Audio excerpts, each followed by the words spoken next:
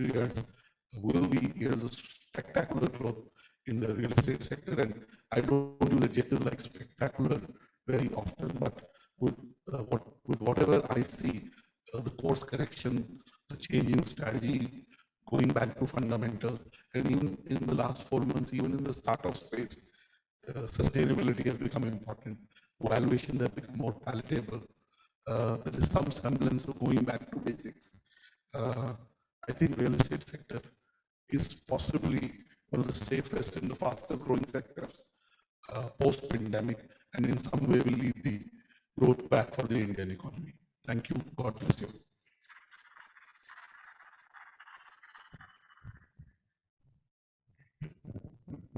Thank you so much, Dr. Batra, for setting the tone of the event and for your good wishes.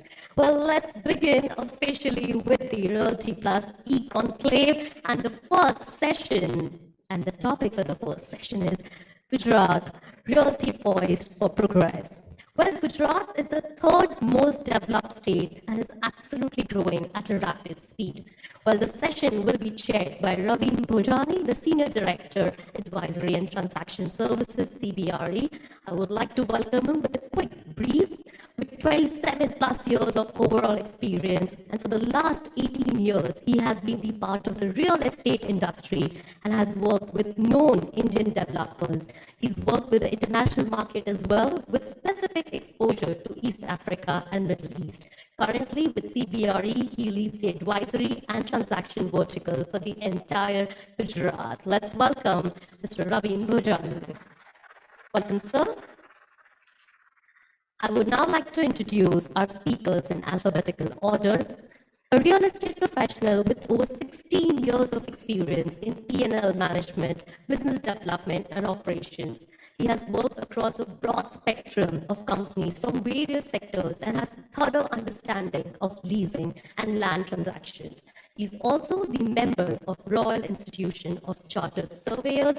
Please, with your applause, I welcome Mr. Abhishek Bhutani, the Managing Director, Logistics and Industrials, Cushman and Wakefield.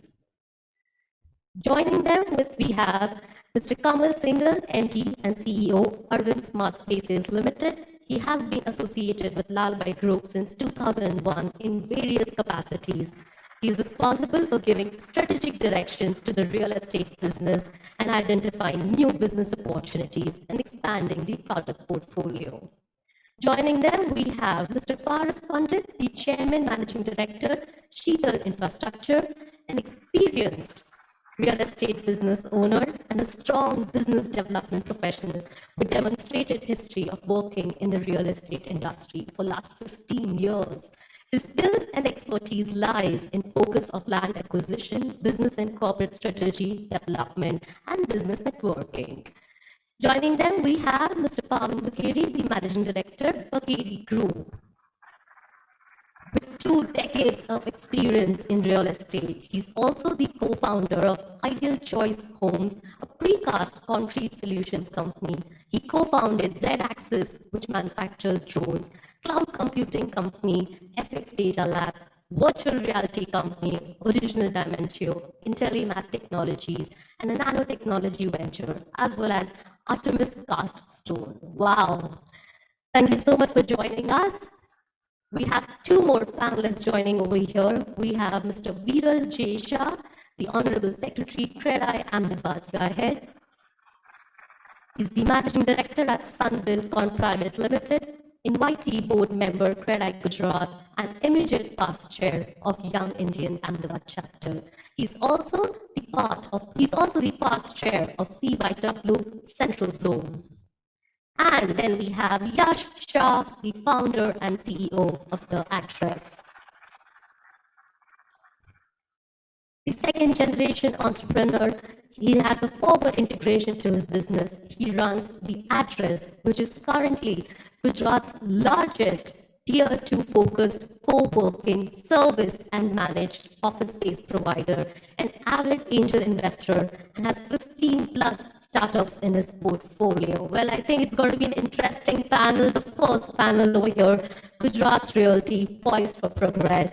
And over to you, sir. Thank you so much. All the best.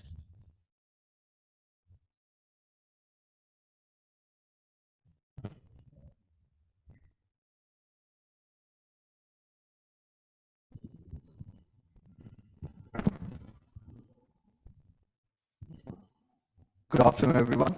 It's a pleasure to be part of the 14th edition of the Conclave, an Excellence Award for Realty Plus. The real estate market has undergone an evolution thanks to the raging pandemic. India is well poised to be a leading example for others to follow. The realty market in Gujarat, per se, and major cities remaining stable even during the and after the pandemic. The market has transformed into an urban landscape with global standards. Both commercial and residential real estate growth in Gujarat market has gone up. The premium and luxury residentials are now becoming the preferred home option for the buyers. The office space and retail establishments are witnessing increased attendance of employees as well as visitor footfalls, which will further enhance the investor sentiments in the segments.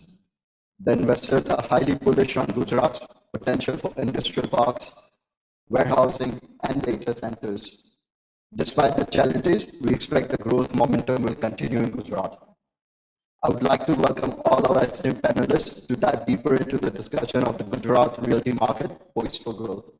I would start with the topic about residential living, from where Dr. Batra said that according to our CBRE recent India market monitor in Q1 of 2022, housing sales have jumped nearly 13% quarter on quarter, and more than 70,000 units were sold in Q1 of the 2022.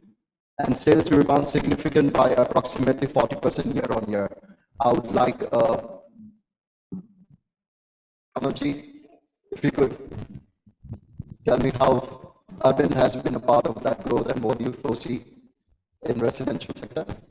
Sure. I mean, we had a great run, so to say. Of course, we do residential, we're not in any significant way do commercials out there. But when it comes to residential, definitely these last few months and quarters have been such that was not anticipated on a positive side. We've seen traction all around. And when I say all around, it cuts across geographies.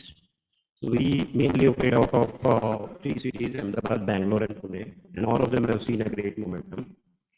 The other way to look at it is how the mid-price and the luxury and the beach to luxury segment does. I think again we've seen traction all around.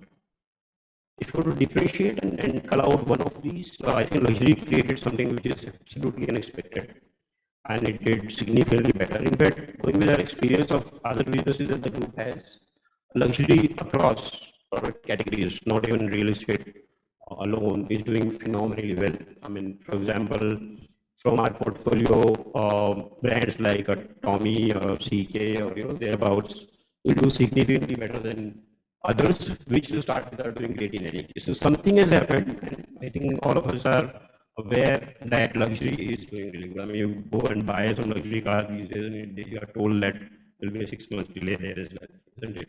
So it's very good. It's unprecedented. We've seen more than 100% growth in practically everything that we are doing, and hopefully it sustains. And so far, it has been sustaining. Certainly. In fact, even if you look at it capital-wise, it's a good investment. Like Dr. Batra said, real estate sector has been the only sector which has been giving you good returns even in the investment part. And my question to you, Abhishek, how do you foresee the market trends going on with the capital markets? Thanks, Abhay. So market definitely, yes, is aggressive, and as Kamalji was saying, that the demand is moving upward side. As a consumer, I mean, it's an overall trend, not only to real estate particularly, that yes, we all have an upgraded lifestyle now, and the lifestyle is changing. So we were always, during the COVID, pre-COVID, was saying what's going to be the normal new.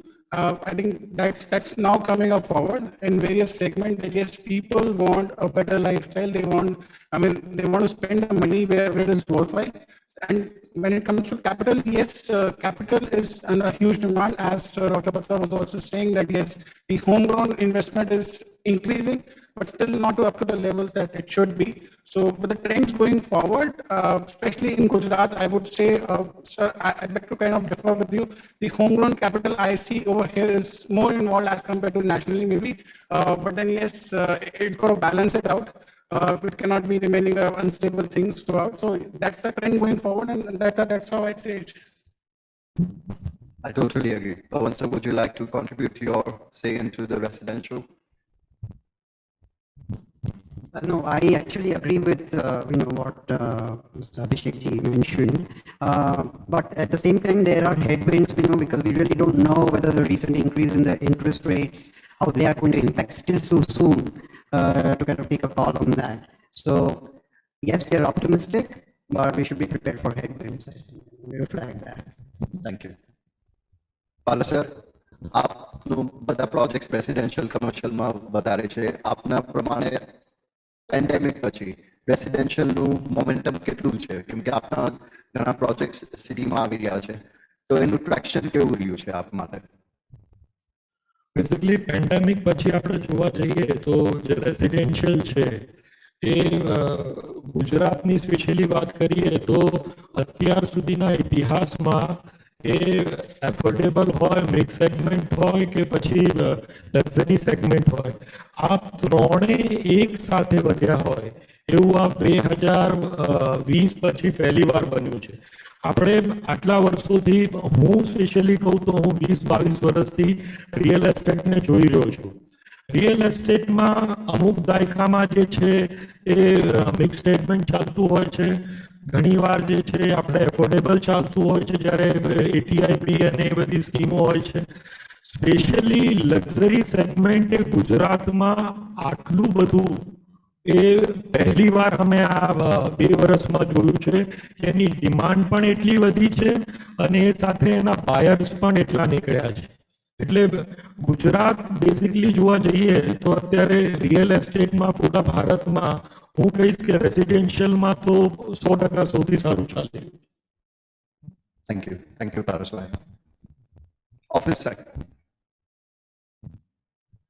The office sector in India continued to witness a robust recovery. If you look at it over the last Q1 of 2022, we have seen a leasing activity grew by 97%.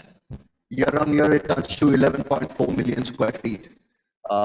Bangalore, Chennai, Delhi, NCR dominated the absorption. If you look at the market trend that's going on over the quarter, accounting to almost 2/3 of the transactions that have occurred. If you look at the total office leasing, quarter was observed at 0.2 million square feet in Ahmedabad,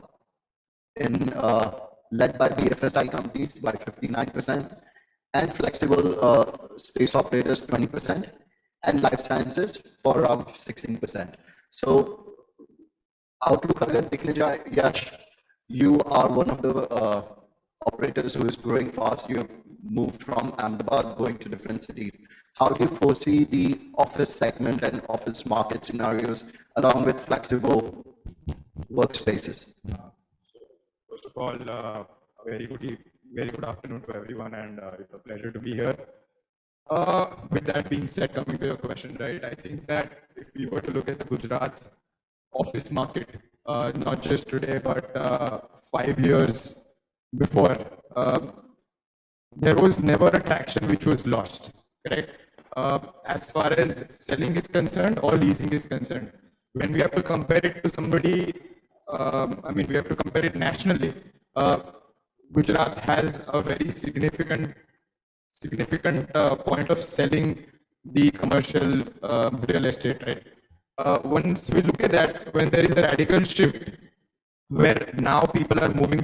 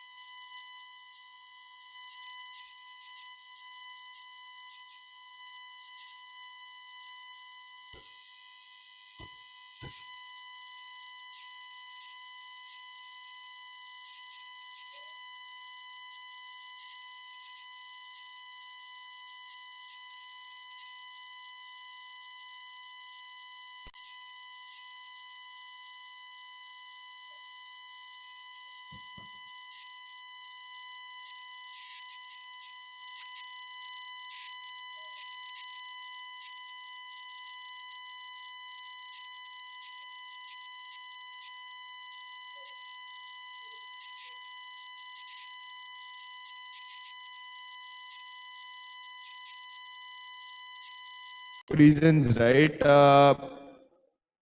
Number one, I wouldn't say that tier one is saturated, but the workforce is just transferred.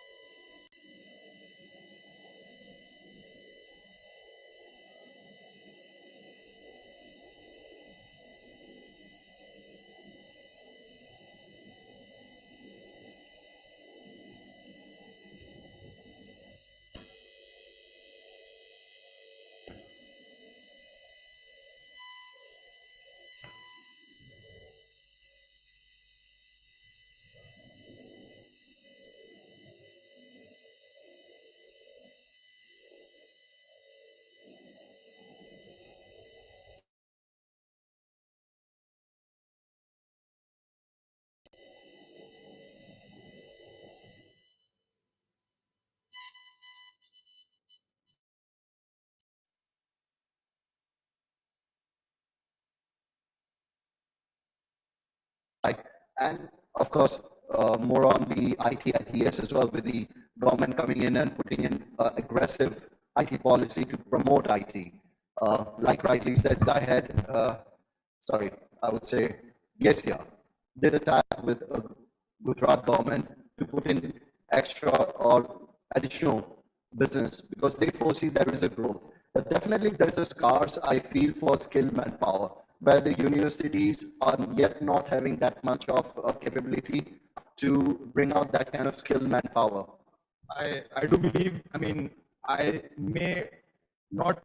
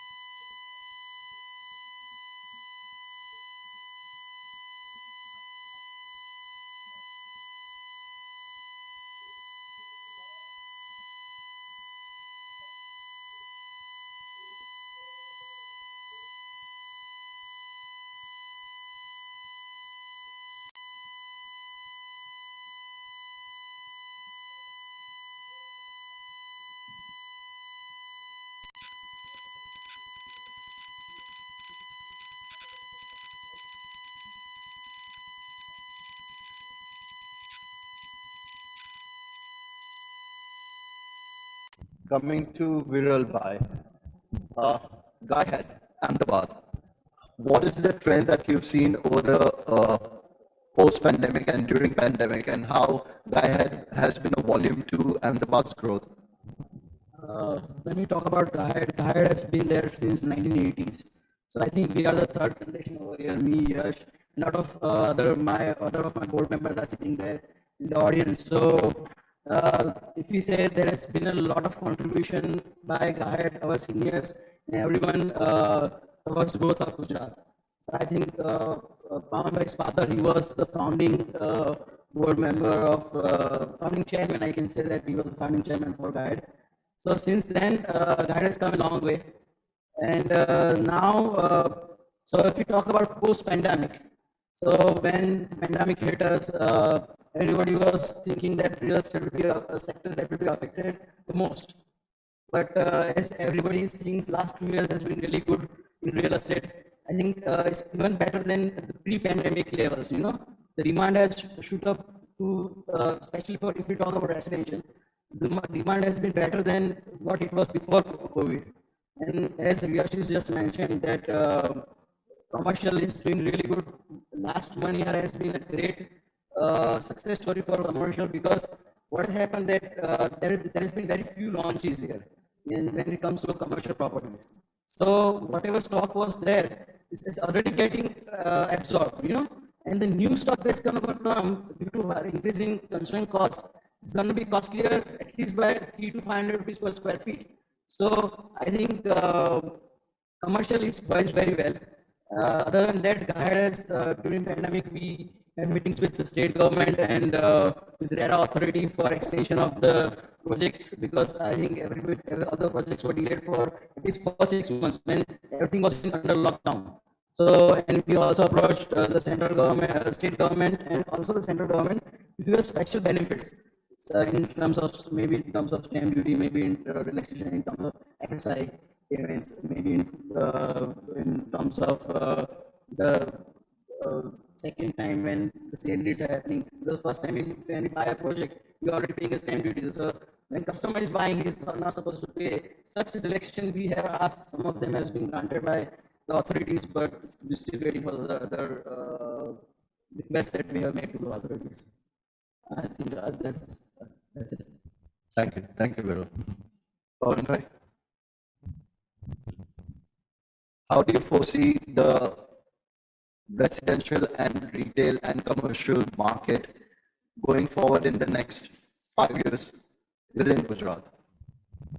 See, I think the IT policy will attract, if we see historically over the last 30 odd years, the greatest job creators have been in places like Bangalore, Pune, Hyderabad, NCR, Chennai, and the new job for the new economy, and that's where new economic jobs have been created in the millions.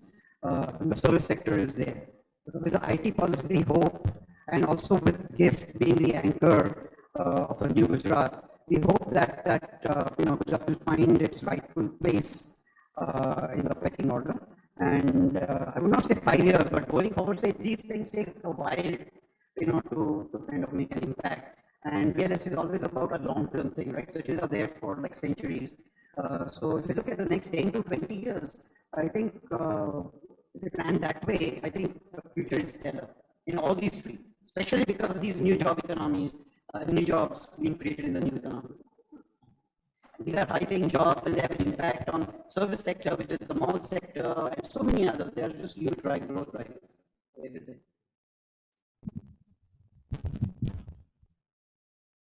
Return to work, opening up of universities to spur demand and co-living now gearing up. How do you foresee that the market and Gujarat per se will be having that kind of absorbing? It's open to all the panelists.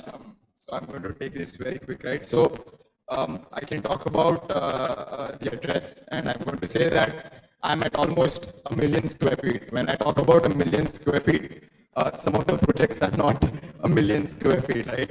And to kind of build something which is 1 million square feet in under 4 years, where a project takes the same time, we have to stop thinking of this as a forward integration to the business, but look at it as a business per se, as a whole together. When we talk about co-working, co-living, managed office spaces, data centers, IT parks, which are going to come into perspective, there's going to be a stage where by 2030, if not 25, there will be a building which is going to be occupied 50% by a co-working or a managed office space player. There is going to be an entirety of an area around universities and colleges where there are going to be only co-living spaces that are fighting to get the chunk, because that's how I foresee the millennials to operate and the market to operate. We are moving towards westernization, and that's westernization in terms of real estate, and that's not a fact that we'll be able to change, we like it or not. This is the future, and this is going to be the future. Of course, people do believe that they should have their primary residence. That's not going to change.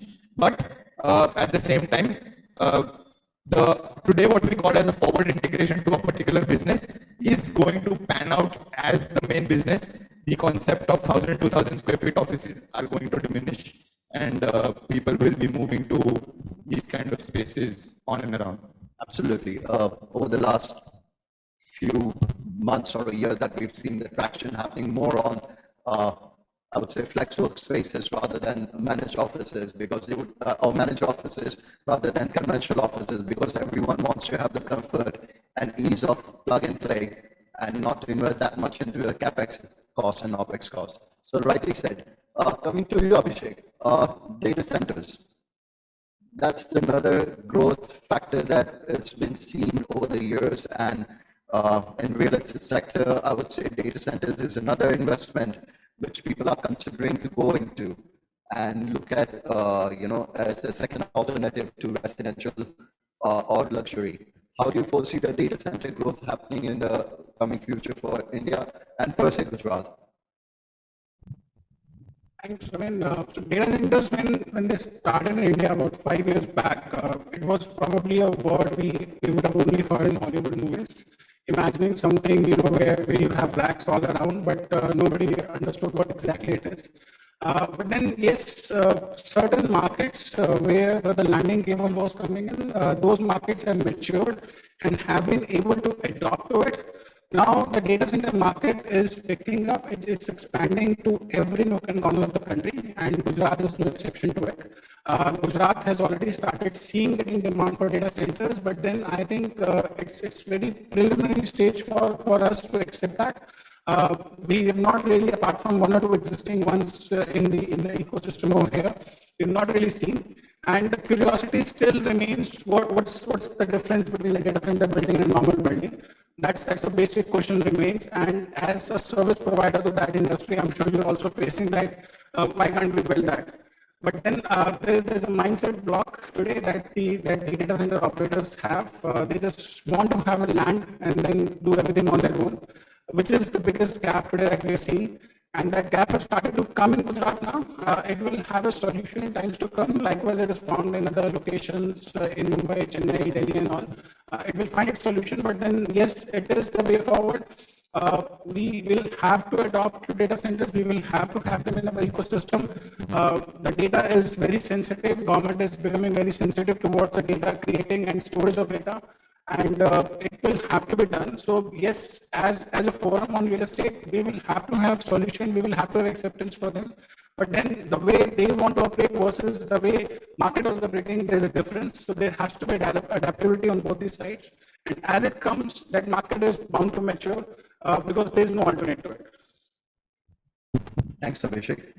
Kamal sir, in your view, how has real estate sector evolved in these 10 to 15 years, both residential and commercial, within Gujarat? Sure. I think there are clear trends, which are, there is one way that we've seen in the last 2 decades or so, that real estate has moved and grown, created products and catered to the requirements. But there are clearly new set of drivers which are happening. And if you're talking about Gujarat per se, I mean, I absolutely share the optimism that Yash brings on the commercial side. You know, I just remember one of the stories which used to say that if you see a playing ball crossing the road, you are sure that the kid is following him and apply the brake when you see the ball and not when you see the kid. And it's true the other way around as well. So I see a quality ball coming from Yash's side, crossing the road, which gives us great sort of confidence and enthusiasm to say that look, good things are happening in commercial in Gujarat per se. Yeah, I mean, India-wide also all the things are happening, but I think Gujarat has few extra drivers on commercial, and that gives us confidence on what we should be doing and the extent that we should be investing in Gujarat on the residential side. Because there is a very firm belief that if commercial does well, if commercial picks up, residential follows for sure. Because more jobs are created, more people occupy commercial spaces, they will need more houses, more families will be shifting or staying back within the cities that they hail from. Gujarat has a tendency definitely where people who get educated, a significant portion of that workforce goes outside, and that's a matter of fact the last few decades, but I think this is changing very fast. And for this change to happen, one needs some important inflection points or triggers, if we may call so. And GIFT is one of those. You know, government is pushing. Some MNCs have already come. The space is available is already used up. Then there are entrepreneurs and innovators like Yash who are forcing a concept which otherwise look very, very distant. You know, I mean, managed workspaces in Ahmedabad, and this sounds a little futuristic.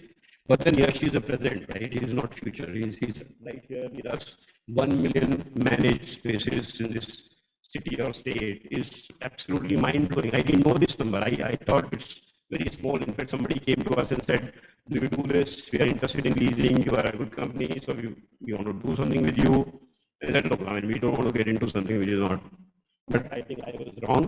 And this gives me the confidence that because the engine of commercial is getting heated, it's kind of counting its RPM going up. Residential has no option but to go, and that's a great direction. Absolutely, including Yash, and there are other local operators who have grown as well multifold in the last 2 years. Yash has been leading the way through for the flex offices. So coming to Parasbhai, sir, તમારા પ્રમાણે શું લાગે છે કે growth factor થવાની છે real estate sector ગુજરાતમાં કયો વધારે તમને લાગે છે ગ્રોથ થશે રેસિડેન્શિયલમાં કે કમર્શિયલમાં વધારે? અત્યારે પ્રેઝન્ટલી વાત કરીએ તો મેં જેમ કીધું એમ કે રેસિડેન્શિયલ જે છે એ બધા સેક્ટર બહુ સારા ચાલી રહ્યા છે. અને આફ્ટર કોવિડ આપણે જોવા જઈએ જેમ કે એફોર્ડેબલની વાત કરીએ તો અત્યારે તમને જો પૂર્વમાં સ્પેશિયલી અમદાવાદની વાત કરીએ તો પૂર્વ હોય, પશ્ચિમ હોય કે ઉત્તર દક્ષિણ મણિનગરમાં પણ જાઓ તો તમને એક્ઝેક્ટ જે છે 3000ની આસપાસ એફોર્ડેબલ રેટ્સ પર મળી રહ્યા છે. અત્યારે જે ફ્લેટ્સના રેટ છે એ પ્રમાણે તમે એફોર્ડેબલ ફ્લેટ્સની વાત કરીએ તો એ બાઇંગ કેપેસિટી પણ એ વધી ગઈ છે લોકોની. પહેલા જ્યારે કોઈ પણ ફ્લેટ લેવા જતું હતું તો એના જે બાઇંગ કેપેસિટી પ્રમાણે ફ્લેટના રેટ્સ કદાચ એ વધારે હોતા હતા. એઝ યુઝ્યુઅલ આપણે જોઈએ છે કે મેં ઘણી સિટીઝમાં બિલ્ડરોને કામ કરતા જોયા છે, પણ અમદાવાદના બિલ્ડરો સી ખબર કઈ રીતના કામ કરે છે ને એમની એફોર્ડેબિલિટીને હું દાદ દઉં છું એમ કે કસ્ટમરના પોકેટ્સ પ્રમાણે જે છે એ પ્રોડક્ટોને બહુ જ સારી રીતના સેટ કરે છે. અમે ઘણી બધી જગ્યાએ જોઈએ છે એ પ્રમાણે અમદાવાદના અને સ્પેશિયલી ગુજરાતના બિલ્ડરો એ કસ્ટમરોની ડિમાન્ડોને સમજે છે, જાતે બેસીને પ્રોડક્ટ ડિઝાઇન કરે છે. અમે અહીંયા જોયું છે જેમ કે તમે કોઈ પણ આઈસ્ક્રીમની વાત કરો તો આઈસ્ક્રીમની ક્વોન્ટિટી ઘટતી જાય છે પણ એ જે છે એના પ્રાઇસ બિલકુલ સેમ રહે છે. એ પ્રમાણે એ જ ફંડા જે ગુજરાતીઓની ખાસિયત છે એટલે એ જ પ્રમાણે એ લોકો રિયલ એસ્ટેટમાં પણ શોધી લાયા છે કે ભાઈ આજે 25 થી 30 લાખ રૂપિયામાં તમને એ ફ્લેટ આપી દે છે. એ તમારા બેડરૂમમાંથી બી કાપી લેશે, ડ્રોઈંગ રૂમમાં બી કાપી લેશે, પણ એઝ યુઝ્યુઅલ જે છે એ તમારી ડિમાન્ડ એ પૂરી કરી આપે છે.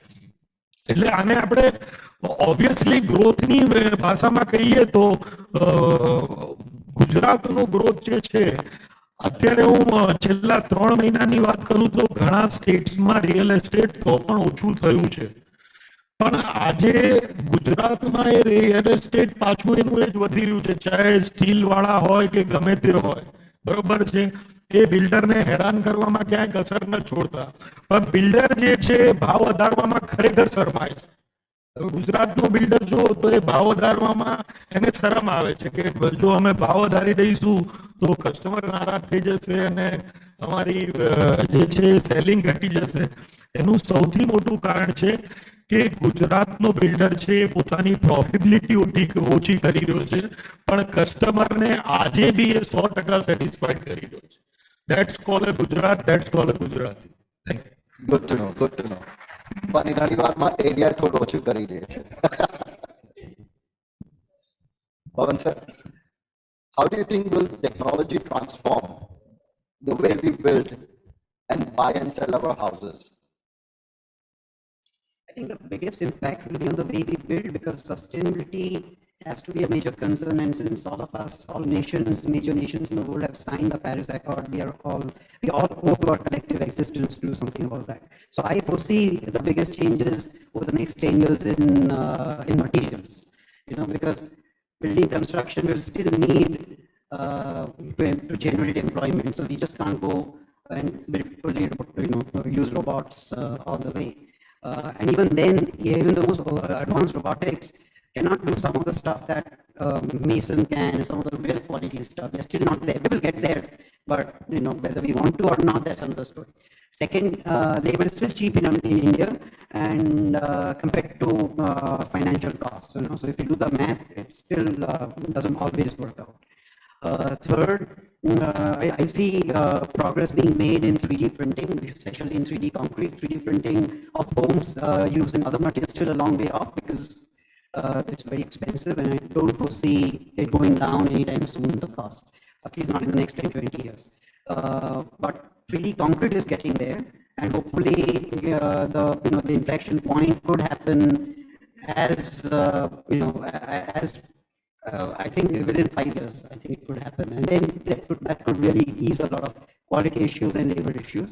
And also incentivize architects to come up with more forms. Right now we are also looking at, when we design affordable housing, we also need to take into consideration ease of construction, because that has an impact on the cost. So I think with if 3D printing of concrete happens, then that could also change the way we design and the way construction techniques are kind of implemented. In the way we sell, no matter what, we still want to feel the vibrations, right? I mean, yes, you have the metaverse taking over, you have all these new technologies, but at the end of the day, I started a company, Original Dimensions, and we started pitching this way back in 2015. There was absolutely, and we also pitched to some of these companies sitting here in the audience, but there were no takers. The pandemic forced us to do that for 2 years, but at the end of the day, the client still wants to physically feel the space and feel the vibrations and see the neighborhood, no matter how good a view you give them of the neighborhood as well. So that, I think, as long as a human being is tactile, a human being has a heart and a spirit and has an intellect, that's not going to go away anytime soon. Agree. On technology, I fully agree that, as Pawan said, quite a few things are basically to do with how do we carry out our construction and activities. But apart from that, I think technology is also taking a little different direction when it comes to how the customer kind of experiences the product that you deliver. For example, I'll share, 2 examples come to my mind, and they're really interesting ones. There are quite a few startups who are now coming in, on industry specific, who are offering kind of services which we never thought maybe a couple of years back or 3 years back. For example, one of them is basically installing technology to say which house and even which bathroom has drop-by-drop water leakage. And mind you, these are not expensive technologies. So once you install them, part of the cost of the project per se, maybe 50 lakhs to 1 crore for 400, 500 apartments. Nothing which can't be done. But then the amount of conservation it brings, sustainability use, saving technology, and it is actually used. And Bangalore as a market has evolved so much that these technologies are now being demanded by buyers, or at least they are asking whether or not you have bottle management software or the technology, because they already heard about it. This is being installed now, and a very, very crisp system, so to say. There are technology and startups like Falcon Bricks, the name also appears in my mind. They have revolutionized the way you control your delivery. I'm getting to know what is happening in individual apartment, what activities, where are we lagging, where the progresses are decent, where they are not, how do you give a go ahead to the next process, how the quality control happens in one integrated platform on the go, mobile control, etc., etc. And these are not fads, these are things which are on ground, happening, implemented, and quite a few companies have adopted all these technologies at a very, very large sort of scale. Even from the customer interface point of view, I'm very happy to share our own experience. Why I fully agree that there will be no soul on this earth, not on this earth, possibly in this country at least, who will not visit the place before he buys. I mean, generally you would tend to go and feel the place, but at the same time, technology is really helping him taking that initial call of crystallizing in his mind to say, oh, this developer sounds good, this product sounds good, and that piece is becoming very important. There's so many options, there's so many developers, there's so many products. If you could show and demonstrate something, today we pride ourselves in sharing with all of you the fact that we've almost created a Amazon of technology within our system where you could go to a project virtually.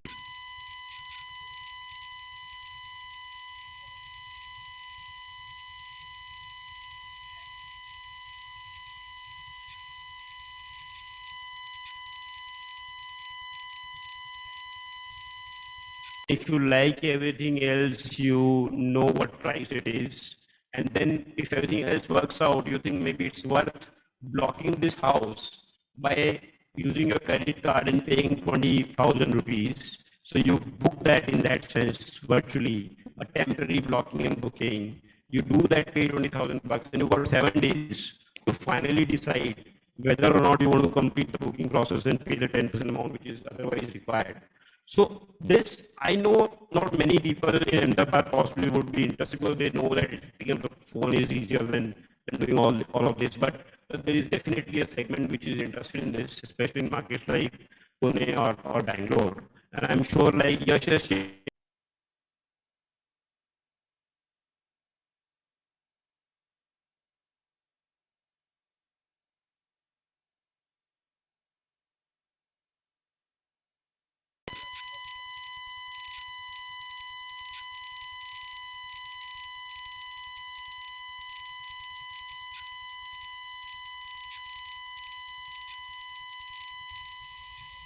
Miles across in the other countries, they have booked and they have done virtual site visits and reservations of their unit online, and the payments have been happening, and they have yet not even visited their own premises till date.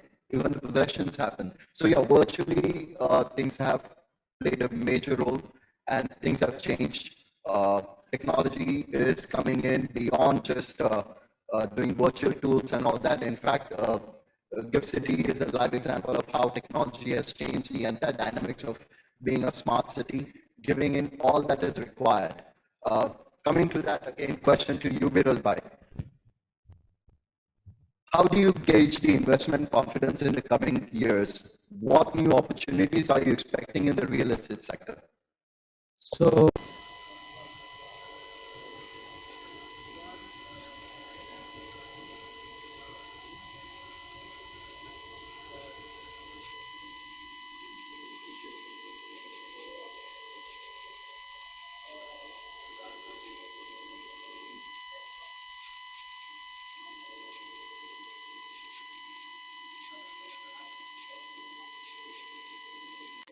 I think it's been moving to automobiles, then it's been moving to pharma. It's becoming a hub of pharma with new IT policy from government of Gujarat and with Gift City here. So the banking.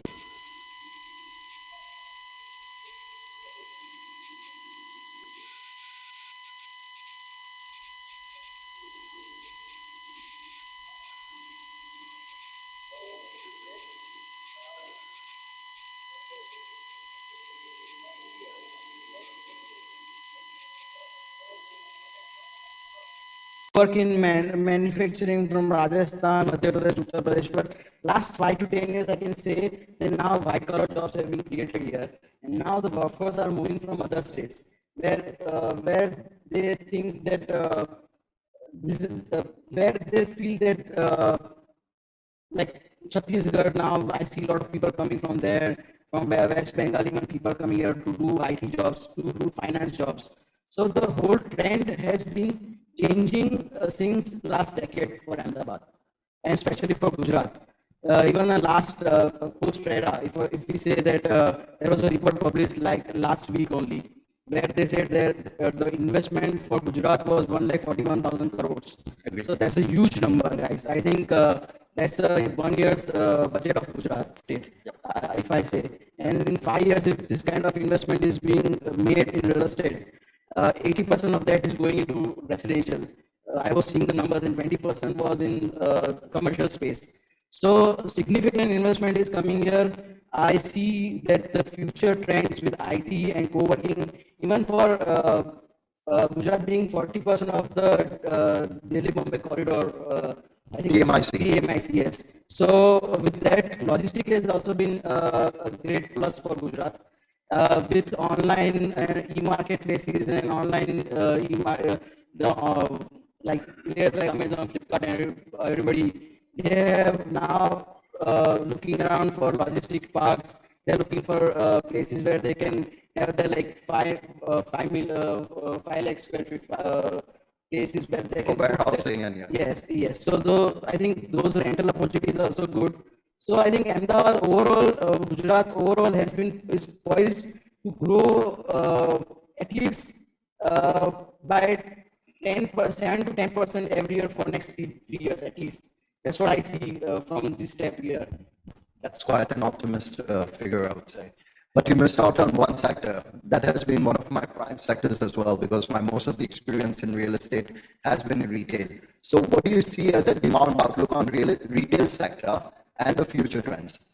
Okay, so everybody knows that the sector that was affected the most during pandemic was retail, because everybody was all big MNCs were thinking that we should now not expand. They dropped their expansion plan. I know a couple of MNCs who have signed their lease agreements with developers.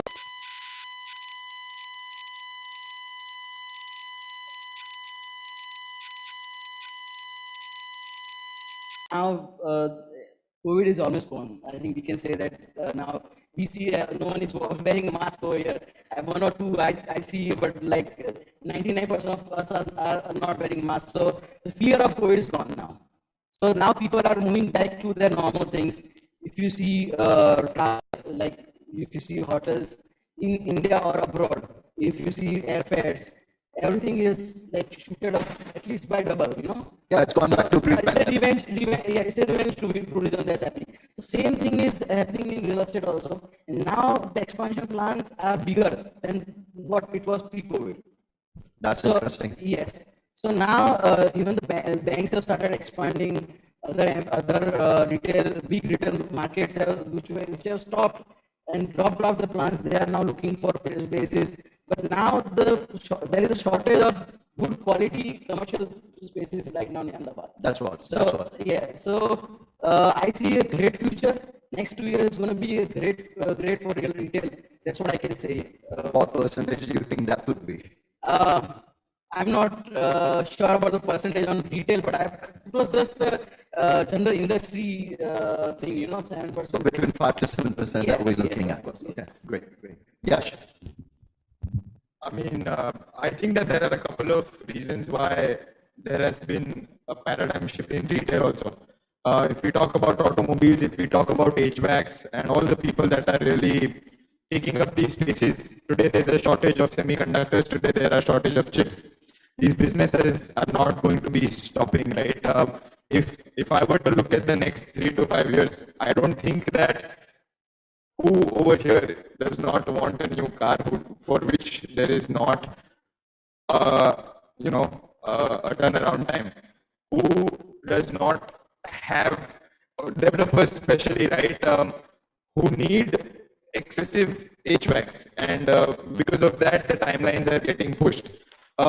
When we are supposed to be looking at the businesses where the turnaround time of business is dependent upon just the retail rental, yes, that may take some time, or I think that has now opened up. If we were to look at F&Bs, if we were to look at just normal selling, but if we were to just compare an apple to an apple, I think that the people that are taking up major spaces, right? They're not going to stop. They have their targets. They have their things sorted out for the coming 3 to 5 years, and I just see now retail going up because of whatever that has happened is now mitigated. There's just a way ahead now. Which when we started to go around the SG highway, when we started to go around CG Road, we see for rent, and today.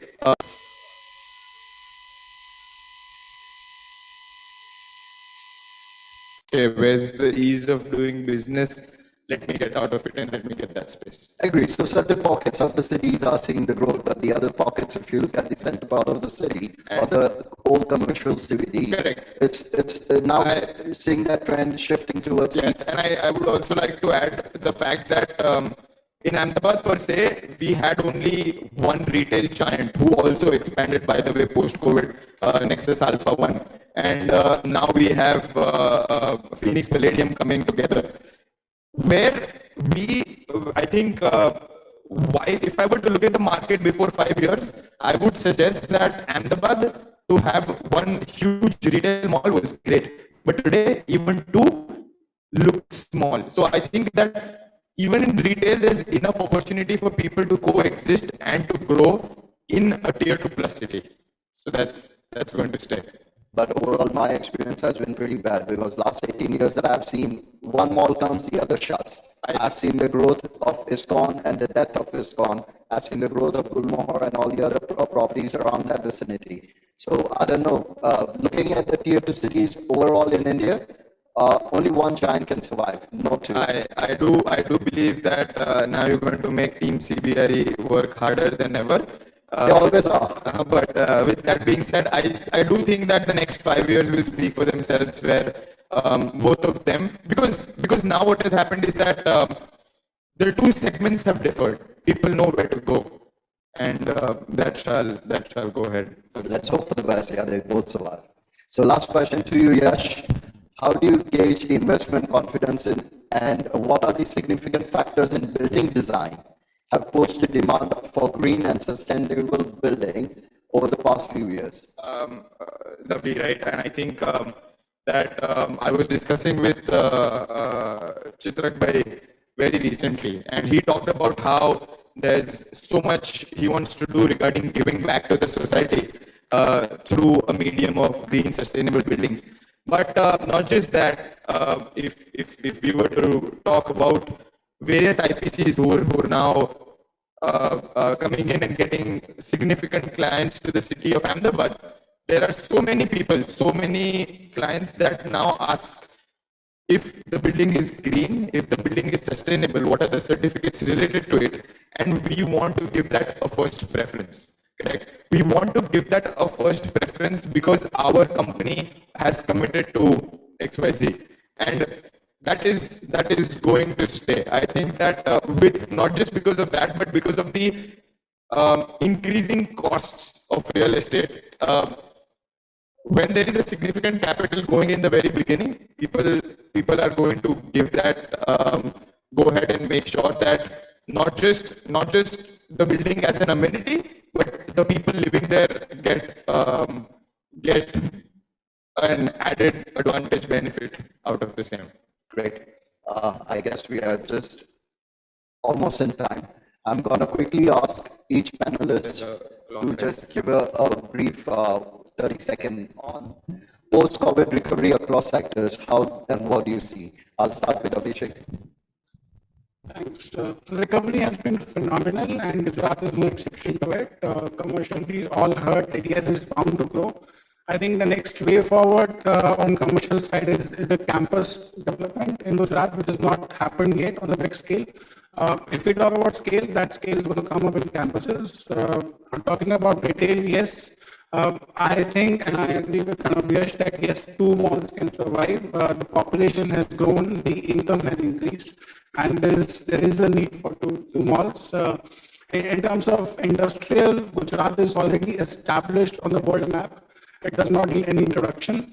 A continuation on that road path will certainly lead to growth on that particular sector. And lastly, residential, it's like automatic demand. You know, commercial is growing, retail is growing, industries are growing. There's bound to be an increased demand for residential, which is bound to happen. And we have all seen changes from bungalow schemes to apartments to now high rises, which is coming up. The sector is going through a change. Just to keep it short, I think we passed recovery phase long time back. I mean, I think it's a little outdated concept now. We're into a true growth phase. It's about expanding. It's about becoming more agile. It's about bringing in products, and it's about tapping what we already have as a big opportunity. The canvas is all there. It's about how many paintings and what kind of size of paintings that you could paint. So recovery is all gone. We're looking ahead, the other way ahead of recovery phase as of now.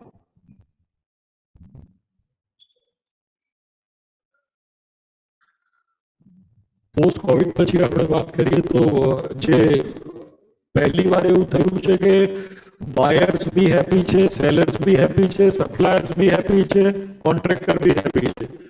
આવું happy જે છે એ Covid પછી આવ્યું છે, એટલે આપણને ખબર નથી પડતી કે આ કોવિડ શું કેવું, સારું કેવું કે ખરાબ કેવું.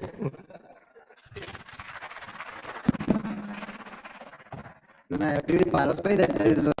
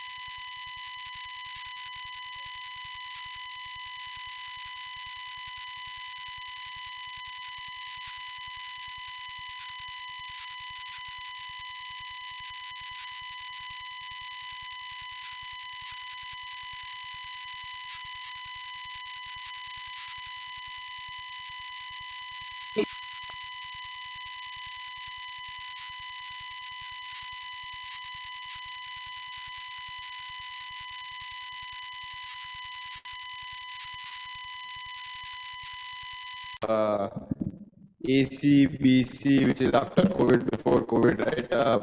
I think 2022 is the last year where we talk about what has happened because of for a year and 8 months. Look at how the businesses have flourished post that. As I said, nobody is stopping to hire. Everyone over here is hiring, right? We're not looking at what this is going to mean. Gujarat, they are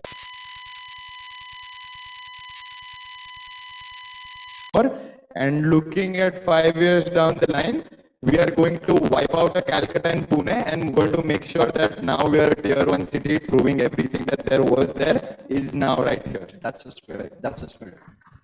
Thank you.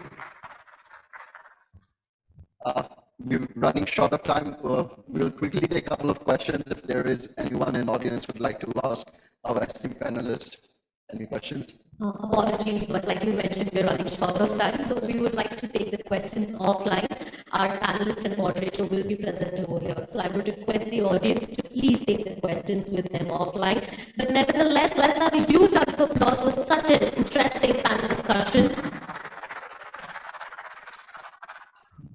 અને being a Gujarati, I think આપણે જ્યારે આવું સાંભળીએ કે માર્કેટમાં કામ છે અને આવતા 5 વર્ષ છે બહુ સારા છે એટલે મને પોતે એઝ એન આર્ટિસ્ટ આ સાંભળવામાં બહુ સારું લાગે છે. So thank you so much for giving that ray of positivity and hope to everyone, and let's have a lovely group photograph.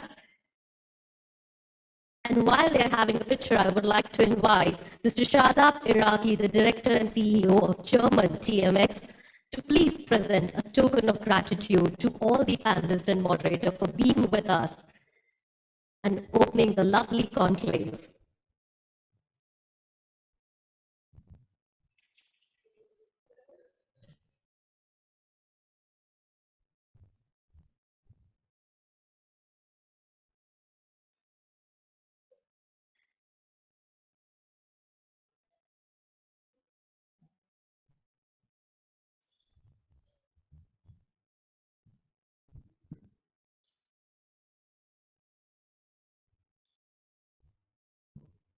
Wonderful, insightful panel discussions on the post-pandemic trends and the various real estate opportunities in the next coming 5 years.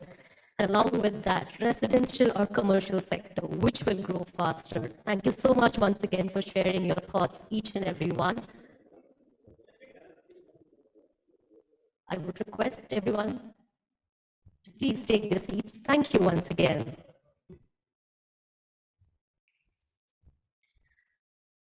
All right, well, let's move ahead to our next panel discussion. We as Gujaratis are always known to climb the ladder higher and higher. As the first panelist said, that we are going to be one of the most successful states in the country as well. And that's our next topic as well. Gujarat residential sales on an upward curve. I would like to begin by inviting the moderator for the discussion. We have with us Anup Shah, the head Transactions Ahmedabad JLL.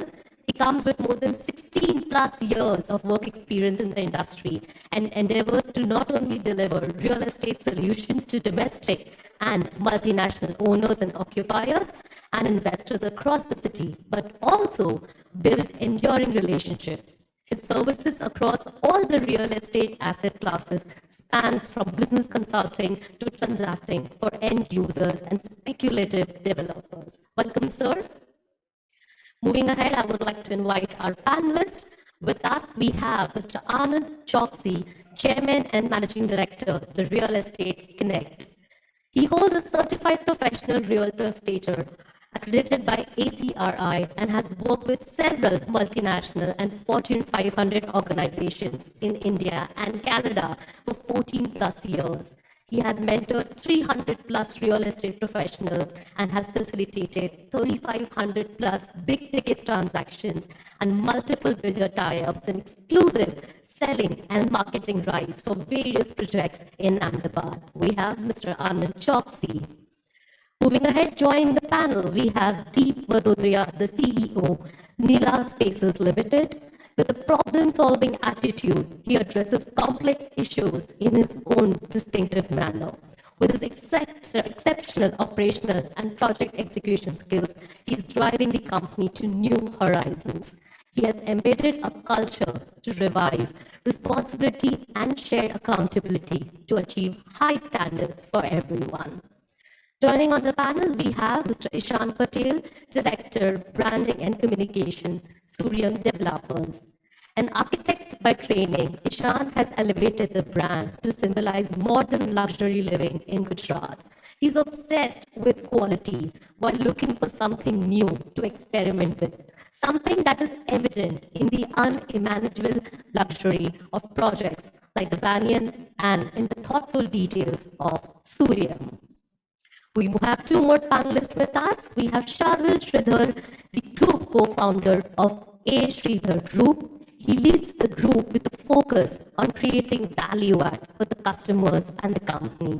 He drives the technical and the marketing efforts and has the pulse on changing demands of the market and converts it into demand-driven products. Along with that, we have with us Tarun Verma, the co-founder, partner, Swagat Group. He's involved in rising the group since inception and has bestowed him with technical expertise, excellent knowledge, and extensive across the functional expertise. He is responsible for the overall working of the company and is instrumental in making strategic decisions for the company. Thank you so much, everyone, for joining us once again, and we welcome you. The discussion and the stage is all yours.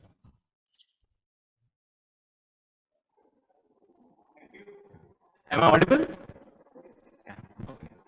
Yeah. After this, right. Good afternoon to all, and a very warm welcome to all of you. I think we'll straight away start with the questions. We all know that last 2 years, though Yash has said we should not talk about COVID, and I agree to that, but I think a lot of sales activity that happened in the last 2 years, in a way, has something to do with COVID, whether the government helped us put the interest rate down, or people were willing to buy bigger houses because of COVID and the trouble that they faced in COVID. So, all has happened. And construction is a long activity. It is not something which is small. એટલે જે વસ્તુ 2 વર્ષ પહેલા થઈ એની અસર હમણાં દેખાશે ને કદાચ હજુ 1-2 વર્ષ સુધી વધારે દેખાશે. So keeping that in mind, we all know residential sales has been on the upward curve. The key question probably is that how more it will continue and what is that we can do about it to keep that going. So I think we'll start with Sharvil bhai. I'll keep on kind of moving around because we are talking about residential housing and the sales around it. So you have been into it for last almost a decade now, if I'm not wrong. What is that change that you have seen in the last, say, probably 3 years that is kind of attributed to the sales? Interest rate ઓછો હતો પણ એના સિવાય mindset ને લોકોની lifestyle, what was the change? So, Anuve, started my career somewhere around 2008, and somewhere around 2004 was such a phenomenal period which we usually call teji. And unfortunately, in my career till the pre-COVID, I had never seen teji. Right? So, I mean, that is what I thought. This is what is a good market, but it was a stable market. Right from 2008 was a very difficult period when there was the global financial crisis, and I started my career in a very difficult time with a commercial project. And that's when then I started slowly seeing a very stable market. But that is what I believed, that this is how market behaves. What we saw in the past 2 years was absolutely phenomenal, and what COVID taught people, or how it brought about a psychological change in everyone, was it turned our economy from a savings economy to a spending economy. So nobody wanted to save, everybody wanted to spend. And that is not only with real estate, it is with a lot of FMCG products as well. You could see the spending happening in everything from automobiles to real estate to luxury items. Coming to real estate, we were just discussing a few minutes earlier, guys who were staying in a 2 BHK or 1 BHK, they wanted to shift to a bigger apartment, they want to get into bigger units. Guys staying in apartments, they wanted to shift to bungalows, they wanted people staying in smaller bungalows, they wanted to shift to bigger land and having maybe a more lavish bungalow, or they wanted to change the community and they wanted to go into a more posher neighborhood. So this is the kind of things we started seeing in the past 2 years.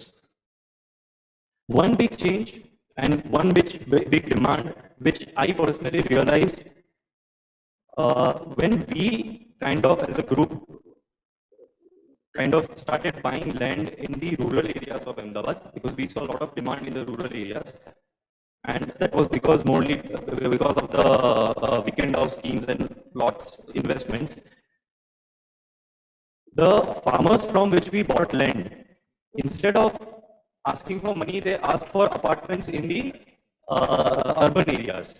And so out of curiosity, I started asking them, why would you want an apartment in Ahmedabad? So during the emergency of COVID, they didn't have a decent facility in the village or a small town wherever they were staying, and they didn't have enough medical doctors or staff, and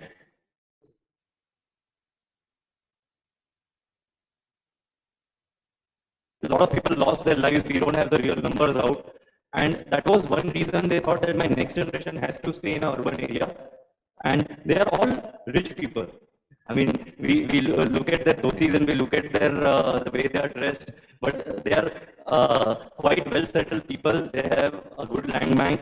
These are the kind of people, these are the kind of farmers that we always we deal with. And that is where we realize a lot of urbanization has also happened. There is a rapid urbanization that we have seen in the past 2 years. So the demand is obviously locally driven, which is the spending economy kind of psychology that has changed. And the second is the urbanization that has increased the residential demand. Thank you. But I think, Kamik, you touched upon a very interesting aspect, and that is where I'll come to Ishan Bhai. Charul Bhai talked about people moving from village to the city, and I think you would have seen a lot of demand of probably first or second homes going from the town to the village. Right, So, how do you see that?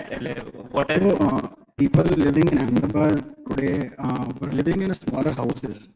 Today in Ahmedabad, building a villa is not affordable anymore because of the land prices. And during the pandemic, people have seen that they realized that importance of being closer to nature, being aware of their own well-being. So when we talk about moving distance is not a concern anymore, unlike before. 10 years back when we launched Repos, it was a struggle for us to get people to that area. 25 kilometers was a massive distance for them. Now today, it is just a 25 minutes drive. And there are multiple reasons which have resulted to this psychology. Because of better connectivity, because of better road infrastructure, people don't mind traveling 25 minutes distance. That is one aspect which I'd like to touch on. Thanks. You also do luxury. I will come to you later. But while we have talked about larger houses, people moving outside, I think I would like to take Anand Bhai view. You do a lot of sales. You help a lot of customers. And while housing as a whole has seen a lot of demand, I think luxury housing has also seen a huge demand. So I think for everybody here and for also the developers, if I have to do a luxury housing, where should I do it? And if I want to buy a luxury housing, what is that everybody is building? All right, so post-COVID luxury housing has shot up, but I think anything that has to do with housing had shot up after COVID. So whether it was weekend homes, whether it was affordable housing,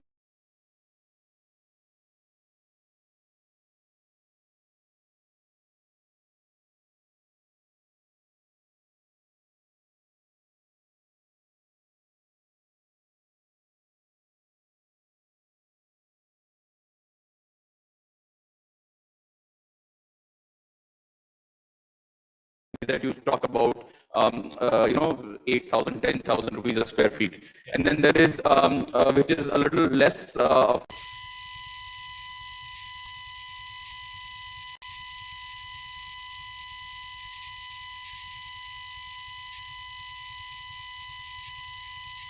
an apartment for maybe 3,000, 4,000 rupees a square feet. So I mean luxury by not a ticket size, but the size of the unit. So if there is a 4 BHK, 5 BHK, if you want a premium luxury, which is in that top range, the biggest pocket right now is from ISKCON Amli Road to Thaltej and from SG Road to Ring Road. Is that main R2, R3 pocket that we have? It's the primest project, primest area for the luxury project. I think most of the developers are putting up a project are looking for an apartment there. Most of the clients who are looking for an apartment are looking in that vicinity. This mid-scale luxury, the very beautiful pockets are being developed around Sheila Circle, like, behind Aryaman bungalows and so on. And now there's some few projects that have come past Sheila Circle towards Ranchada, but very few kilometers within the SP Ring Road. So that is another very good pocket that is being developed where people do not afford 8,000, 10,000 rupees a square feet. They have a tighter budget and they will go there. Or for the proximity also, they may go there.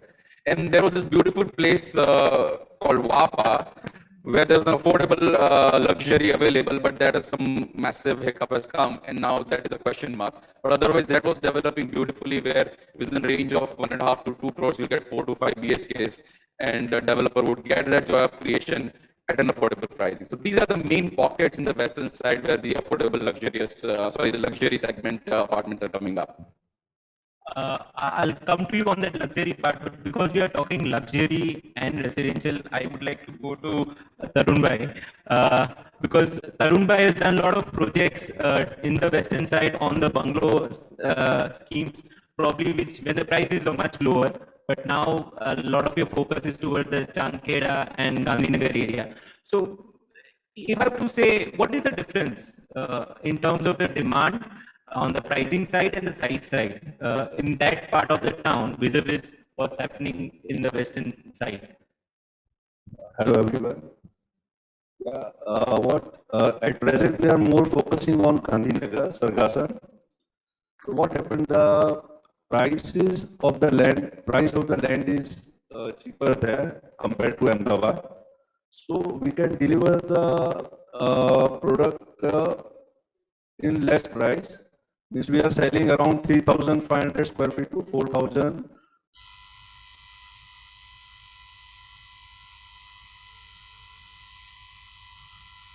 Of big size, a bunch of amenities are there which attract the customer to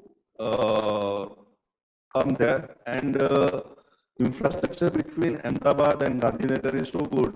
Now it takes hardly 15 to 20 minutes.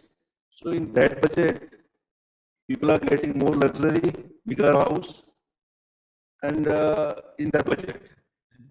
So it attracts the customer more in that pocket. Sharulbhai kiddu ke they have seen a lot of maybe the farmers or landlords coming and taking up housing here. Is there any specific sector of community that is coming to Sargasan, Gandhinagar in general? Yeah, mostly the IT peoples are there, and in Gandhinagar there are 11 universities surrounded by. And as Sarvilbhai said, that the exterior side farmers, they are also attracted to this area because nowadays, if person want to get married fast, he has compulsory take one residence in city area. So it attracts, always it is the attraction. There are all type of customers are there, even government employees, IT peoples, and proper the person who is staying in Ahmedabad and want a bigger house with within his budget. So it is a good option for them. Sargasan or Kudasan is the good option for them. They get a bigger house with less price. Thank you. Gandhinagar ની વાત કરીએ, IT ની વાત કરીએ, and if you don't talk about gift, I think then we're not sitting in Ahmedabad.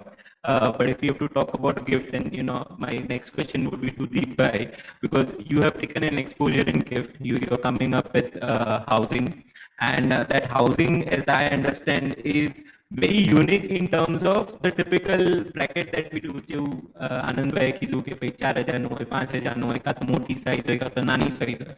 What I understand is that you are trying to put the different sizes all together. So what's your take on gift? What made you go to gift in terms of the possibilities? Good afternoon.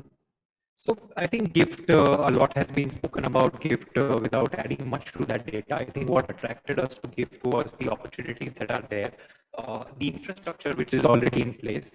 So we were just discussing a few minutes earlier, most of the real estate projects actually develop first and then the government infrastructure catches up. Gift is one of the places where infrastructure is in place and now development is catching up. So it's reverse in a way, which is obviously to developers' advantage.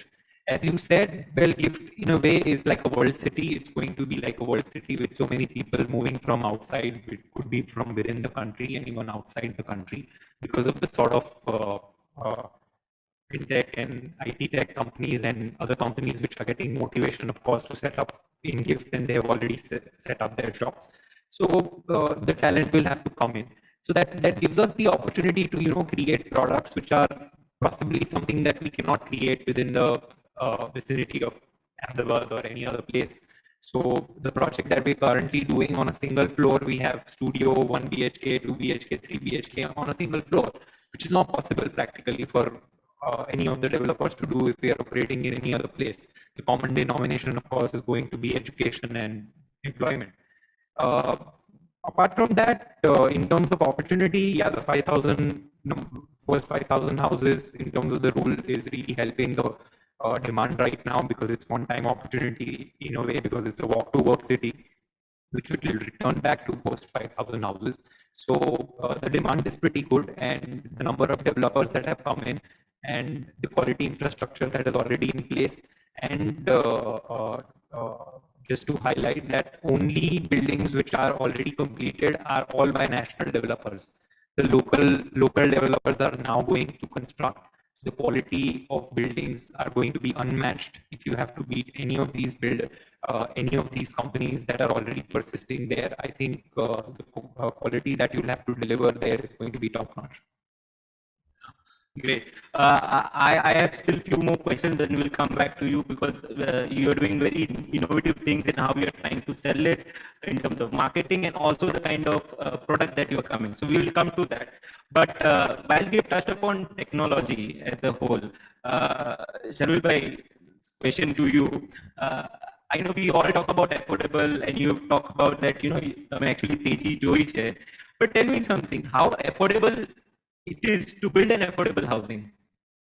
Answer on the Excel will always be no. So I don't want an answer there. But my question to you is, because you have been doing it successfully. What is that you changed in your, say, construction technology or the construction methodology that has helped you kind of put the cost and the timelines and the quality in the frame? Right. So technology isn't cheap. First of all, I mean, the only way technology has helped in construction is it has reduced the time frame. And you are right that affordable projects are not affordable anymore. And that is why we are certainly seeing a little bit of a decline in terms of new affordable project launches from good branded developers. And now developers are looking for projects where you have a little bit of a loyalty, a segment where people do understand that the reason behind little bit expensive is the good specifications, the good brand quality, the kind of material you are using, which vis-a-vis is very difficult to explain when an affordable buyer comes to your project. He's very price sensitive, and we have seen a huge change in the last 3 years. Obviously, the sales have been good, thanks to the good residential upcurve post-COVID, but the margins have gone down phenomenally. And if we were to launch a new project soon in affordable segment, looking at the land prices in the surrounding markets and the construction prices, recently we took a call as a company that it is pretty much not possible to do an affordable project now in the western part of Ahmedabad. There are a few pockets which are still left where you can still probably get a decent priced land. That is where we are looking for. And now the segment is kind of open to travel a bit, but get a home in their budget, which probably 3-4 years back wasn't that easy to convince. So I think that's the future for Ahmedabad. And the recent vicinity to Ahmedabad may not see more affordable projects now. So my Excel says, right, it is not affordable to build an affordable housing. Kind of, yes. Okay. But while we talk about affordability, I think there's one aspect that a lot of people have talked about, and that's a question to I would like Anand bhai to answer, is that everybody has talked about, and all the newspapers primarily say કે અહીંયા FSI વધી ગઈ ને એટલે હવે ભાવ કંટ્રોલમાં રહેશે. So what's your take on it? How true it is? See, by and large, that is true. Like we all, a lot of investors in residential or commercial office spaces have been complaining that the prices have not been increasing lately, the investors. And which is true. And one of the big reasons is the FSI increase. Initially, it used to be, when I started this business, the maximum FSI you could get was 2.25. Then it came to 2.7, and then it became 4, and now it is 5.4. So it's twice as much as FSI you're getting to construct on the same size of land. Now, there's two things that happens with it. One is the pricing are not going up, but then the affordability of the developer should have come. But the affordability for the developer is also not coming because land prices are, the landlords are benefiting with it. Because the FSI goes up, the prices of the land goes up, the finished product doesn't go up. So it's, in a way, it's a good situation. It's also catch-22 situation for developers is what I think. Okay. Maybe we'll touch upon this topic of 5.4 and the higher FSI, higher cost later. But while we talk about the affordability and the FSI, I would like to go back to Ishan Bhai in trying to figure out, because you have done plotting and you have seen the luxury segment. You have been into the luxury segment even before the COVID phase. So what's your take on the luxury segment? Is it there to stay? It will continue? Because તમે મોટા ઘર બહાર બી બનાવો છો અને મોટા ઘર સિટીમાં બી બનાવો છો. There are two types of luxury, I would say. As Sharil said, 1 BHK guy wants to move to a 2 BHK guy. 2 BHK. For them, 2 BHK is a luxury. For 2 BHK person, 3 BHK is a luxury. But luxury is going to stay because there is a lot of financial income which has grown in the city. A lot of industries have come in the city. So because of the industries, a lot of people are staying in the city who want to enjoy luxury. And true luxury, when we speak, we are doing a project which is 25 kilometers away from here and which is not been built in Gujarat till now, and it is a waterfront development. So 25 kilometers away, which we are building today. Banyan was a project which we built 7 years back when 11,000 square feet was not even heard of. And that project and reports were very well recognized by people and appreciated by people. And we made a very goodwill in those projects. So I think luxury is here to stay. And there is never going to be a less demand of luxury because everyone wants to live that lifestyle post the pandemic. Okay. So affordable is not affordable, luxury is to stay, FSI is a catch-22, summarizing till now. So I think let's go back to Deep Bhai and then I will come to you, Tarun Bhai. Deep Bhai, we talked about gift quickly, and I think it would be great if you could share. So one thing, to think of doing 1, 1.5, 2, 3, 4 probably in the same building or same floor is unthinkable. If you ask me or Anand Bhai as consultants, અમે ના પાડી દઈશું. અમદાવાદમાં તો તમે આ ના કરતા, અમે નહીં વેચીએ. But when we are talking about gift, I think it's something that you are experimenting. And I think there's one other experiment that you are doing. I use the word experiment, and it's not very there in the market, is the fractional ownership. So maybe if you can touch upon something on that part, and then how you are making that experience, because I got a chance just now to see that metaverse. So maybe if you can touch upon those two aspects. So I feel that the future is PropTech, even though we are not PropTech companies and we're real estate developers. If we don't embrace PropTech, then I think we're at a clear-cut disadvantage over the peers who are going to be able to embrace it fast. So it comes in various forms, starting from experiences that the customer is going to have to buying and selling. Talking about the experience first, would like to thank Reality Plus. On a very short notice, they've given us space outside. I would urge all the delegates to go out and experiment it, or rather experience it. We have Oculus devices and my team is out there. The word VR has been so loosely used in the last 1 decade that it's lost its charm. But this is immersive reality and one must experience it to actually acknowledge it. And I think it's here to stay, it's the future. And that's what we're using for one of the upcoming projects. And everybody is invited to go out and just have that experience. On the buying and selling, obviously there have been some changes, but we feel a lot needs to be done. So more than 63% people want to invest into real estate, but they don't have the money. The entry barrier and the problem with liquidity in real estate is something that we really need to sort out. Now, of course, there is REIT. Of course, there are infrastructure investment trusts. welcome moves by the government bringing down the unit values of REIT to as low as 10,000 rupees per unit to make it more accessible. But everything, all of this is usually only talking about commercial real estate. Now, I do understand the difference between commercial real estate and residential real estate is the yield, and the yield is consistent when it comes to commercial real estate. But it's not that the residential real estate is appreciating in any less format than the commercial real estate, and you can generate yields from the new innovative models that are coming about. So we are doing doing a lot of stuff which will bring about innovative ways and means to fractionalize this sort of ownership using technologies of the future and prop tech to the very extent to make real estate more accessible to people in terms of investment, and also in terms of making it more liquid than what it is currently. So when you say fractional ownership, you mean to say that, let's say, 5 people are coming and owning a property, which is a residential property, which is up for renting. And the idea is to earn a rental yield on a residential property, which is a very common phenomenon in commercial.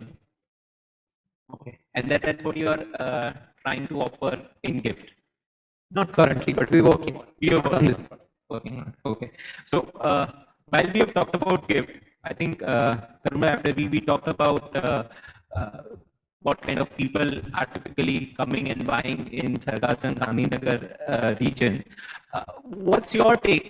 You have been in that region for more than decades there. What's your take on gift and its benefit on Gandhinagar real estate as a whole? Because gift obviously gift પોતાની પાસે બહુ બધું છે, in terms of બાંધવા માટે દીપભાઈ આવી ગયા છે, આપણે ઘણા બધા ડેવલપર્સ ત્યાં આવી ગયા છે. But what effect, positive or negative effect, it will have on the Gandhinagar real estate per se?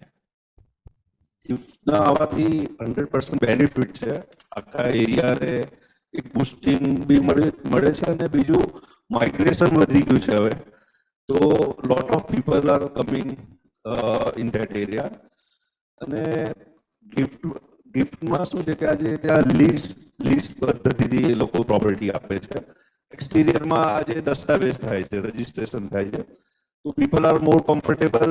જેને રજિસ્ટ્રેશનથી પ્રોપર્ટી લેવી છે એ એક્સટિરિયરમાં લેશે, અને જે બહારથી જે ગિફ્ટમાં જ વર્ક કરે છે, ત્યાં જોબ કરે છે, એ ગિફ્ટમાં લેવાનું વધારે પસંદ કરશે, કેમ કે ત્યાં બધું ઇન્ફ્રાસ્ટ્રક્ચરની રીતે બધી જ ફેસિલિટી છે, વોકિંગ ડિસ્ટન્સ પર એની ઓફિસ છે.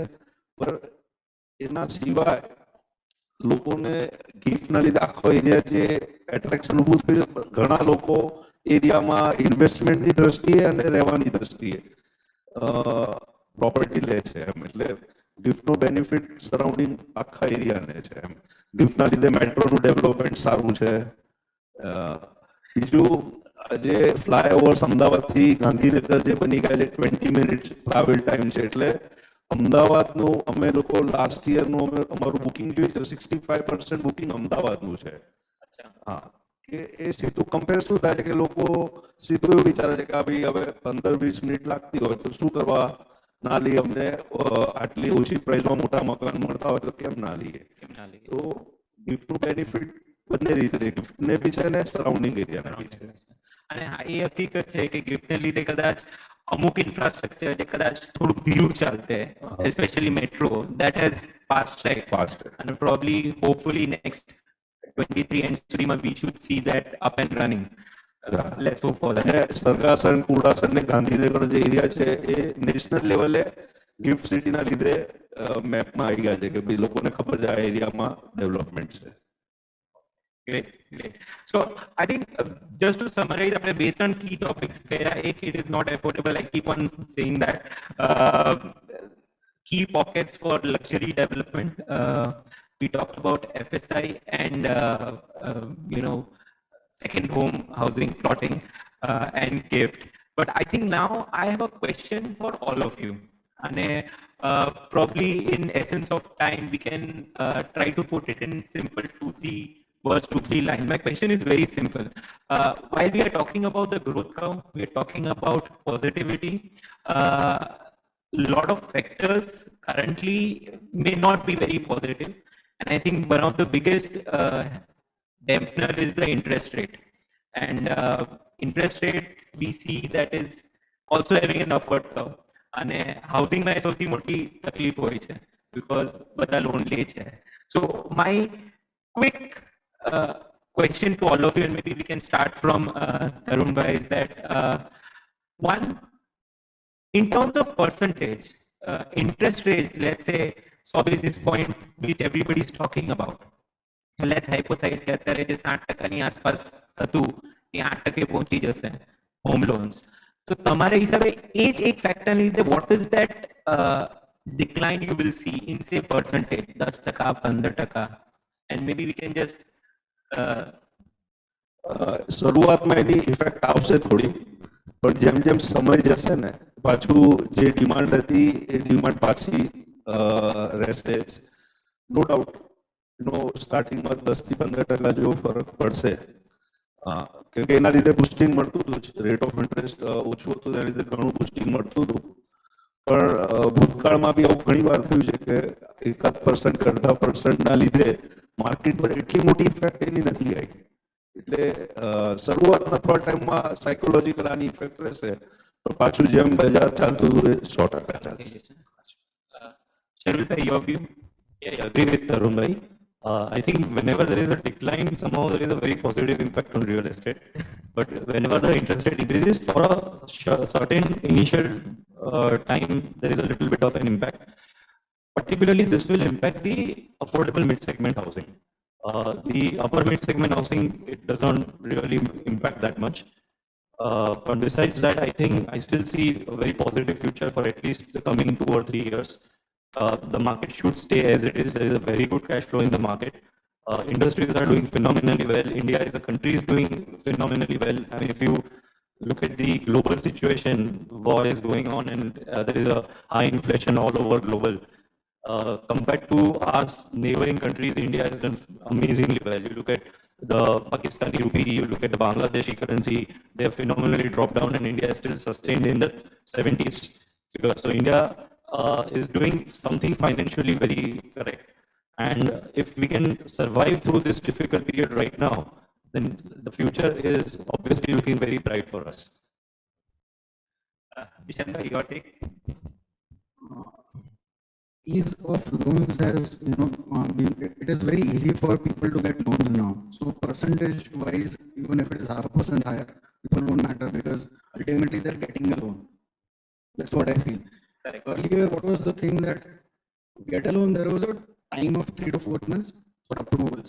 Now that time has gotten shortened because of multiple things, multiple grants from banks, private banks, and also startups, which have eased in the process of loan approvals. That is what I think. Money has actually become liquid. Yes. People are wanting to give loans to people to buy homes. That's what I have realized. Correct. Deepai, your take?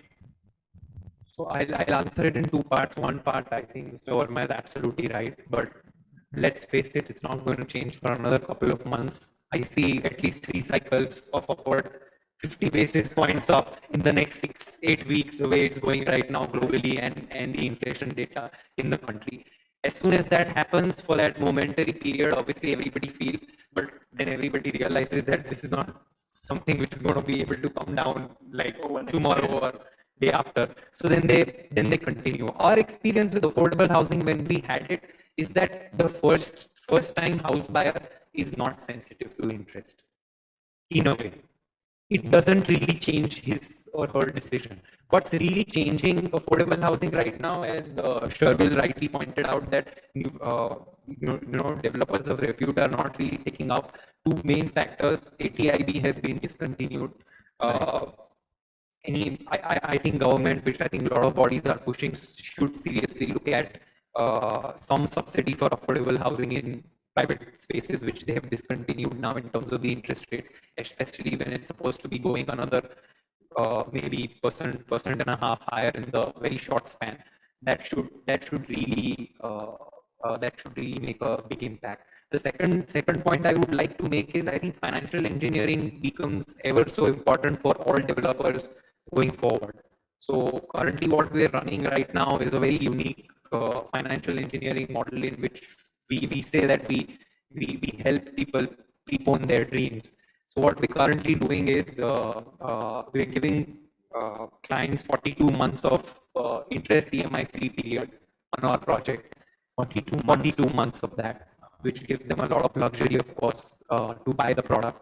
And yes, there's concern that we have in terms of how quickly the interest rates are going to rise.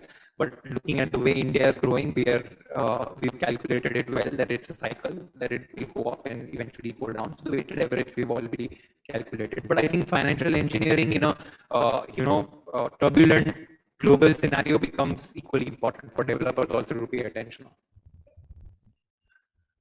તમે generally luxury કરો છો ત્યાં તો અસર નથી થતી interest rate ની, but still Yeah, comparatively lot less. As Sharvil was just saying, see, it's no secret that interest rates and real estate are they have reverse relationship. So interest rates are on an upward trend and real estate is going to be affected. But by and large, I think because of this demand flow that right now it is that people want to upgrade their lifestyles, whether in terms of houses, whether in terms of cars or whatever it is, people want to, as somebody just said that we've gone into a spending economy from a savings economy. So I think that will cushion this real estate, recessionary sales or reduction in the sales. At the same time, I have a feeling that government is going to do. Government is not increasing interest rates just for real estate. By and large, the inflation is a situation, and which more to do with a lot of food and petrol prices and so on and so forth. Real estate well-being for any government is extremely important because in countries like India, it is approximately 10% of the GDP. Other developed countries, it is as high as 30% of the GDP that is being contributed by real estate. And this is just the direct numbers. Now, when you buy real estate, you're taking home loans, you're buying interiors, you're buying electronics, you're buying steel, cement, everything is interlinked. So if real estate goes down, everything goes down by and large. So I'm sure there will be other measures that will come along to ensure that real estate sales keep on moving. And this is going to be a temporary situation. Eventually, real estate will come back up. We all know we are in a world which is housing ratio of India is one of the least. There's a lot of people still who need houses, and real estate by and large, in short term, it may have a blip, but overall, it's going to be doing phenomenally well. That's great. So I think there's a general consensus that it's a blip and nothing more than that. I think we have time. I will have one last question and then probably we can open up to the floor. Again, this question would be to all of you. We talked about FSI and we also talked about, I think probably 15 days back, there was all this news about those 100+ meter towers coming up and it's going to change the skyline and we're probably going to become Singapore or whatnot. It's great. It's always good to see nice classy buildings or classic buildings, if I have to say. My question to all of you is very simple. 100-meter plus buildings, it will do great to the skyline. What will it do to the timelines? Because we are so used to a 24-month cycle of construction. Now we are talking probably 40 or 48 months of cycle. I think the first question to you would be that, from an investor mindset, because you deal with a lot of them, to park money for a 48-month cycle vis-a-vis a 24-month cycle, is there a mindset change? Are there people willing to do it? That would be a question to you, and probably to all of you is the increase in construction cost. Vis-a-vis, we talked about FSI were there, affordability were there, but some the construction cost were there. So what's your take? But I think for you it is the investor angle. Yeah, so I think this is going to bring a paradigm shift into Ahmedabad real estate market, is because so far, as you just said, that we have been used to having 14-story buildings, 45-meter story buildings. Now all of a sudden that some 70-meter buildings are already there. There's very few examples where the 70-meter building was constructed within 3 years, which was said. Now we're talking about 100, 150-meter buildings. Now it's going to be a tricky situation. Our end users are not prepared to put up a booking and wait for 5 years. Right now, the perception is going to take 5 years. Whether it's going to take 5 years or 3 years, time will tell. there's a lot of upgradation is needed to be need to come from developer side in terms of construction technology, the timelines, and so on and so forth. Whether the inventory is being sold in the initial booking or not, they will have to go with the construction to ensure that the customer gets timely delivery. A lot of 70-story buildings have taken 4 years, 4.5 years to construct. Now people are not very sure about this. So there's two things that I'm seeing. One is from the developer's perspective, a lot of new technology will come in. The examples will have to be created into the market to bring the confidence to the developer, to the end users. And secondly, the landowners who are seeing amazing, the beneficiary of this is the landowner. Landowners are the ones who are getting the major benefit. It's not that the pricing now that you get more FSI, builders will have to pay more construction costs and more land costs because the landowner increases the price. He knows very well that, okay, now so many more apartments can be created in my land. So now the investors are not going to come for 5 years in the initial this thing. End user cannot wait for 5 years. Landowners are making a lot more money. They will have to become investors. Now they will have to give land for JD and they will have to buy a lot of inventory to ensure the project remains viable. Otherwise, it will not happen, is what my take is. I think so. That's the only way I've run an Excel file where it is making money for all of them and the client is getting his inventory. Otherwise, it is not possible. If by 100 plus meter building for Ahmedabad, good or bad? I think, I mean, good or bad, I think, I mean, we are not the ones here to decide. I think people will decide. What we are seeing as a trend, because we are constructing something which is 117 meters, obviously there is fascination with heights. We've not seen it. So people want to go higher. The practical issues that it's facing, I completely agree with him, are there and needs to be addressed. But I mean, we've been fortunate enough to plan our project in a way that we don't have premium location charges, but we still have floor rise because that's the premium inventory. So definitely, because we have been deprived of going higher and higher, because for all of these years, when new buildings are going to come, which are going to be much higher, there is definitely customer interest to go higher in terms of inventory. But on the practical front, I completely agree. I think it's going to take some bit of time for the customer to get used to this timeline that we are talking about, 4 years, 5 years. Very valid point he made there. Some of the 70-meter buildings have taken not less than 4 years to get constructed. That's where there's a question mark. How quickly are the 100 meters and 150-meter buildings going to get constructed? And that's where I think the developers of repute are going to come into equation, that people can really trust them, that they will deliver in time, they will deliver in the committed period. And even though the waiting time is a little longer, I think customers usually tend to understand. Okay. Vishan, your view on luxury and high rise, really high rise? So it's like he said, that it's very fascinating to live on the top floors. But I feel that there is always been a trend in Ahmedabad that, if someone is building a high-rise building, there are 10 other people who are building it. And then there is an oversupply created in that segment. So that is what I feel is the bad part of it. But yes, construction timelines, as we see, 6 years. But in Bombay, when we talk about it, they have an idea of partly handing over or part possession. So when the half of the building is complete, they start possession with it. That shouldn't be a problem. But since it is the first time for the Ahmedabad people to develop something which has not been done in Ahmedabad earlier, so a bit of challenge is what I see. Right. Shabir, do you think this will bring a shift into the way we are looking at partial OC, full OC? See, it changes the viability of the project, to be honest. You get to use more FSI, and obviously the construction cost goes a little bit higher, but it does make sense. If it's a very popular area, it does make sense. It has to be, you have to go for more height and you have to use more FSI because there is a good demand in that area, and you need to make it more populated. And recently we launched a project, and it was a litmus test for our loyal customers and loyal investors. And we were very surprised. We sold almost all the units from the 15th floor to the 22nd floor. Oh, wow. So there is a demand for height, there is a fascination for height. And So far, nobody has even asked us how long it's going to take. I hope there are not cancellations after that.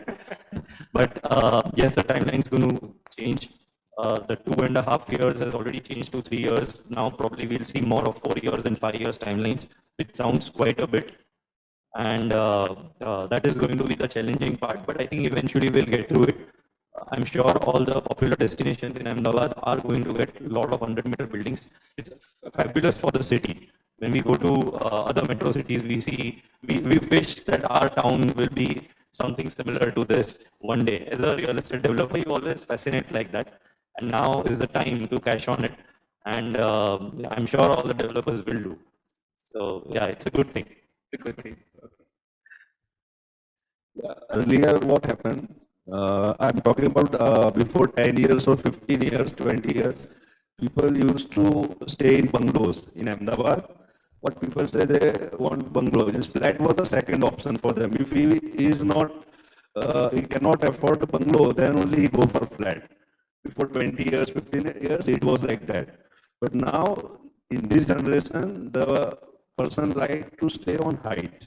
So of course, both way, builder will also enjoy the FSI and customer will also enjoy the height. And for the development of a good city, high rise is will be more catchful for the city. Yeah. Great. I think maybe we can throw open the question is the team. We have probably 8-10 minutes, so probably we can take up around 4-5 questions. So maybe we can start with that.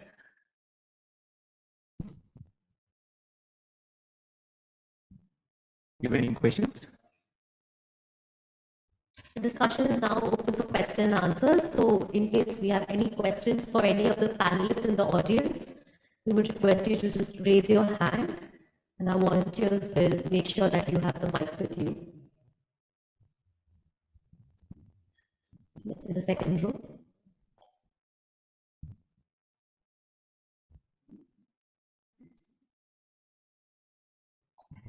Good evening. My question is to Sharvil Bhai. What is the impact of digital payment this post this COVID scenario on the real estate sector? And the policies like now PMAY is not there. We have talked about the interest rates. So do you see now the topic is the upward curve?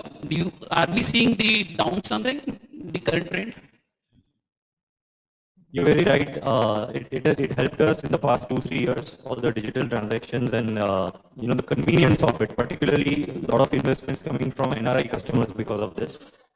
But this isn't the only reason why NRIs ever invested in India. To be honest, India has always been a growth story, and particularly from the past 5 years and even the upcoming 5 years, I see a very positive outlook. We already discussed the topic of about the interest rate. It's probably marginally going to impact. Yes, there is definitely a request to the government if they could do something again for something like a housing for all policy. It is something which has to be stagnant. Then we made a target till 2022. The next target has to be till 2032. And we still have not achieved housing for all, which was the actual motto. And probably if everybody does own a house, then it's time for an upgrade. So some of the other policy needs to be there, the incentive needs to be there. As Anand Bhai mentioned that it not only affects one industry, real estate is a very big industry. There are a lot of subsidiary industries who are dependent on real estate industry, and it's a very big GDP contributor. So some positive government policies post the elections or probably near to the national elections, hopefully that will help again the real estate industry. But not a big of a downward curve, giving a direct answer to what you questioned last. I don't see much of a downward curve. Probably we may see a little bit of a stagnancy period, meaning the rates may stay steady and probably hopefully another upward curve from there. Thank you. Do we have more questions from the audience? Yes, in the right corner.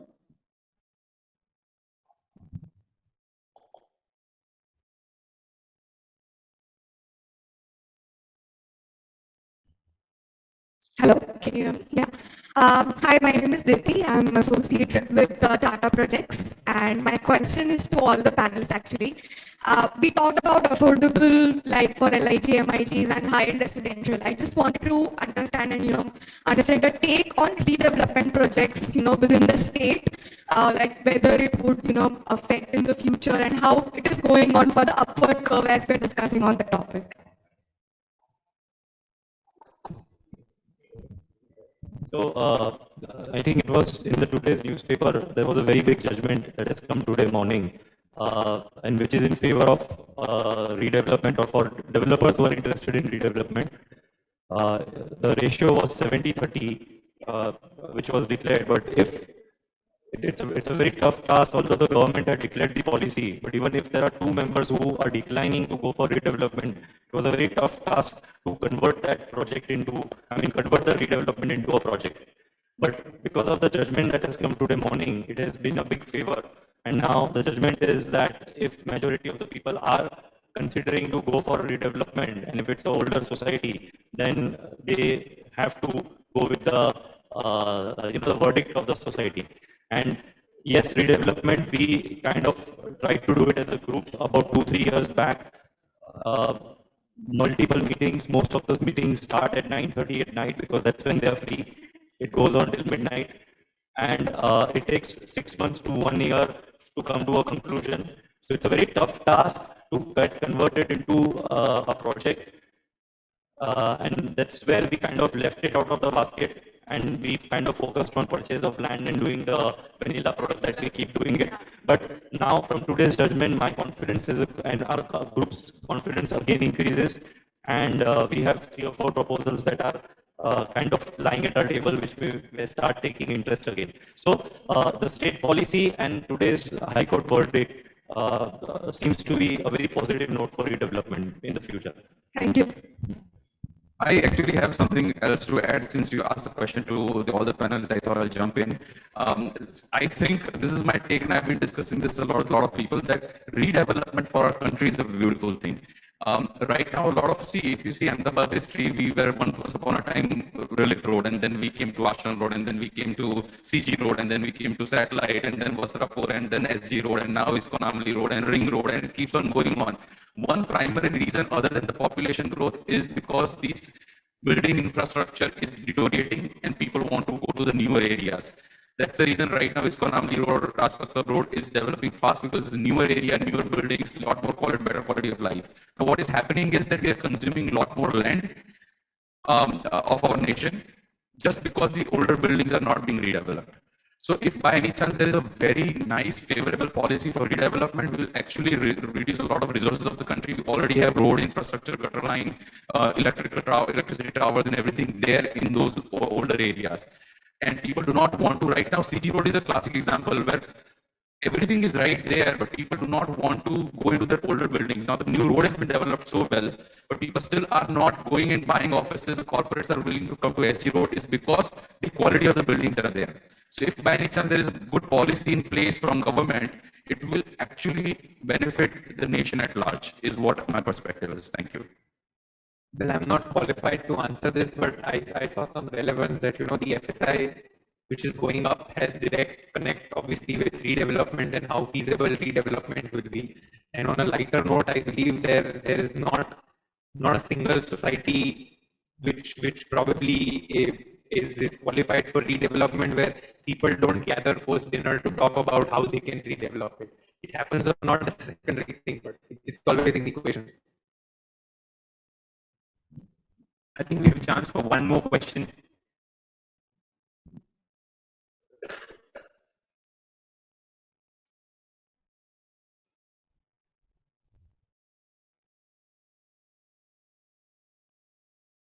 Hi, good evening. I'm Gautam. I work for Steelcase. Question is to Deep. So you spoke about PropTech and fractionalized investing when it comes to residential.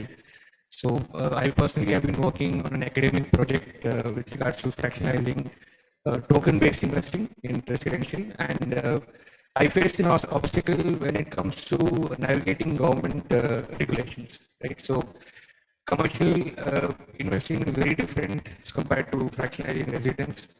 rates are different animals. So just wanted your thoughts on navigating government regulations when it comes to fractionalized token-based investing for residential sector. So you're absolutely right. That's what you have to navigate because there are no real tokenization rules in the country. So unfortunately, you have to take the offshore route, which with it brings a lot of other problems in terms of the legal framework. But we see things are moving. Obviously, if you want to tokenize it for non-Indians, it's very easy at this point of time. The only problem comes in when you want an Indian to invest into your fractional ownership or the tokens. That is where the issue is coming along. So yes, there is some navigation which is happening, but at the same point of time, I believe that government also is going to evolve in terms of their rules. I think they were just a little shocked and taken aback by the sudden splurge of Indian money going into crypto exchanges after advertising. That is why this aggressive stance. I think they have come out in the open and said multiple times that they do believe in blockchain as a technology and it is there to stay. It's just that they had to put a stop to this because of the quantum at which the money got into the crypto exchanges, the way that they were advertising, and it came in from very retail customers. So I believe that government over a period of time will come out with much more laid down rules which are not there right now. All of the rules that talk about tokenization are somewhere in the gray. So if you work even on the academic front, we will definitely touch base offline and see how I can give you more. Yeah. Thank you. It's very interesting that we just finished on time and the clock buzzed 0. So I think over to you. A very well time managed panel discussion. Thank you so much. Let's have a huge round of applause for all the panelists. Thank you so much once again. And I would like to invite on stage Mr. Ziaul Iraqi, the Director, German TMX, to please join us and present a token of appreciation to all the panelists as well as moderators.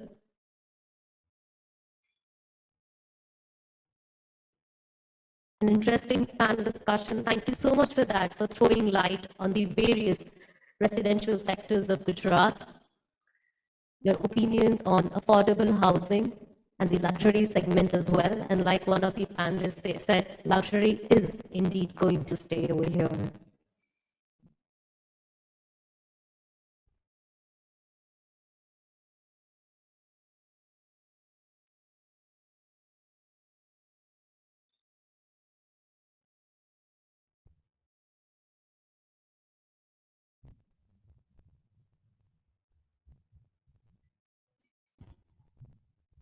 Once again, thank you everyone for throwing light on Gujarat residential sales on an upward curve. Come on, let's have a louder round of applause. Come on.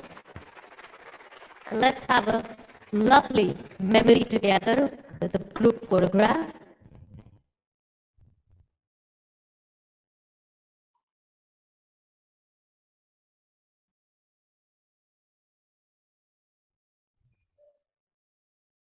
Thank you for your time and gracing the occasion. Thank you.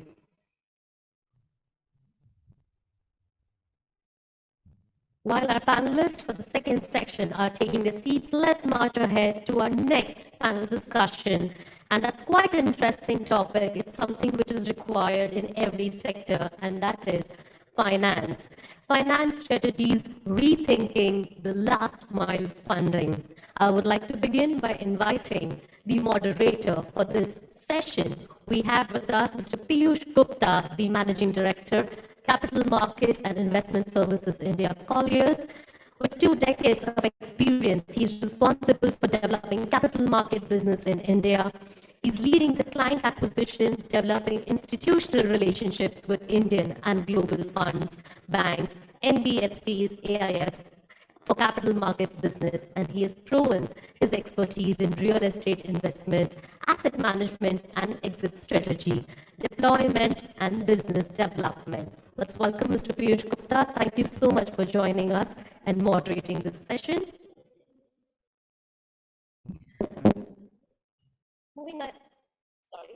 Moving ahead, we would like to invite our speakers for this discussion in the alphabetical order.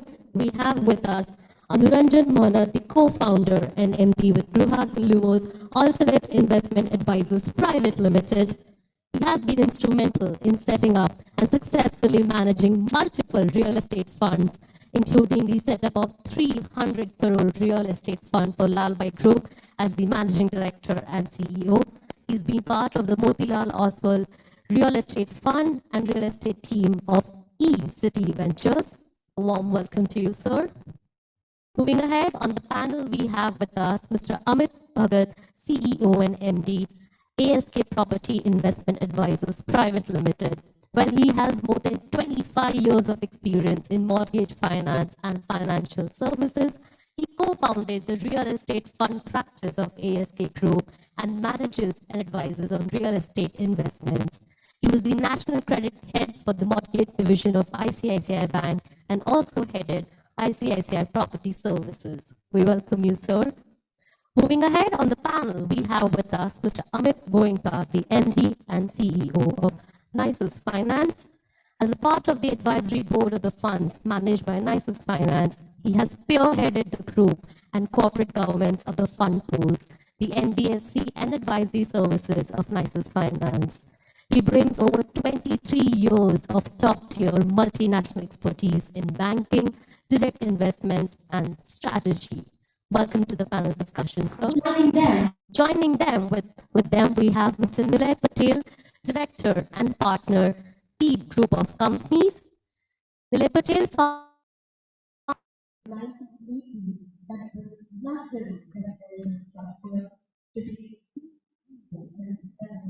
तो reset हो गया है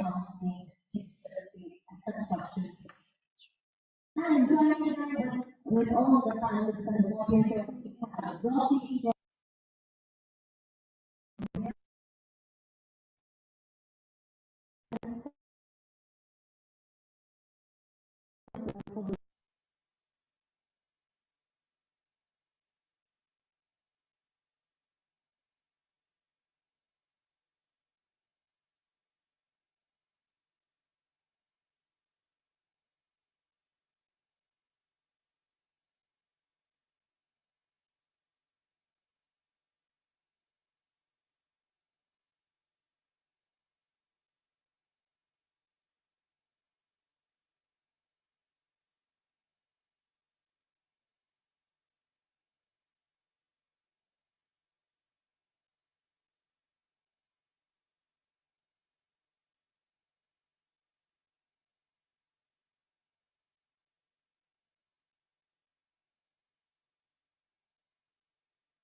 It's been a very tricky one, and specifically what we have seen in last 3 to 4 years time, it's been a disruptive phase for financing in real estate. And just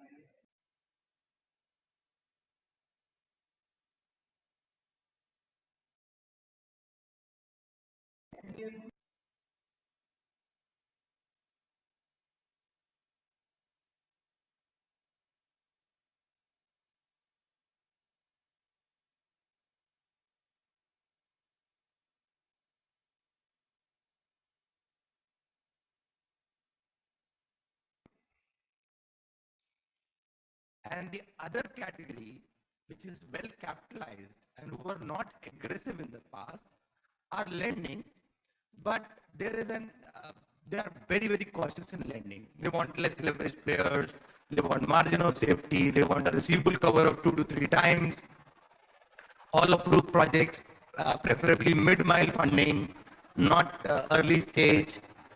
And I think funds are flexible. But if you look at the universe of funds which are available, there are only 4 or 5, as we discussed before this. So I think the capital availability to the sector is the biggest challenge today, especially when sales slow down. And that is why I think it's hats off to the city where you are based, where I don't see too much of a stress, because either you are well capitalized or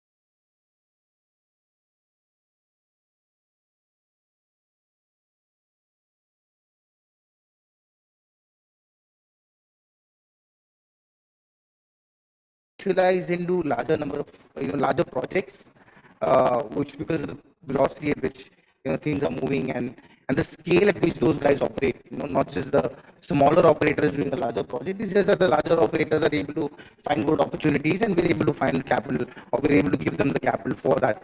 The second is that the global pool of capital is actually for India is actually more than doubled. So typically 18 to 20 billion dollars of FDI came every year. Large amount of money went into commercial real estate, some to warehousing. Now, because of this China situation, or we call ourselves the China plus one situation, which actually we're not, but I mean, let's say we're still a beneficiary of what is not going to China, the global pool of allocation. So where we were getting 4-5%, maybe we're getting 8-9%. So I see $20 billion actually becoming $30-40 billion of inflows into our country. So one of the largest global majors are today writing very, very large checks. Last week we were doing closing a very large transaction process, and the same guy had for another project a $500 million term sheet. 3.5 million square feet.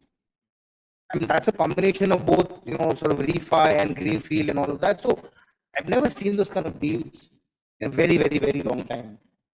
And that's just one guy, and he's not even the biggest guy in the city.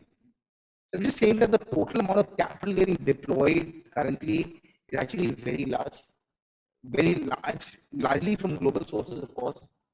Domestic sources have shrunk a bit, but I think it's supplementing what the global capital is not able to provide. I think as a sum of the total amount of money in circulation or available for real estate, I think is very significantly large. Also, I think what Amit described as being informal sector, Ahmedabad has been a big beneficiary, and so many others. If you see the way other investment classes have been performing, I think the fallback to alternatives have also grown. All of us have been raising more and more money. All of us have been getting more and more demand. My LPs have come back and said, can you put more capital to work? Because other asset classes don't seem to be sort of having the heady times that they saw last year. So people are actually on profits, they're not putting back, they're saying, okay, let's put that capital to safe use or a more defensive strategy, which is what I think alternatives and real estate provide. So my answer is there is a lot of capital, but for a deserving few. So yeah, I don't think there's a dearth. And I think those who are not getting it maybe don't deserve it.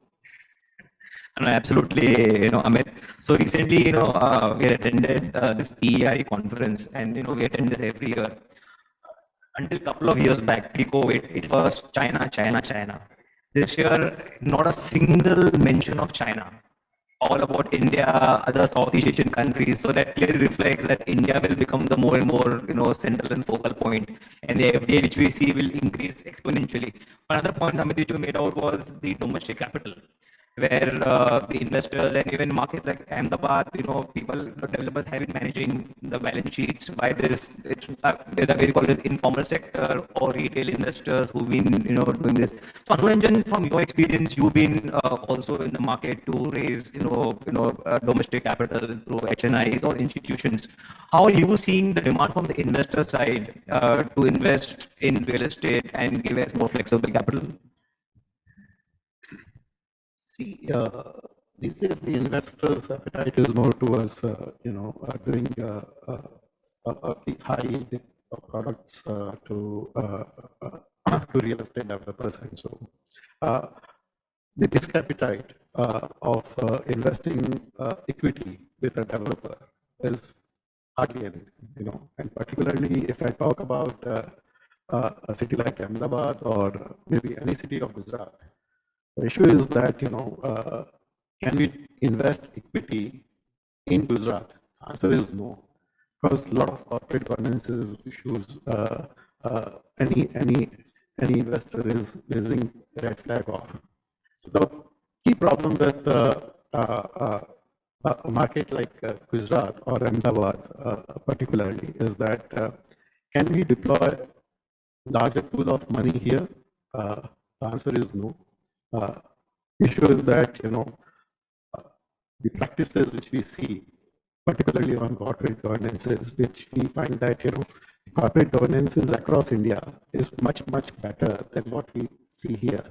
But at the same time, the developers in Ahmedabad are far, far better in managing their own cash flows. And that is the reason why we see that there is hardly any stress project in Gujarat as such. Okay, so we have to give a great marks to all these developers, how they manage their cash flows, and to make sure that, in fact, the delivery time in Gujarat particularly is by and large on time. You don't see many cases where the project is delayed beyond 6 months, 9 months, year, like that.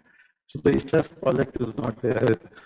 Investors across India want to invest in a situation where the last mile funding opportunities which are available, or the opportunities where there is a regulatory arbitrage.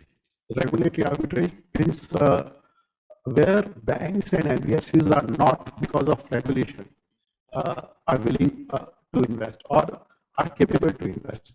So they see a huge arbitrage there, that there is an opportunity for AI to play a major role in funding those projects of last mile funding project or structured finance project or management funding, where the project can be completed in 2 or 3 years. They can make a decent returns. The they come after approval. So the approval risk, everything is taken care of. But at the same time, they are also getting a 18 to 20% kind of IRR, and they are not going into a very a large, I'll say, a cyclical risk of real estate.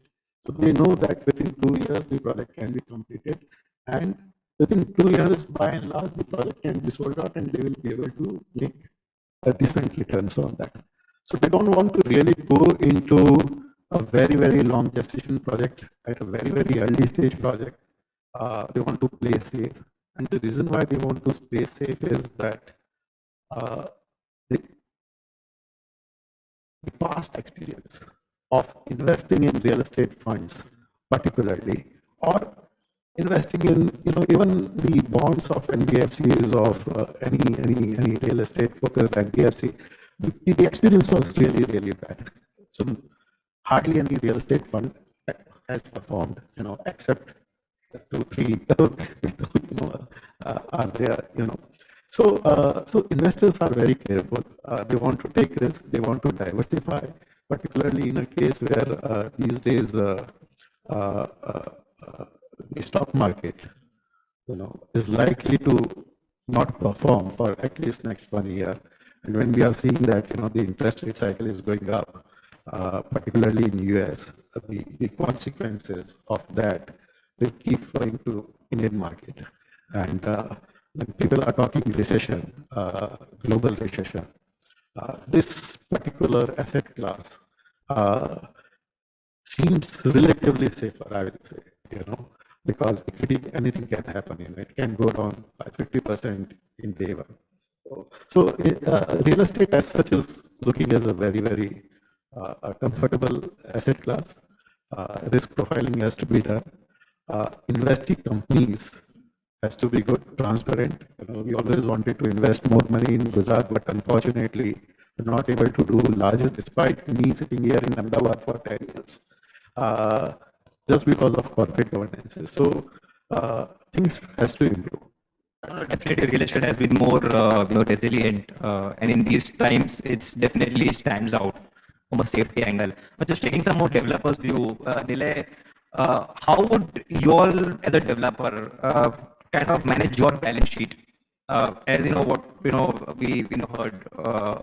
that one will take equity for land acquisition or NBFC money, then take acquisition funding from a bank, then when the project reaches mid-stage, kind of refinance it by getting some other investor. That's a typical, on a pan-India basis, how any developer would manage his balance sheet. But some developers, better governed developers, or markets like Ahmedabad has been different, right? What's your view? How differently one can play this? So how you put it was a traditional way of doing real estate business. Gujarat doesn't do it that traditional way. Developers in Gujarat or Ahmedabad are a little conservative. Before they go off for a project, they at least have about 20% of the funds in their pocket, the land fund. So they put up that money as a down payment. Then the trust factor within Gujarat is so high amongst the developer and the buyer, or developer and the investor. So we talked with Rocky very recently. What developers normally do is they put up 20% of the fund from their pocket. The quick fund they need, they get it at the RERA stage, sometimes before RERA, from their close group of investors, the HNIs you say. And they put up like 20% of equity against it. They cut down their margin by 10 to 15%. And the investor gets a 20%, 25% of a chunk at the stage of the building use permission is received. So the 10-15% of a down payment, and then 10% of a price hike by the completion of the project. So those kind of investor groups, every developer has their own their investor group. That's when they get their working capital. We do get land parcels at a decent installments, 1 year, 1.5 year, 2 years. So that also plays a role. So and also there is a trust between the land seller and the developer. So you get the approvals even before the land payment is complete. So you can start your project before the land payment is complete. Lot of fund gets collected from the investors and the buyers, I mean the end users as well. So then the things, once the ball is rolling, I think the things get pretty smooth. So I think a couple of interesting points in there. One is how you structure your acquisitions, right? Maybe a staggered payment. Number two, getting in equity, whether it's your own equity or equity from friends and family, where there's a comfort level, right? Now, does this give enough margin of safety if things were to go wrong? So, Rocky, what's your view? You think it's a safe way of doing business and it can sustain any kind of downturns? So, this Ahmedabad market is behaved very differently than the rest of the country. We heard the fund side saying that we don't have corporate governance. That's where they're talking about. Can everybody hear me? Yeah. Hello? Yeah. This is exactly what the funds are, the capital is talking about, that we don't have enough corporate governance. So what happens is the Ahmedabad market works in a very still the old-fashioned and the traditional way. RERA has come, but you know, our financial structure has still stayed the same. Obviously, we cannot collect a single rupee until the RERA is there. But our structure still continues here, that you are pre-RERA, pre-launch, and pre-everything. So that's what they're talking about corporate governance. I constantly, tell if Ahmedabad needs to mature, we need to raise our bar of corporate governance, stop violating things like, the approval process and, even the cash component to an extent. Because, obviously that itself is a deterrent for any fund to invest. But the current structure, because the leverage is so low,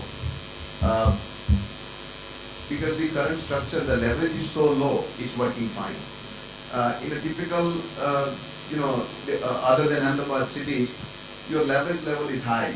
You not only have a land acquisition level leverage, which is equity, then you have a private equity, which is debt, quasi-equity or a mezz, whatever you can call it. And then you have a construction finance, which is a conventional bank debt. So creating 2-3 levels of leverage, which a typical developer in other cities has, which an Ahmedabad developer does not have. So that kind of has a check and balance mechanism, which doesn't let the project financials break apart. So you are present in many cities. That's why I think you have the ability to say that, Rocky. Yeah. And I have to compliment you for that, because very few people in Ahmedabad will recognize what you just said. So thank you for that. No, you're I wanted to ask you as a developer, when we go and see products in Bangalore, Chennai, NCR, the quality in this city is still below the average of what we find in cities like Bangalore and Chennai and NCR. So quality is a function of what a consumer is able to pay, right? So it's not like an Ahmedabad developer is not able to do a quality work, right? If you see in a more affluent areas of Ahmedabad where the pricing has gone up, not necessarily the percentage margins, but the pricing has gone up. To justify that, the product has also, developers have added a lot of bells and whistles, amenities, become more quality conscious, have hired PMCs. So we've seen that quality bar raise up in the last maybe 5-7 years. We're not up to the mark as Bangalore yet, but 70% of the city sales are coming from a mid-market, your mid-price, not exactly affordable home, but mid-price homes, where the consumer is not willing to yet pay that price for the quality, so the quality is below par. The Bangalore customer has progressed. He's not willing to accept anything below the threshold mark. Versus an Ahmedabad customer, a mid-market customer is okay to accept that. So hence that quality differential that you see between Ahmedabad and other cities. Rightly mentioned on the governance side also, where I see that the efficiency of the saleable to carpet, although the registration is on carpet, that information in the sales brochure of developer is a complete black box in this city. So, the challenge is a buyer. I've also gone as a buyer, and I have seen that although they will give you the price, ultimately the registration has to happen on corporate. But this is a missing link completely and rightly mentioned by you. So this is a puzzle that the builders don't want it to be solved. It's not like it's very easy for me to put a carpet out there, but this is a puzzle that still builders across the country. It's not just Ahmedabad. We, most cities are still selling super build. Maharashtra has one state which has progressed to saying carpet, right from pricing, right from the documentation, and even in their messages or their collateral. But other cities I see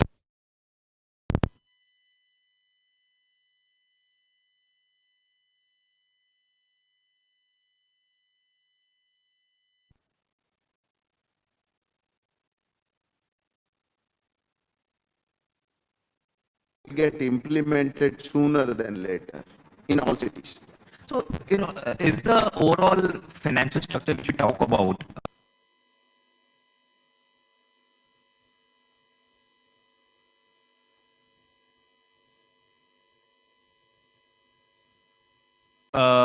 maybe more skeptical because of these reasons? These are all part of the governance matrix, right? So I don't know, how would the investors, Anuranjan, you want to make a point? I was just, Amit mentioned that almost around $20 billion or $30 billion is coming or expected to come every year to Indian real estate. And if we see how much money, foreign money is coming to Ahmedabad or say Surat, which are the largest cities of India, it's among top 10 cities of it's almost zero. Somewhere we need to reflect that, a city like Ahmedabad or Surat is not able to compete even with a city like Pune or Hyderabad, which were far, far behind Ahmedabad around 15, 20 years back. So that's the just one problem, corporate governance. And that is where if it continues, probably next 15 years also we'll be discussing the same thing, that the inflow, capital inflow in country will come to say 40, 50, $60 billion. How much Ahmedabad is getting? Probably zero. So, and foreign capital, why we need it?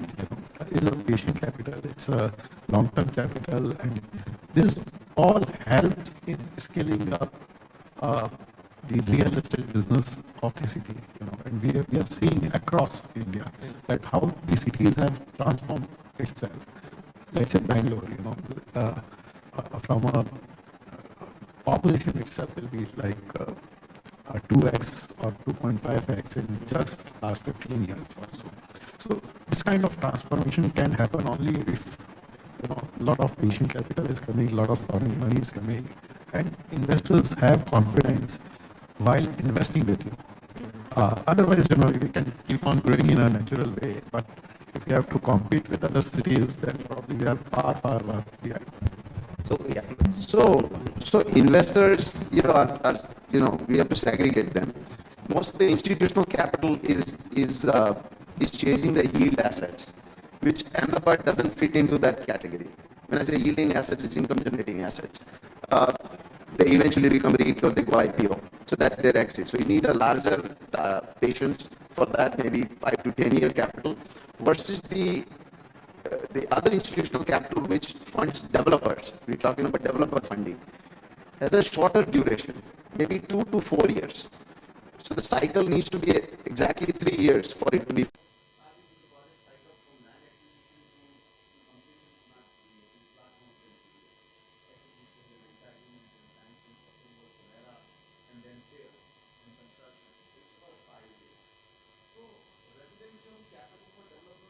Different than all the foreign capital that comes in. All the foreign capital which comes in, 90% of that has gone into income generating assets. So only dry powder left with funds, meaning with Amit, with Anuranjan, is for that last mile funding or project funding, which project doesn't qualify for a CF, construction finance. Is very little. That scale is very small.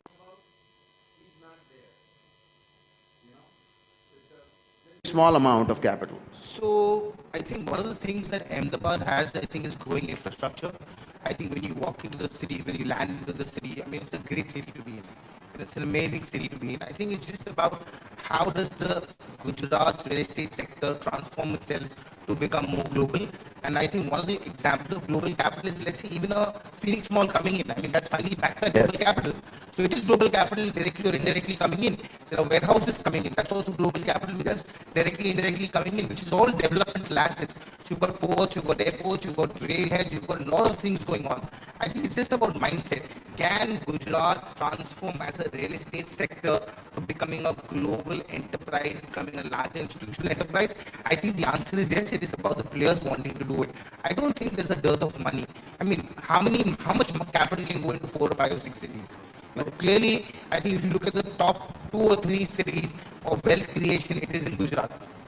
I mean, so if there is so much wealth creation in the state, clearly the demand for global products, global assets, can we not go and do an SEZ? I think now the SEZ policy has become so accommodative. You can have domestic, international, export-oriented, everything under the same house. And hopefully that will become a law. I'm just saying that there is an opportunity here. It is just about how we conduct our business. Are we looking at short-term gains or long-term gains? I mean, there's been a huge opportunity for every player in Surat, Baroda, Gujarat, in anywhere in Gujarat and Ahmedabad to make short-term gains. Build a small 1 lakh, 2 lakh, 3 lakh square feet, 4 lakh square feet development, monetize it, move on. Can you do longer-term development? So I do believe, so you're right, there is bulk of the money, institutional global capital will go into core assets, core plus assets, long-term developments, but there is enough and more money for townships as well. We've seen huge townships come up near the new airport of Panvel, which is not even operational. And then global capital is going into even developing those townships. They've done well. It's futuristic, but it's done well. We've seen that in Bangalore, we've seen that in Pune where the airport is not come. We've seen that now in Noida where the airport is not come. So there is global capital wanting to go into the development sector. It's just that I request the players to start thinking, can I draw $100 million of global capital and actually create an infrastructure, a township, multi-integrated development, which will actually serve the city and the state for the next, 3-4 decades. And if you want to do it, I think there is enough, corporatization. We have now enough more corporate players getting out. We're just discussing a few names, and Rocky's here. And I think it's amazing that Rocky is here because that corporate mindset that is there, that I can actually go out and build a complete, transparent, auditable balance sheet and actually do an institutional product. That's something we really look forward to. All of us here are very keen to invest in the state. We just need a partner that we can work with for a longer period of time, that can be very transparent about their dealings, can be very upfront about what they can and can't do, and it's not short term, so that's, so to answer Piyush, I don't think there's a dearth of capital. We just need to find the right partners who can walk that mile. You mentioned a few corporate names already getting that capital. And also, Amit, if at all we look at Bangalore as an example, 15 years back, we got some of the developers in Bangalore doing large integrated townships, business parks, which got some global best tenants, right? Like the Microsofts, Apples, Amazons, which kind of, takes your overall level of quality governance to the next level. And after in the last 7-8 years, you have seen what will happen in Bangalore on the residential side and the governance side. Maybe doing some, good office, developments, some partnerships could take this to the next level. I think Gift City will definitely provide that impetus, and I can see it happening, although it is at a much lesser than the desired space. But I think Gift City will give excellent income yielding assets. It's a matter of time whether it will take 3 years or 5 years. I can't say right now, but it is very promising. Unless until knowledge economy jobs, which is IT jobs, I think all other cities are driven by IT. Manufacturing does not produce your income yielding jobs other than logistics, which has now come in. I think IT is a missing link. So I don't see that IT SEZs coming here. But because of the global financial center, international financial center, I think that will be filling that void. Coming to the residential side, if you look at the data of 21, total $6.2 billion of FDI came in, out of which 1.2 billion was residential, and 5 billion was all data centers, logistics, and IT. 1.2 was also debt capital, no equity, zero. $1.2 billion of debt capital for a country where all the banks and mortgage companies and NBFCs have a total of $80 billion of debt, out of which at least $20 billion has to be replaced. I think that is the paucity of capital. And we didn't get any out of that 1.2 billion in Ahmedabad. So, but if I look at all other cities, investors have vanished everywhere. Whether it is NCR or Pune, Mumbai, Bangalore, they were never there, and Chennai also. This is the only city along with Hyderabad where a developer is buying land and investors, because you have too many HNIs and PIOs and NRIs, they are willing to support you. And when they support you, they eventually are investors. So while you are selling, they are also partly selling, or you are selling on their behalf. And I think that is why, and the re-rating of the prices have happened in the last 3, 4, 5 years, because it has become an excellent infrastructure. With all this airport, deep city, and many more your ring roads, and now proposed bullet train, I think it's just a matter of time. And as governance improves, all of us will be here for investing. I feel. And Amit, just to follow on to you, if you were investors hat, would you put money as equity in residential? If there is governance and it's all checked in the land and in the transaction, I will definitely bet on this city for residential. No, I'm never a fan of equity investments. I think it needs a lot of, a lot of steel in the right places to put equity, which Amit has. Maybe I don't. I just think that. See, I think equity, equity is a multiples business. It's not an IRR business, and I don't think real estate can provide multiples in residential. And if it can't, then I would rather stick with credit or structure, because then I'm playing for IRR, I'm not playing for multiples. And even if you're invested for 10 years, I don't think you're going to get multiples in real estate. So to me, that becomes a limitation. I would love to do equity if I can generate multiples on capital, because I'm not taking anything out in the interim. I would love to put in 100 and get back 300, 400, 500x or $500 at the end of 5 years, 7 years, 8 years, whatever. And I'll be very happy with that. But the probability of that happening is actually next to zero in my view. And if it doesn't happen, and then rightfully so, because it is not a speculative asset class. It's not going to become 300% in value or volume in 5 years for the same project. I mean, I've heard FSI actually tremendously increase in Ahmedabad this morning. I was actually quite surprised, and maybe people would have paid a multiple out of real estate in Ahmedabad as well. I don't know. I mean, with so much of land prices going up and so much of FSI going up, maybe people would have ended up making a multiple, but it's unforeseeable. I mean, I can't predict that suddenly land prices will become 3x or 5x in 3 years, or FSI will become 2.5x, in 2 years. So it's unpredictable. So I don't see anyone anywhere in the world putting money in equity for residential. I mean, it's not viable. Unless it's sustainable, where your yields are commensurate to the. So the reason we are, especially for Ahmedabad or any city in Gujarat, most of the bigger cities in Gujarat can be scaled outside. I mean, we can grow anywhere in any direction. We have space. So as things start growing expensive within the city, people start moving outside. So it's not like Mumbai. So Mumbai, you can probably put, I don't know, I won't comment anything about the current scenario, but for a city like Mumbai, you can probably put some money in equity because there is no space to grow. So, but in Ahmedabad or any city in Gujarat, nobody will put any money in equity. People will definitely put it in debt. Gujarat is a very safe place to invest. But we have not seen any project in Gujarat getting delayed by more than a couple of months. So any investor, organized investor, can come and put in money in that and easily get the money back. If you're the developer, get equity money, you take it, or you will still want to take debt. Depends at what stage. So if it's early stage, assuming early stage for acquisition. Early stage, I will put it in equity. I mean, I will like your.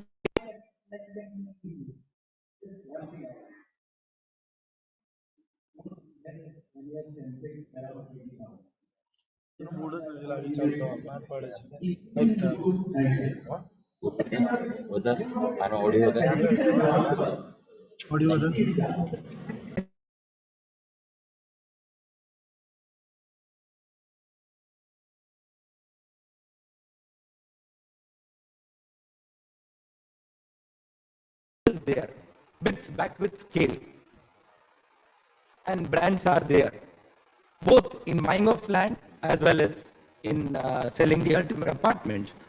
Equity is there. If you go to top 7 cities of US also, you will see that there are 15 home builders there. They control 75% of the multi-storied apartments supply. 75% in the top 7 cities. But there are billions of dollars of companies, well capitalized, listed, most of them, they get equity. So equity is available today also. I mean, we have done it as late as 17 and 18, we have done equity in Chennai with reputed corporate brands. It's a question, but it's a corporate. I think that is the difference. So, this equity is different than the listed entity equity that we are talking about. This equity is expensive for developers, makes a developer little more complacent. So in Indian scenario, most of the equity deals have gone bad from 2005 to 8, 9. And structured debt is what is replacing the conventional debt. Developers who cannot get, or the projects that don't qualify for the conventional lending, which is from the banks or NBFCs, they go to the funds. Now, fund can invest this, call it as equity, quasi-equity, debt, it's all the same product. If they take higher risk, they want higher return. If they take lower risk, they want lower return. So the band is from 14 to 22. So the debt can start at 14 and, structured debt can be at 17, 18, and then equity, they expect 20+% return, which is not possible in today's scenario. Developers don't make that kind of money. So it is advisable for both the developers or for the funds to go with a structured debt structure today, the way the environment is today. And especially if you're talking about Ahmedabad, I don't think so. There is the market has matured to take equity from the institutional capital. Market is not matured enough. There is cash element, there is corporate governance issues, or so on and so forth. People are sitting at the historical land cost. They need last mile funding. I think the structured debt is a better product for developers to go for. Ranjan, you have a point, yeah.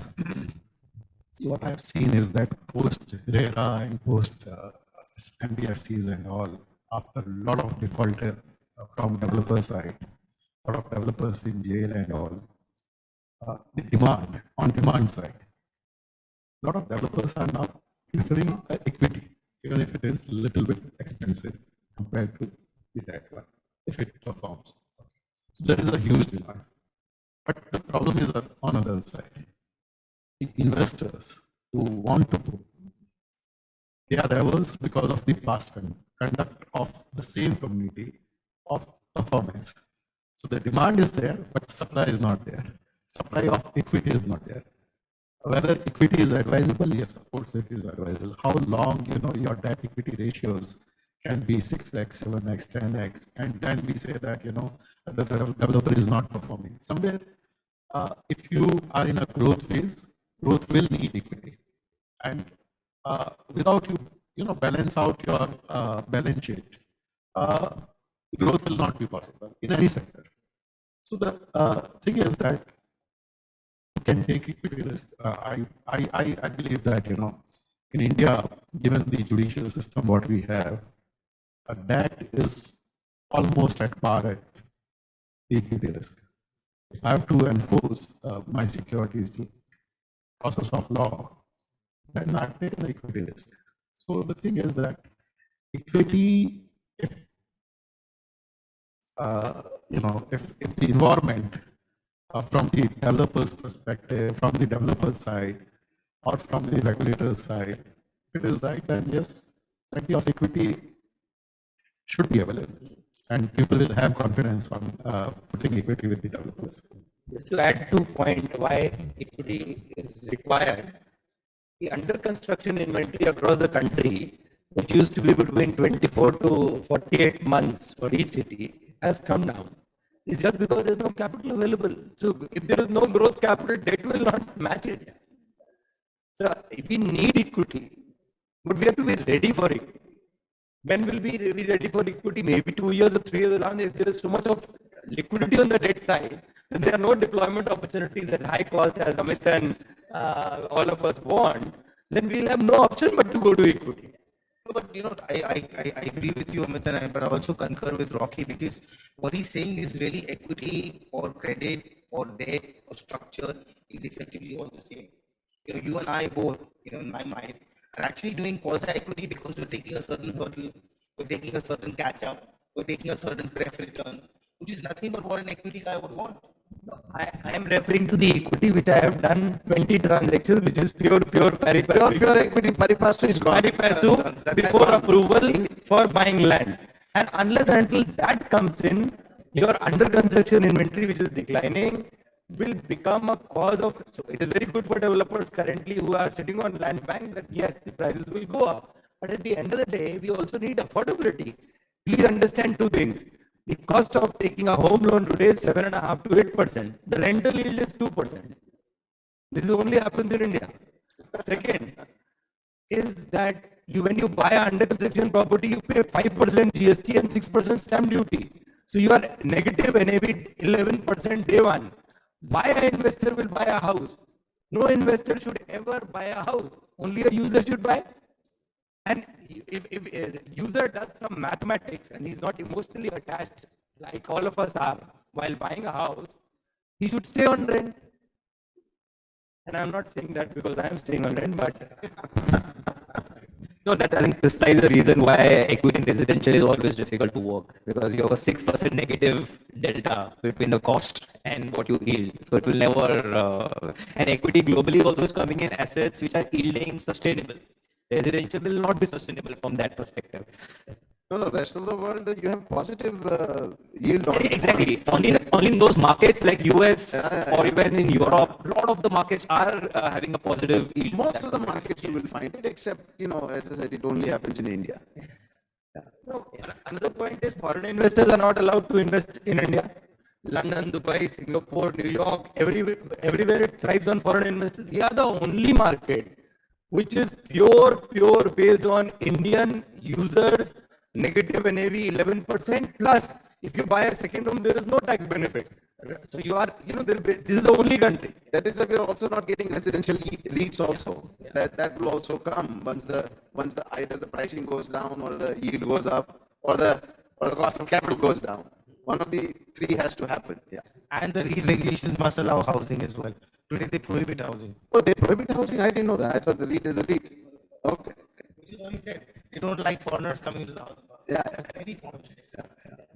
And another point, we speak a lot about last mile funding. And last mile funding is a concept we're discussing for the last 2-3 years time, because projects are stuck, stressed, and hence to give the last mile completion execution capital, we have this opportunity of high yield.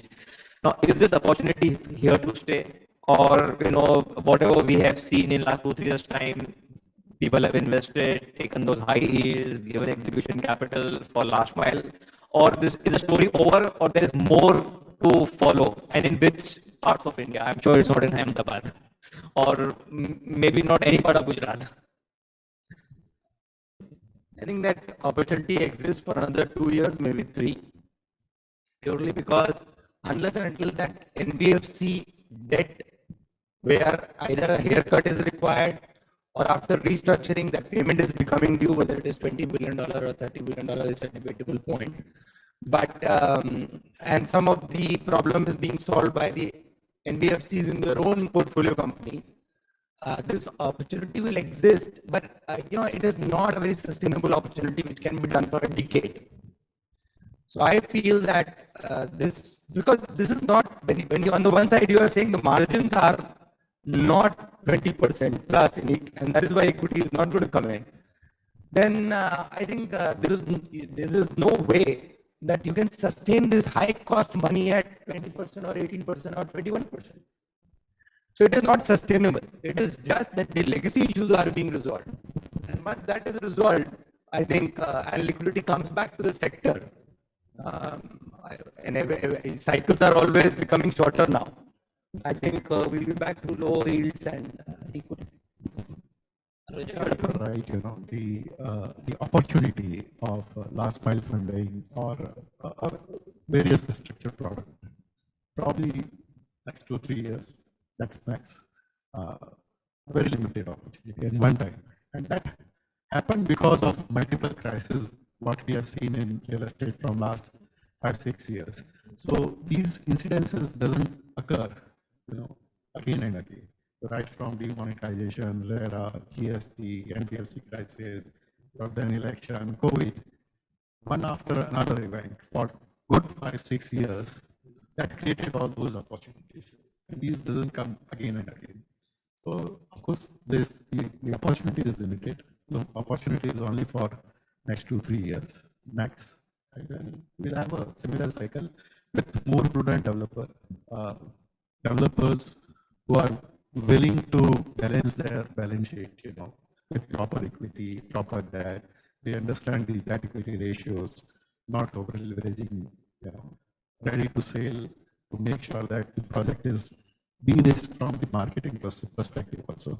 And the best part about Ahmedabad is that, yes, we have seen that the maximum pre-sales they do to make sure that the construction cost is taken care of. That is where this is the USP of cash management here. And buildings are not, genuinely late, and the approvals come on time. We don't have problems here of 6 months, 9 months delays in approval. Even the tactics of getting some more benefit for giving approvals, generally it's not there. So that is where the project cycle gets within the time limit what they envisage. So the industry is very well regulated now. So all these legacy projects which were coming from the unregulated era to the regulated era, which is like re-RERA or post-RERA, right? So most of the projects now have a check and balance or a fund control mechanism from RERA itself, making it as I said, the funds need to be controlled and utilized in the project itself. So the opportunity to do a last mile funding will exhaust eventually, unless there is some misappropriation of funds, by fraud or by something. But then the regulator itself will take over those projects. So regulator will intervene and do something about those projects. They won't go to private equity or institutional capital to raise last mile funding. This is what I think. Just one question. I think so we kind of all agree that residential growth could be funded by debt, right? And so far what we have seen is more domestic debt coming in. Do you think it's a great opportunity for global investors who've been doing office and other yielding assets to form their own credit platforms through current managers or their own management, to invest an opportunity that grows in billions? Because all this residential growth across India requires capital. If it's not equity, it's debt. So is that a big opportunity knocking at the door for some of the, or maybe quite a few large investors? Unless there is a yield in that asset class, which is residential, the foreign investors will not be able to credit, like, doing debt, what Amit are doing, foreign capital give money to them or from their own platform to give debt at 16-17%. That's exactly what funds do. They collect money from the HNIs or high net worth individuals and investors, and they manage the money for them. But them taking over and building a platform is not a viable solution. They could syndicate capital and invest in, like a lot of platforms have come in who are doing strata sale of income generating assets like strata, or 10 others have come up. Or then there is a yield which is in a managed residences like hostels or student living or co-living. Then there is a yield automatically from that 2-3% goes to 8-10%. So they won't mind lending money or investing with a co-living platform, where the co-living platform actually owns the residential assets where the yield is much higher. So being a passive investor without having a stable platform, it would not happen in India anytime soon. I think some people do not, majority of the foreign players do not want to take a development risk. But having said that, credit funds is a very common phenomenon. When they come here, if they want a scalable opportunity, they have to compete with banks and housing finance companies, which is what they don't want to do. So they can bring in some flexible capital. There is a requirement of flexible capital, and that flexible capital is there. And I can see two players, the players who are there with $1 billion and fund, but that opportunity is not very scalable actually.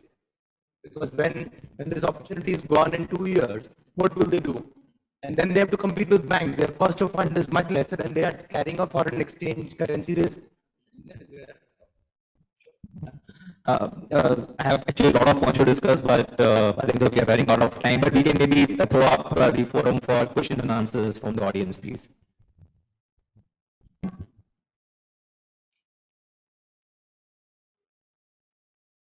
Any questions? Anyone?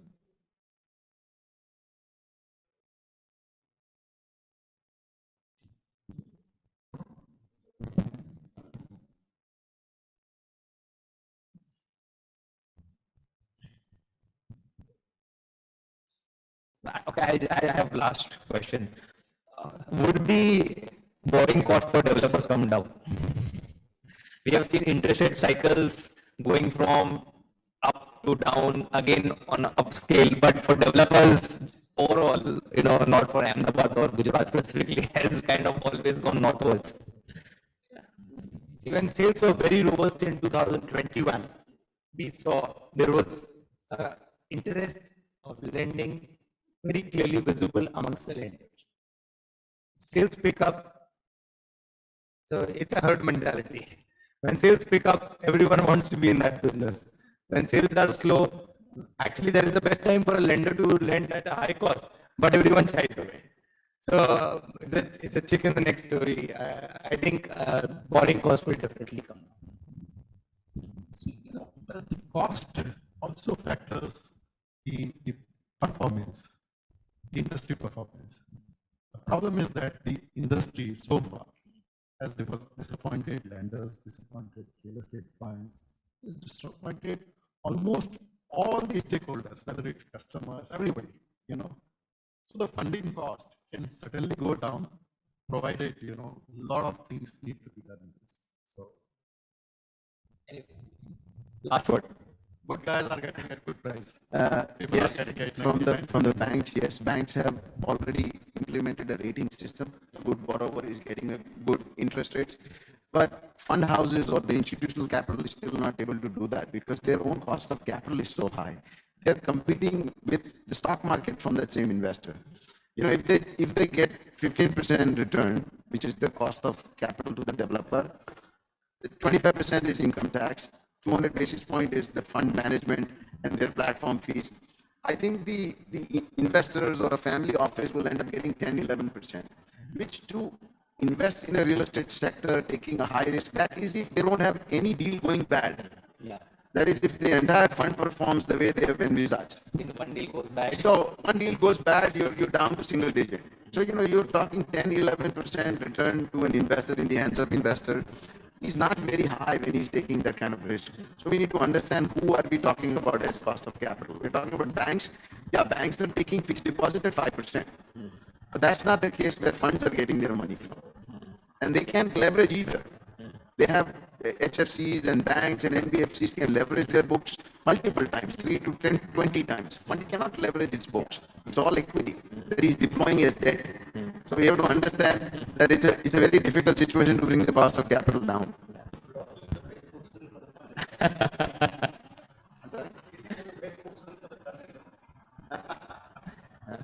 I think we're up for the time, right? Yeah, I think thanks all the panelists, thanks for audience. I think it was a very enriching discussion and very open.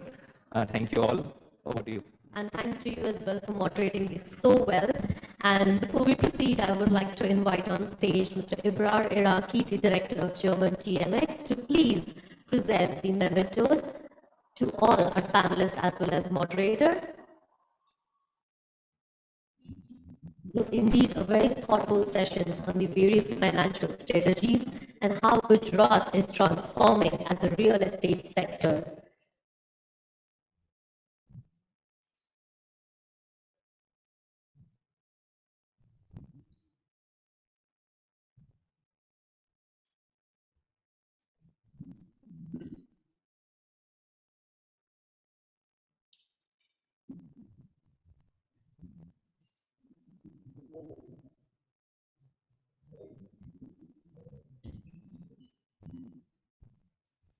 I would request everyone to be on stage for a group photograph.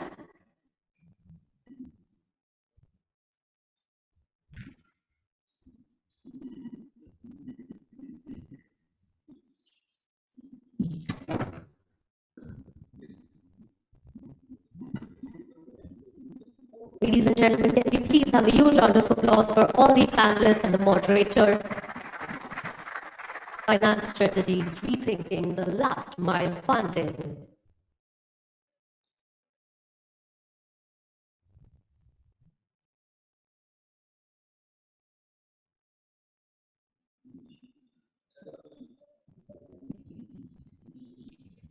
Thank you so much to each and every one for sharing your thoughts and opinions. And with that, we are now moving to the final segment of the conclave. The next discussion, actually it's not a discussion, but it's going to be an informal conversation that we will be having with our experts on the topic, smart and sustainable building cities for the people. I would like to begin by inviting the moderator for this informal conversation. We have with us Architect Jayesh Haryani, the CMD, Senior Principal, I&I Group. He has served the building and design industry for over 30 years, 3 decades now. He's worked in Europe, US, and different parts of Asia, and has led regional planning and urban design projects totaling 75,000 plus acres in India and internationally as well. That includes many gold as well as platinum rated IGBC certified green projects. I invite the moderator over here once again, Architect Jayesh Haryani, to please join us over here.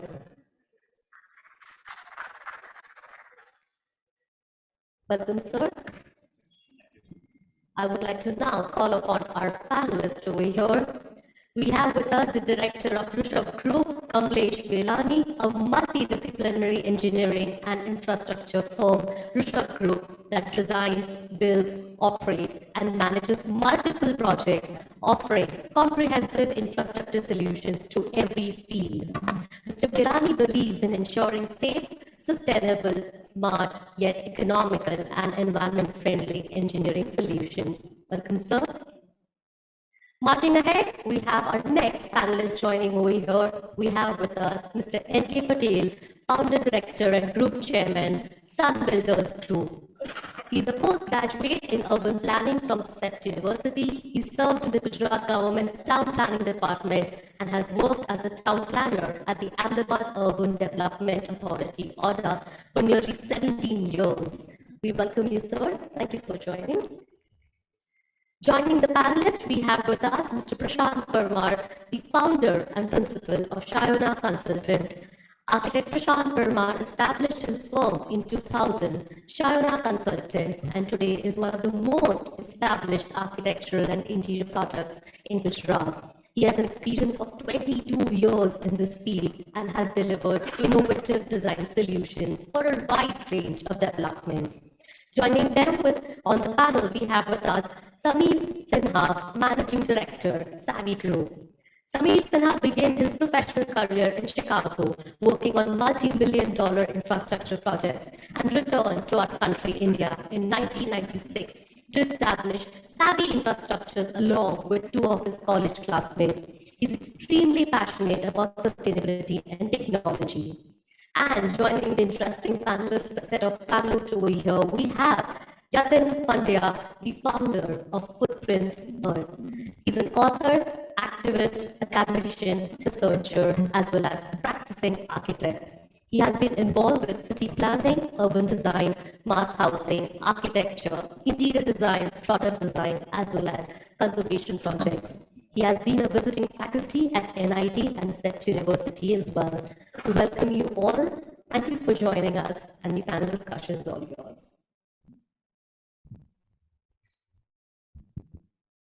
Thank you for a wonderful introduction for the entire panel.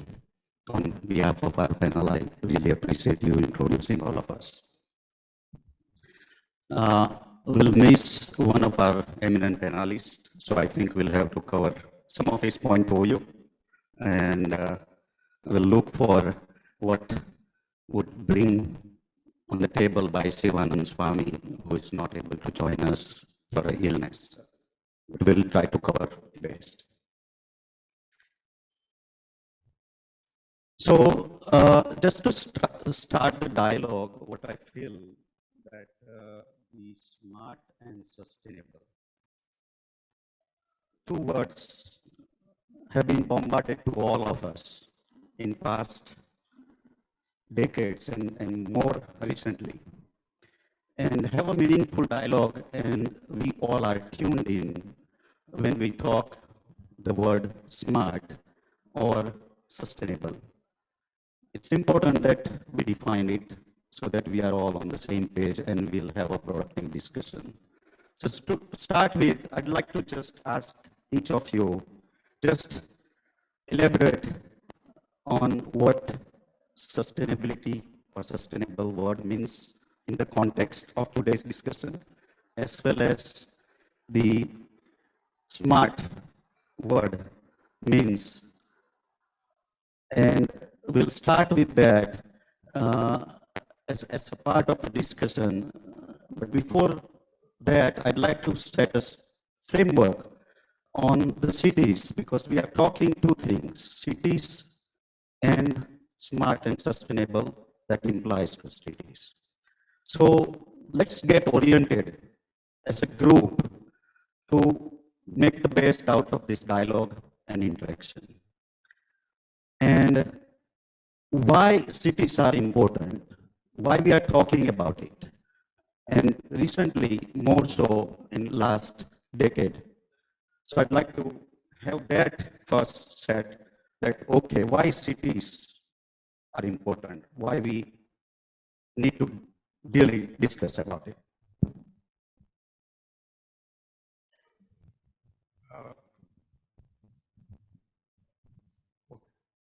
Hello. Basically, we know by 2050, the global population, so half of the global population is going to be an urban. And in that case, urban means city. And as we know, cities are always growth engines.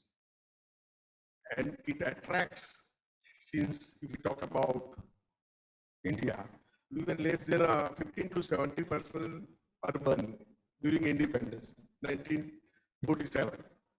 Today it's about 28 to 30%. So in that case, the migration, the opportunity for employment is not there in rural area. So people are migrating. So day by day, it's urban explosion. And in that case, we cannot stop them. So we want a safer city, livable city, and which is economically viable. So not only the sustainability, with the sustainability, there are n number of we will be discussing, there are n number of factors and criteria. But compared to the rural, the density of urban area, the inadequateness of infrastructure, high-rise buildings, more energy usage. So these are the factors. So we have to talk about the sustainability, how we can address in a city area. Thank you. Thank you. So let's first get to this why city, and then we'll come to the sustainability and smart. Anyone want to join in? Yeah, there are two ways to look at it. One is to go by the projection, and second one is to question or reverse the projection. And I'm of the second opinion because there's nothing wrong about cities or there's whatever about the city, but at the same time, it's not, not going to sustain if it's only cities because there has to be other set of things also coming from other aspects than just the city. That's number one. Second, what is the scale of the city? And that's where I'm a little concerned about that, is it city, mega city, then metro, and then mega metro? You make Mumbai, then Bruhat Mumbai, and then now even whatever, we run out of words to call them what kind of city. Could it not be, for example, can Bandra be a city with its own governance, with its own kind of distributed amenities and stuff like that? So question is not having cities, question is what scale of cities. And third is at what cost the cities. So if you go on sprawling, if you go on taking all of the resources which could have been for something else very needed, then, at the cost of that, then when the cities come. So this is where we have to know that is this projection, because that will keep on increasing, but with what measure? How much of that is a pull factor? How much of that is a push factor? And if we can relook at that and rebalance, maybe we'll be able to kind of arrive at a little more balanced, sustainable, and manageable places. So how do we improve the quality of life of the other half? And that is where maybe the kind of migration, kind of other sort of reasons why it is unduly increasing might be checked. So we need to know the potential and the kind of carrying capacities, and within which, if we allow that to happen, so it's not that one animal can become mega, mega, mega, it can have 3 babies. So after a point, that's where knowing the threshold where the city becomes another city or another something is important. No, that's interesting perspective that yes, cities are important, but there is more to it, and not only cities is what we need to focus. So we'll touch on that. Samir Bhai. Very interesting viewpoints from both, though not contrary actually. The question is why cities? And the reason is very simple, that the GDP exists in the city. Unfortunately or fortunately, our GDP exists only in the cities. 100 years ago, I think we were all farmers. Today, less than 1% of us are farmers. So where are we going to go? We are going to go to the cities. And the cities grow because the cities offer hope. That is a big reason why cities keep growing, because the cities offer opportunities, offer the economics, offers hope, offers a life which is better than in the villages. If that was not true, people would not migrate. So though we can get into the debate of how do we create smaller, better, more livable cities, the problem that we are creating for ourselves without any check right now is this whole problem of the urban sprawl, where every city is becoming, like I think Bhai says, a metropolis is becoming a megapolis, and a megapolis, I don't know what it will become. But that has been corrected by a lot of these Western countries, and we probably have to look at that and see how it can be done. Unfortunately, the problem with India is that a lot of it has to be based on town planning. It has to be engagement with the government on the citizens. There's a lot of mistrust which needs to be addressed. People have to have faith, and the government has to be responsive. So they are very complicated issues, but cities are a reality that we have to address. So I think the viewpoint, it's interesting, it's building up, and it's going to really fun debate to really connect to. We have 2 viewpoints. One, cities are very important and drives the engine, and cities cannot be the only thing to worry about. So let's build on that. Anything else, Prasanth, like to add? I think almost everything has been covered, but yeah, as Samir Bhai said, cities are for the hope. The people are traveling or migrating from the rural areas to the cities because they find good opportunities, better health, better transportation, good medical facilities, and these kind of things which attract city, attracts people to a city. But there are of course pros and cons. like in rural areas, you are getting good quality of, environment kind of, the nature is good, air, no pollution, you are socialized with your, the family members, and you are getting good quality of life, in fact. But in cities, because of the hectic schedule, because of the pollution and the climatic issues, you are not, you are not able to achieve that thing which you are actually want to. And that is the reason you are migrated to the cities. So there are both pros and cons. So I think, cities are really good for GDPs, for the better future, and in coming future, definitely, in 2050, most of the people will be migrated, maybe more than 65% of the people will migrate from the rural areas to the cities. The reason being is that. Thank you. Thank you. I'll come back to you, but on this point, if you want to add anything on that, why cities are important. Mainly, we are talking about the smart cities or the smart buildings. It doesn't mean the aesthetics of the buildings. It means the self-sufficiency of the city or the particular aspect. When the particular city is self-sufficient, means it is using the resources in an optimized way.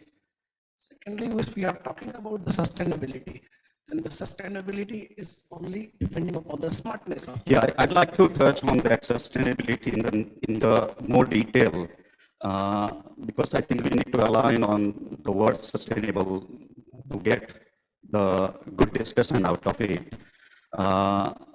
Before I change the tone, I'd like to just question ourselves as well as the people on the room that yes, we all know that cities are engines of GDP and provide a lot of opportunity and hope, and everybody comes to city for better lifestyle, better improved living standards and so forth. But on the contrary, we have been experiencing totally opposite, where we are choked with congestions of traffic, pollution, crime, hate, so on and so forth. So we'll need to touch on those while we maintain the benefits of the city as we progress. And I'd like to challenge ourselves to bring some of those ideas on the table. Please go ahead. Yeah, no, I just wanted to bring in that it's not just the binary, it is just the primitive rural and then it's the mega city. What we are missing are the grays. And this is where I'm saying that, people having to go from Jumri area all the way to Mumbai, really have we strengthened the intermediate circles? For example, from Ahmedabad, before Ahmedabad, the smallest scale would have been Sanand, I'm not saying village, a very small town. Then there would have been Nadiyad. Then there would have been something else, and then Ahmedabad, and then Mumbai. So what I'm trying to say is that, is it that direct link from there to there, which is causing a lot more problem? Have we strengthened the intermediate cities, which are going to be next level of cities? So I think the more attention should have been, rather than making mega city even mega, it should have been probably the intermediate ones strengthened such that they absorb a lot of, those. So we'll have to address all levels of the density. So we'll have the dialogue in that direction. Before that, let's get oriented with two words that we all talked about. Can you put the next slide, please? The context is smart and sustainable when we are talking about cities. Smart, let's define smart. What we mean by smart in the context of city, and that also in the context of Indian city. Quick reflection. I think it should be judged by the quality of life, not IT, not technology, not infrastructure. How does it improve the quality of life? That's the smartness of calling it smart. Fair enough, fair enough. Samir bhai. So actually, I am not in big favor of this whole smart word. I would rather make it a livable city or a friendly city, or a safe city, or a fair city, inclusive city, rather than being smart. Smartમાં શું થયું છે કે આપણે હવે camera લગાવી દઈએ એટલે smart થઈ ગયા. That addresses only one small safety aspect. It does not cover the other aspects. And that is why naming is very, very important. And we get away by doing a lot of technology applications saying, okay, now the city is smart. And our methodology of judging also is, I think, flawed. So smart, I would rather focus on sustainable cities than smart cities. True. So it's not about technology, it's about the way of life. Technology, but technology is only a very small component of it. There's a lot more human factor to it. Prashant bhai, smart. I think both the words are, we can say it's hand in hand kind of things. Smart and sustainable, we cannot separate because it gets in harmony. But of course, after all, the end of story requires peace of mind and peace of heart. So I think whatever you say, it may be smart or sustainable, by getting all the technologies done with, the cameras or, very advanced technologies are available right now in the market.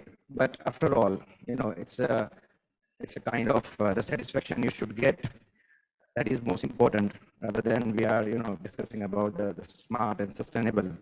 It has to be, the end result should be, win-win condition kind of thing. Okay. I agree, the city should be livable, but how it can be a livable city? And when we talk, the second tag word is a sustainability. So the city which optimize the local natural resources for the betterment of people. That can be a city I will tag as a smart one. In fact, I think the more involvement of the citizens or the community involved into the whole process, or educating them or aware them about the smartness and optimized use of the resources is the real smart way to get the cities smarter and sustainable. Good enough. I'd like to just simplify. The way I look at it is smart means learn,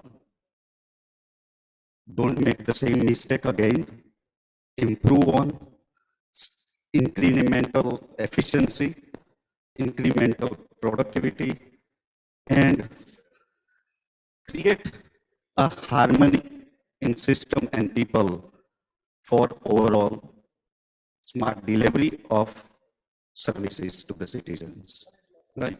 So smart is more simple. Don't repeat the same mistake. Learn from it, improve it is the easiest way to do. So we have defined the smart and sustainable in the context of our discussion, that how we really make them. So next, let's just build on it, that okay, what do we do with this? Next slide, please. So the question I'd like to ask to all of us is, what makes a city good city, right? We already talked some of the ingredients of good city that should have. So let's just see in the context of our challenge in India, that what a good city should look like. Who wants to go first? I'll go because I pulled up something that I had made a note of.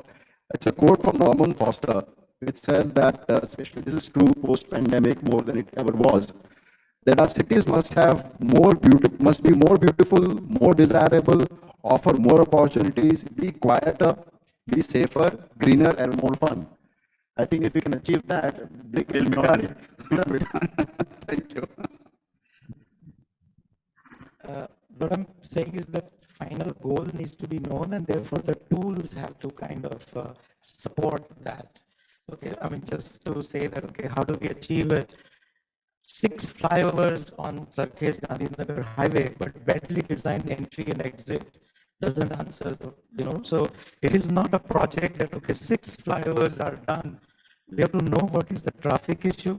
So Pakwan Junction is not really right now because from Thaltej you cannot enter that, flyover because you can't go on to the other side, enter into that. So likewise, what I'm saying, if we have these goals and, okay, it's a place of opportunity. Point is it equal opportunity for everyone? So that equality, plurality, imageability, all that come in play. And these are not emotional words. I think our tools have to be based in a way so that these things are indirectly there for everybody. For example, public open spaces. What proportion? Ahmedabad is one of the least in terms of common open spaces and in a decentralized way. And even the waterfront comes up with a charge, or Kakaria comes up with a charge, which earlier was every newly kind of engaged person's retreat. Because first time you go to an expensive cafe, next time you go to a Renkdi, and third time you can have Shing Chana and be on your Vaspa and sit on the waterfront. So what I'm trying to say is that, is it becoming inclusive, or in the name of the mega project, it's going away from the people? So I think good amount of opportunity for all, and this is where I'm saying the answer may be in decentralizing, so that Maninagar is a corporation or whatever you call it by itself, which has school, which has this, and even its governance in its own opportunities and requirement, and the heights or the FSI or that could therefore be governed by whatever are its opportunities or resources or limitations. Same way, Bhopal can be already it is a city by itself. So if we think that way, then it is not the same yardstick that applies from Vasana to Nicole in that sense. So once we know that, then only things can be sustainable. The grandmother gets its own right as well as duties and share, and so does a young child. Right now we are saying one yardstick, if you're not earning, you're not good, but we forget that they did their part when they were young. Okay, so I think in that sense equal. So it's not romantic idea, it's actually a factored in the sustenance. Inclusive and should cater all levels in terms of offering livelihood and so forth. Any other things to add? I little differ with Yatin Bhai. Yes, the reverse migration is not possible. We talk about rural planning also, which is also not successfully looking to our density, looking to our population growth. So in that case, Maninagar or Bhopal is a different city, but if they are in the vicinity of some 5, 10, 20 kilometers, then most of the sustainable or environmental factor will remain the same. So this is a fact. Ahmedabad is 75 lakh, so we cannot reduce, or we cannot think about a reverse migration. Delhi may be more than 3 crore. It's an NCR. So there is a Faridabad, there is a Ghaziabad, there is a Noida, Gurgaon, Central Delhi, South Delhi. But now we have to think that 16 SDG goal, Sustainable Development Goal, which has decided for 2030. And what are that? I'm not going in that detail, but like need of a public transport, how to avoid the cars. So that public transport will include the TOC, will include the metro, but how the appropriate location, appropriate route, and how from a 3 to 4 minute walk you are getting. So you have to think of a smart public transport solution. Similarly, I agree, Yatin was talking about a green space. Most of the people have visited in New York, the Central Park. What was that? So in early 1920, there was a plague and other pandemics in New York. At that time, one retired Navy health official, he became an activist, and he forced the government, the federal, local government, to create a central park. Now, what is the situation? So if you go back to May 2020, that central park was converted into a hospital. So now, for a smart and sustainable city, the resilience, You have to create that open spaces where the people can go access for all the people. And it should be safe also, that access should be safe also, free also, but it should have multi uses where it is required. That is the second thing. Third, we have to think about water conservation, recycle, reuses, and particularly the food waste. I will tell you the garbage cost. Suppose you are staying in a Godrej Garden City, which is about 22 or 24 kilometers from the solid waste disposal at Pidana. So your truck, a dumper, has to go 50 kilometers to and fro. So in that case, I agree with Yatin, there should be a 5-10 kilometer ward or a zone or a sector where such not to carry the 25 kilometer solid waste. Actually, we have done an actual study. Every TP scheme of whatever 100 acre or whatever it is, if it has a provision for the solid waste, first it will not be a mega mound, so that you have different technologies, medium technology, low technology, and with tricycle people would be able to transfer that. It will create also an employment, and it will be more effective as well as less kind of. So I think we have created already a monster, and we need to now break it apart to restructure the governance, restructure the overall administration, so that it's really feeding into each other and harnessing in a more holistic way as a single unit, but at the same time in individual levels. It is always not one or the other. The answer is that you have to reevaluate the situation which we already are in today, and then make a sense out of it. So in our context, it's a challenge that we already have, and we need to reframe it and try to solve it as a new overlay. That's what I think will help. But Samir, I want to add. No, so just wanted to add that as a benchmark from a common man's or a citizen's perspective, a good city would be would be a city that increases my leisure time. If it can increase my leisure time by, let's say, 3 hours, 4 hours a day, or 3 months a year, then that's a great city. That's very well said. Family time, leisure time, benchmark, which will establish that, which is a factor of transportation. It gives you stress time also. Everything. It's happiness. I mean, we all. But again, that is a factor of urban planning. That's a factor of transportation. That's a factor of zoning. That's a factor of FSI. That's a factor of gardens. That's a factor of everything put together. How far are your schools? How far is your walk to work? How far is the nearest bus stop? All of that factor comes in. If you can focus comfort of the citizen and how livable is it in terms of his leisure time. Good. You have anything to add? I think there are many actors in this whole game. Everybody has to play a part into that. Whether it's an architect, a designer, a user, the authorities, the builder, industries, infrastructure development, each and everywhere the challenge is there. We need to identify that challenge. We have to deal with it sensibly, and we have to give the resultant accordingly. It is the duty of everybody to observe, to use the minimized resources, and to live quality of the life, environment friendly life. One of the process I just want to share, that's why it's not one commissioner, one minister, or one architect's kind of so-called vision or duty. One good example is New York Mayor Bloomberg, when he came to the term and went for 2 terms. I've personally seen some document which he had identified 192 resource persons with these interconnected kind of studies done over more than a year and a half. And I've seen that one water consultant would say, okay, our problem is the old flush tank, because drainage is not about treating, but throwing into the sea. But the other one says, okay, yeah, but to do that, then we need to upgrade. So technologists would say, change it to this. Finance guy would say this. And they came up with 200 recommendations, in which on one side there was this not dumping the thing and upgrading the old 6-gallon flush.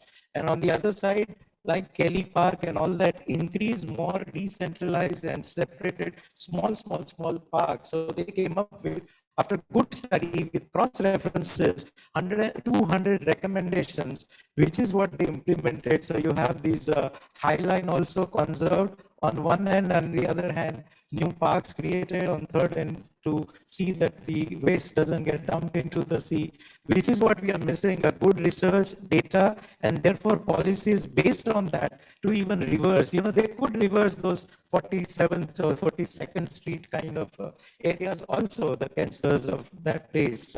So I think it's possible. So rather than saying that this is the route, I think we could also see what should it be. And I think pandemic has given a good lead also onto that. True. I'm surprised. I was expecting, nobody said a good city is made up of a good citizens.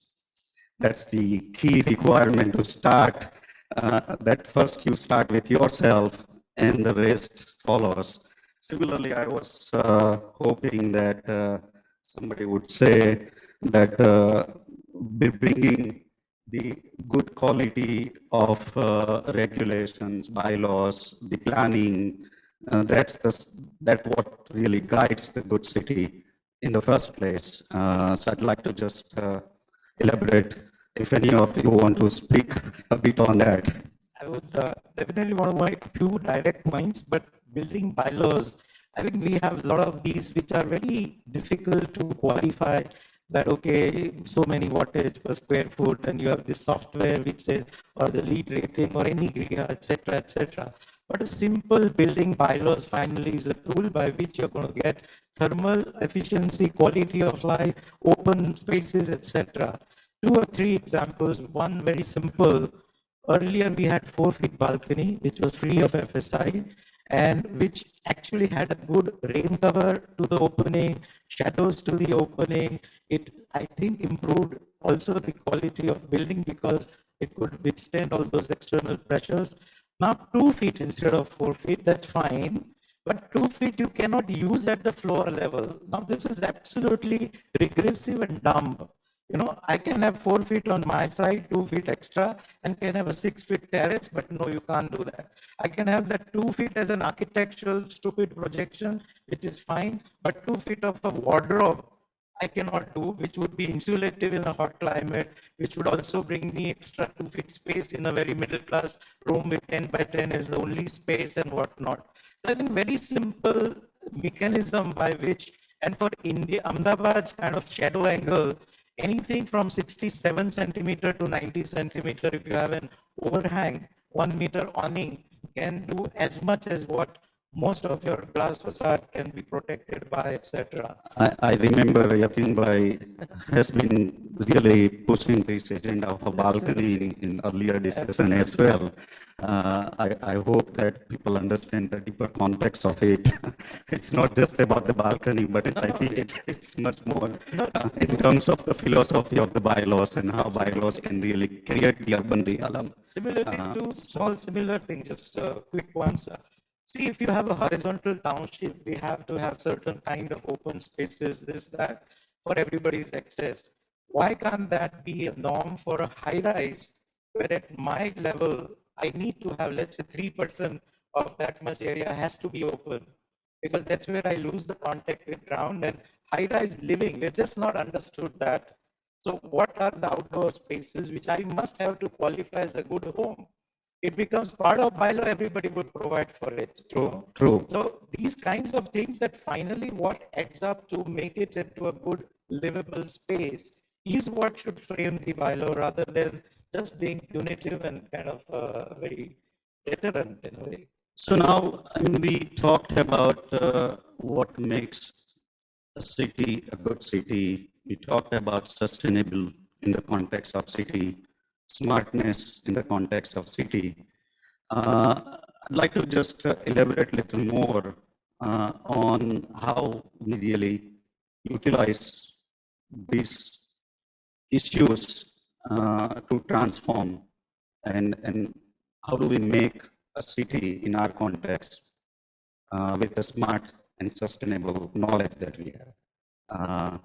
So can each of you at least discuss 2-3 points on how we really Yatin very well said that there should be some strict bylaws and add-on factors into that. But whether we are disciplined enough to follow such guidelines and such bylaws, we are always finding out the loopholes out of it. Correct. And second thing is that we all know since 1947, we have been learning, our generations have been learning, we are watching the things happening. But it is depending on us, it is depending on you people, you citizens, each and every member who is a part of the society, that we have to follow the guidelines, the discipline of our own rather than fingering on the other part. हम लोग जैसे बोलते हैं कि भाई पानी एक precious commodity है, प्रेशियस कमोडिटी है तो आप देखिए उसका वेस्टेज आप कितना कर रहे हो. Simple small society of 200 square yard, the ladies are washing the compounds 2 times in a day. It is why these things are happening, because the things are available at the minimal cost, it's a free cost. You are not having the value of the free. So unless and until we are putting up some value into it, some penalty into it, which is pinching your pocket, then only we are learning. We are not disciplined in that way. कि हम लोग खुद ही अपने discipline से ये चीज ना करें, अपना कचरा उठा के बाहर वाले के कचरे पे फेंके, भले उसकी गंदगी खराब हो, उसका घर खराब हो, अपना घर साफ सुथरा हो. We are adding the garbage to the society. We are cleaning our home. No, we are spoiling the whole area, whole city, and the close vicinity. The people need to be educated. It is the self responsibility of the people. आप lift की बात करिए, उसके अंदर power consumption का आप regulate कर सकते हैं, पानी में कर सकते हैं, वेस्टेज में कर सकते हैं. स्मार्ट बिल्डिंग की हम बात करते हैं तो आउट ऑफ द कंट्री कितने एनआरआईज हैं, कितने सारे लोग हैं जो बाहर जाते हैं, सब चीजों को देखते हैं, वही चीज वहां बाहर नहीं थूकते हैं, यहाँ के वो बाहर थूकते हैं. These small issues are there which we realize, but we are not taking any initiative for that particular point. So at least it is our responsibility to make the city smarter, clean and beautiful and energy efficient. When we are talking smart, you need to be smart, then the whole city and the other things will become smarter. So start with yourself. Individually, all of us need to pitch in. Journey starts with us. Anything more? Now I want to bring some little bit of hope for the reversal. One is it's not always punitive. There is also encouragement in kind of initiative with certain rewards. And we have seen the transformation with the rooftop solar harvesting. The fact that policy came into existence with certain kinds of benefits shared to the people on their own are doing it. Okay, so I think that's where the whole point that what is useful to the group. So when you create something, then people will follow. Right now, it's so easy to say that, okay, people flout the signal and all that, but so many places, there's so much confusion. So don't go by those bad data. We also have to see that how far something is there in right place. That's one. Second thing is that we have seen today, all probably here have seen the brunt of labor and these sort of, human supplies, shortages of the kind of those supplies. Why? They could have been in Ahmedabad only. No. 4 months and 6 months they go to their places. So let's not say places are not livable and all that. Provide them something more and they won't come here. Okay. So they have enough. They have right now monsoon and their KT. They have Manrega without doing anything. They get certain amounts. So why they come here? Okay. And so on and so forth. So point is that if we strengthen certain kinds of elements, then you would be able to resolve that accordingly. And third is we have seen in pandemic, when the unused systems were out of the place, nature could correct its own course and things could happen. Now, I'm not saying everything towards IT. We need human factors and whatnot. So I'm not going back to that. But what I'm trying to say is that if as a general policy, if we think not just giving slogan that 230 and 2070, but what are the ways from today we start towards that, and in which like I said, the master blueprint of strengthening the smaller centers, deflating the present ones, and there are many ways to do that. There have been places, Brazil and many, you can't buy land in the urban area anymore. Okay, so I think there has to be that sort of a, in Singapore, your cost of vehicle is not really that much as the taxes on it. So there have been enough examples to do that, but we need that willingness. On one hand, we say that 5 cars per house and the roads are not like this and we are GDP excess and whatnot. I think we are missing the total point. So good citizens, maybe policy framework to support and incentivize and encourage the behavior in that direction. Any other good ideas to really add? So I honestly, and I agree with most of the points that have been made, but I honestly feel that just like good citizens make good cities, cities should also make good citizens. It should be the onus of creating good citizens is on the city. The challenge is that we have become a race of consumptionists. We are consuming what was meant to be a durable. And this is something that I quoting often is that when I grew up, or when most of us grew up, we had one car in the family that lasted for 30 years. My dad drove the same car all his life. Whereas in my generation, I have changed at least, I'm sure all of us have changed several.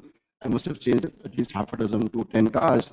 My kids probably will change more, but what are we doing with these cars? They were not meant to be consumables. How many refrigerators have we changed in our lifetimes? My childhood, we had one refrigerator throughout our life. So what are we doing? So the challenge also is that with this whole pursuit of gain or economic growth at any cost is something that the citizens have to also look at changing. Today, unfortunately, a dead tree is worth more to us than a live tree is economically. And that scenario has to change, which has to come from the citizen.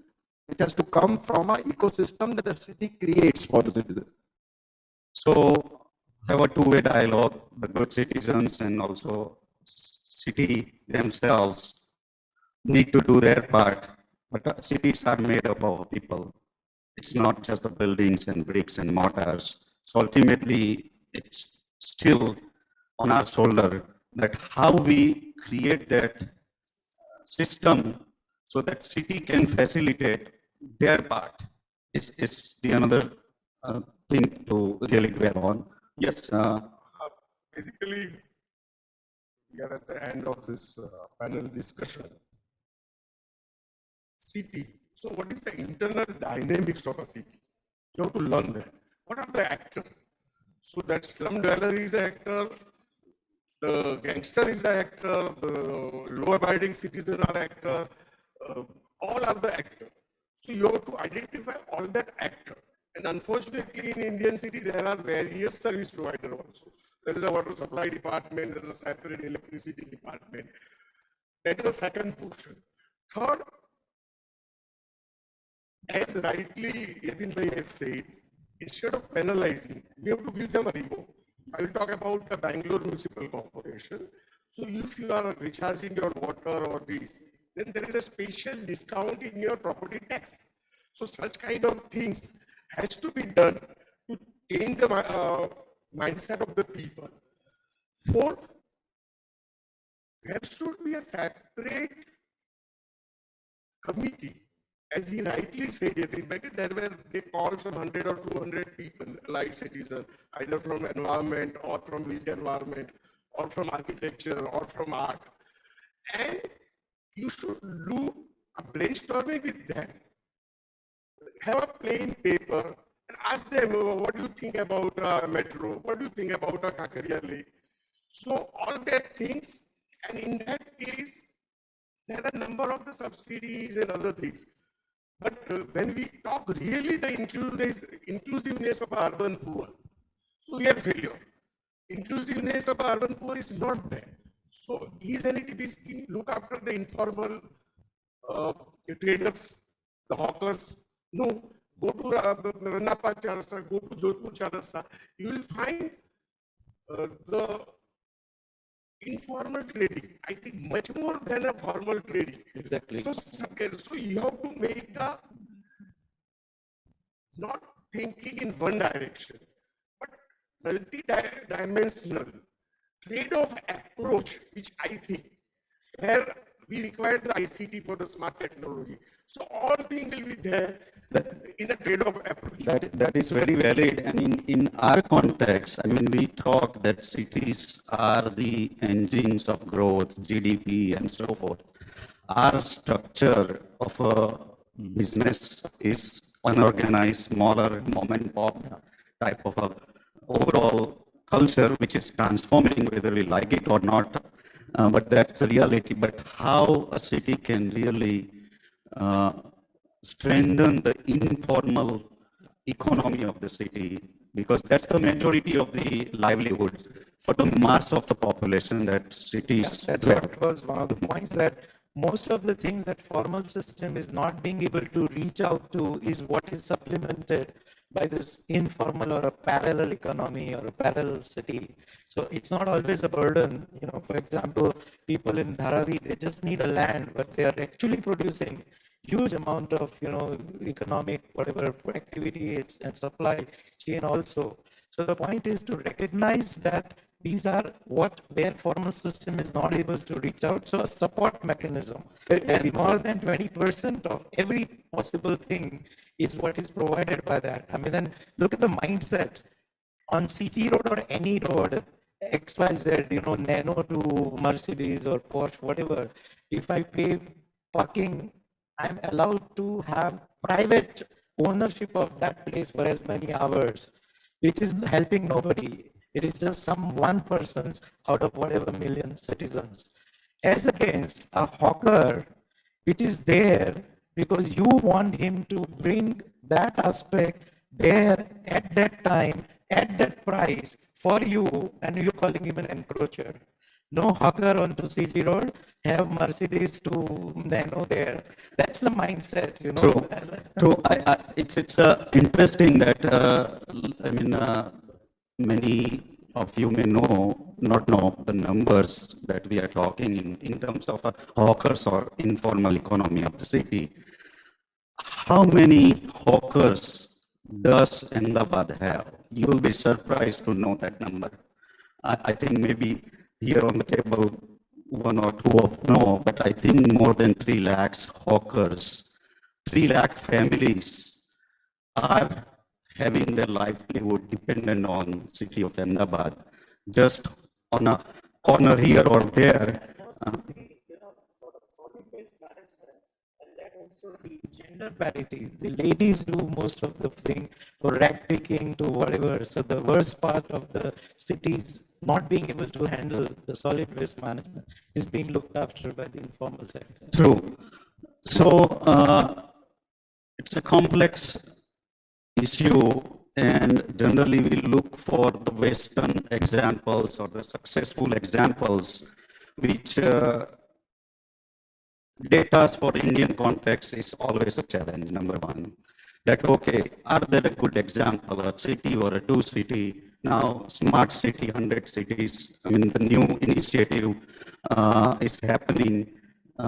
It's the first step in that direction to really touch on that issue that we are talking, because we need to discover ourselves or rediscover ourselves to solve the cities of India, which are good, livable aspiration that we all have, and how did we deliver? So my question is that the initiative of a smart city mission, successful, not successful, good stories, bad stories, can we just touch on that? So just one small parallel example, Singapore in 97 had its kind of economy nosedive, and then they ran an analysis, and they said that from fisherman's village, when it got the riches, it invested in those concrete pagodas and very tall buildings, which did not make it attractive for any tourists to come there. So they lost its asmita, its identity, and that's why they rephrased their kind of initiatives to say we are about waterfronts and not Mustafa Mall, because now every place has Mustafa Mall, so to say. And that transformation of policy, so in their brochure they said melting pot of various culture, and the cover page was Tamil Nadu kind of Gopuram's image in Singapore over there, you know. So the point is to understand that India, Ahmedabad has its own cultural identity as well as its own kind of a sustainable image. And if we build on that, that would always help rather than calling it another Singapore, Hong Kong, or whatever, Bangkok, you know, which is always going to be wrong, fake, and unsustainable. Sure. About smart city mission, if any thoughts? Is the smart city mission a good thing? Yes, it is. Is the government initiative appreciated? Definitely it is. Is it enough? No, it is not. The reason being the engagement of the citizen is not there. It's a great initiative, but it can't be pushed down unless people are engaged and involved and committed to doing it. That whole mistrust comes from this. And that is where I think the government needs to do more. But on a broad level, I feel the government is extremely progressive and doing the right things. Something which is missing is also a factor of our own ecosystem where we don't have any platform where we can engage with the government and say what we want. So maybe that is what forums like this will address. True, very true. I mean, I'll just extend the story in the response. Samir bhai, we are working on one of these assignment, Rajkot Smart City, where we really made a lot of effort in reaching out, bringing the citizens' view, bringing them as part of the process. About 9 lakh out of 13.5 lakh citizens of the city, we were able to reach either in person or through social media or another platform. We had created 4 different variations of ideas for the city after a lot of research. And we said, okay, what, as a citizens of the Rajkot, which idea reflects your aspirations? And that's what we try to implement. Now we can still debate that, okay, is that the right idea in the right direction? But that's what the majority of the citizens said, this is what we want to commit to. And that's what we were able to really connect. So I think there are some good examples, but you are right, majority, it's a disconnect that, okay, it's a report that's generated without really engagement of the larger stakeholders, and then it's just get pushed down, and then no ownership and the real result out of it. So, but I think it's a step in the right direction. Any other views, please? Particularly, Honorable Prime Minister, I think in 2014 itself, or in 2015, the Smart City Mission was started. But see the budgetary allocation. For 100 smart city, you are allocating some 500 or 1,000 crore rupees, right? That is not sufficient only for creating ICT or a smart camera or other things. But on the combined, you have created one movement, smart city. And parallel, there is a Swachh Bharat mission, there is a Amrut, and there is a Hriday. So all are the mission through that a local self-government can get good finance. So in Amrut, you can have an infrastructure has been improved, particularly in Tier 3 city, which it was not having. Similarly, more through smart mission, and it is a competitive, and they have to give their answers, and the mark sheet will be given by the Central Smart City Mission. So if they indicate only the 2-3 things like Amrut, Hriday is for heritage things, and the Swachh Bharat mission, another things like water conservation or new technology, building technology, or non-conventional energy sources, it's such another things which more budget if they provide. Then for sustainability, which we are talking since last 55 minutes, can be addressed by each city. So there are many other parallel missions that have been initiated, which I think overlaps in terms of integrating the efforts of the citizens and the cities across the region. the question I still have is the smart city mission, basically. How does it really creates the awareness in terms of the participation, which Samir Bhai said. But one of the right step in the direction is that now at least cities are competing and thinking about it, that what they can do in terms of competing the race, in bringing the new businesses, new fund, new strategies to compete with the other city, which I think is a positive behavioral change. At administration level, at citizen level, people are talking about it, that okay, what cities engagement is doing and how it is percolating. That's one of the right steps that I see that has happened as a result of the smart city initiative. Moving into, we already touched on that. Yatin Bhai started that. Is it right to focus on cities only, or is there more to that? And can we really transform our cities without thinking of the other half? I think 65% of the population of India lives in the rural areas, and what is up there? What can we really do to connect the dots, to harness the potential that city can offer to the regions? If we can, like you said, is a larger blueprint, define that, okay, cities need to contain itself within this parameter. I mean, saying physically, likewise, resource-wise and whatnot. And between every bubble, small or big, there is an in-between, which is not to be touched. It could be forest, it could be agriculture, it could be other sets of production, etc.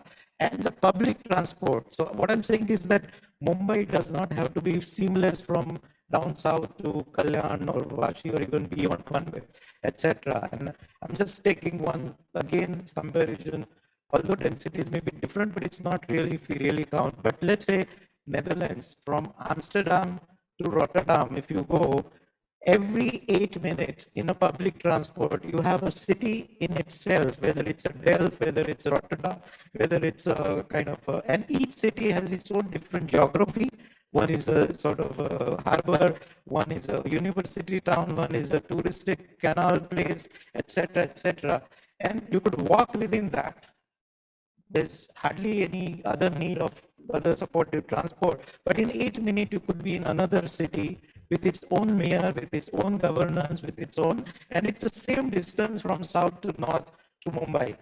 So all I'm saying is that if there is a perimeter kept for each city's potential growth, and not to like a buffer zone, we have green zone in city, even though need many more, why do we not flout on the open spaces that are earmarked as a green zone? So likewise, if we have equal attention to what even city needs, because the thing is that it should not be even otherwise right that, okay, Punjab sends all the gehu, of course, ecology, geography, biology may be different, but why vegetables have to come from far off for Ahmedabad? Should it not be in the immediate vicinity? So sustainability goes at many levels, you know. So every city finds a local supply within its manageable perimeter. So those are the kind of production or the growth part for the other aspect which city itself does not produce. And simply last, my idea from long back when I was a student, that's when INI gave them those ones. Why all our public space trees are not fruit bearing or otherwise edible landscape, you know. What if even any passerby throws a stone and gets a chiku? What is the problem? Right now we are not getting it, then at least somebody gets it. So how do we turn city into with an edible landscape into also productive into these aspects? Compulsive green on the terraces and so on and so forth. No, I think the urban farming, the meaningful planting, which adds the value to the community, has to be part of this. Not only urban farming, but even the energy farming in more renewable way, whether it's solar, wind, or whatever needs to be part of the equation. But how do we connect the two to really make a meaningful impact at city level as well as rural level. And without really touching this side of the equation, the migration is going to continue. We are already choking our cities. So we need to do work on both sides. One side, work on our urban issues, create a blueprint that really works on the integration of the system across the urban areas. Parallelly, we develop the cluster-based solutions around the urban and overlap and see what larger systems we can create to help build the efficiencies. Any more last thoughts on the connecting two dots? So very quickly, the three factors I feel that we need to improve in our rural areas to make cities less attractive to migrate to is technology, transportation, and opportunity. We sometimes do not pay enough attention to transportation. I think the real estate prices, the biggest factor that impacts us is transportation. If Nadiyad was as livable and easily commutable, why would Bodakdev prices be so high? So technology, transportation is extremely important, and that is something that only the government can do.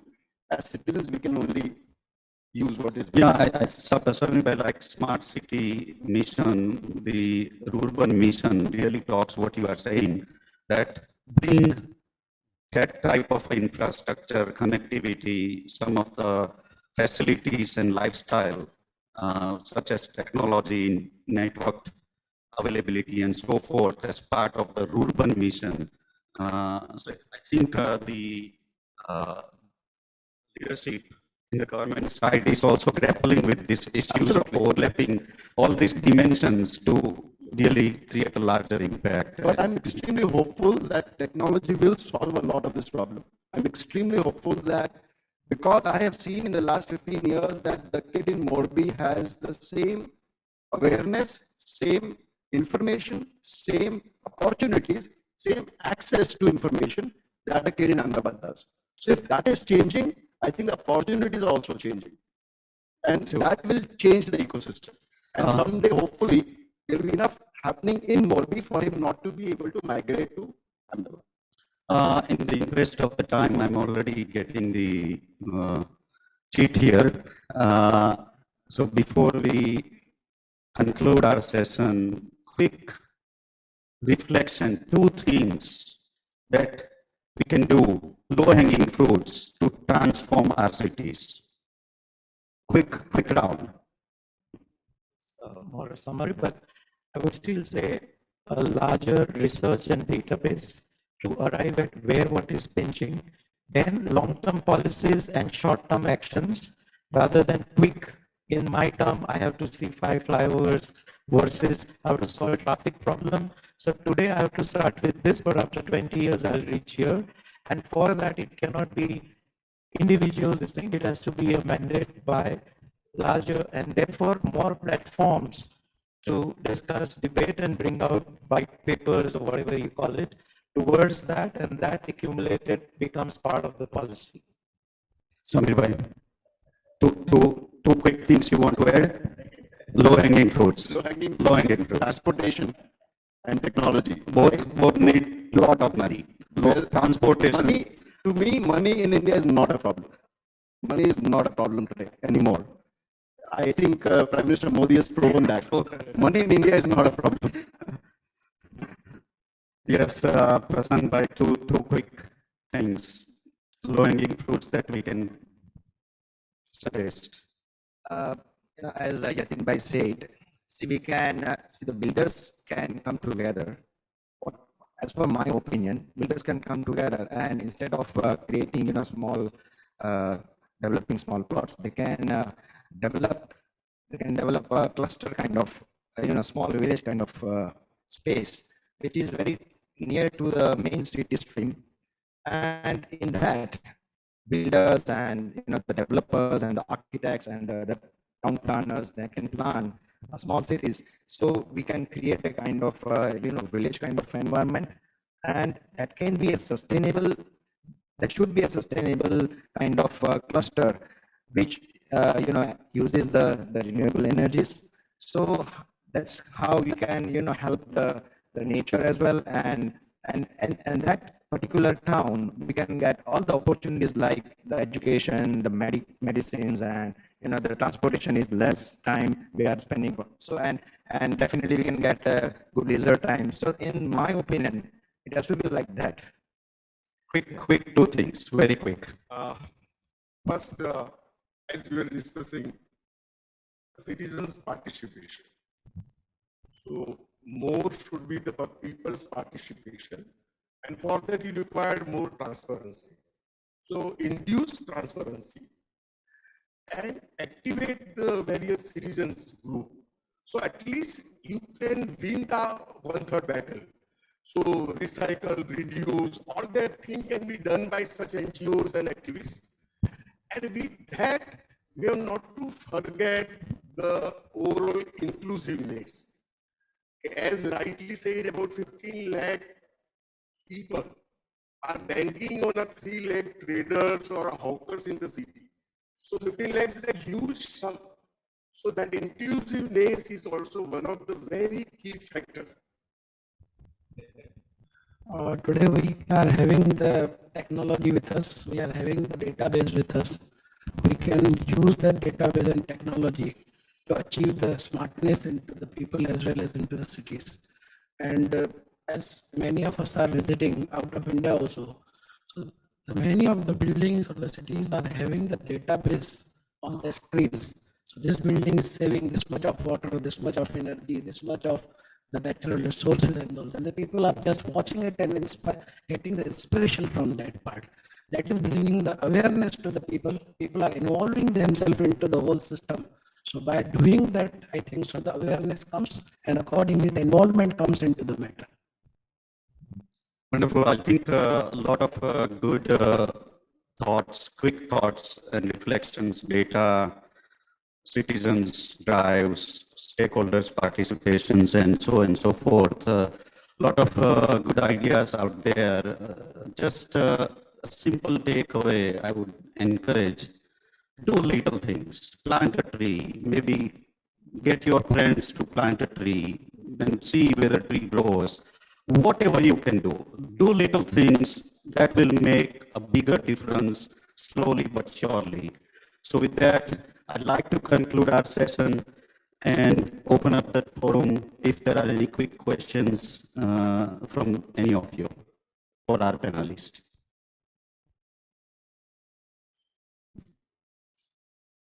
Anyone? Yes, there's one question in the first table, if somebody can bring the mic.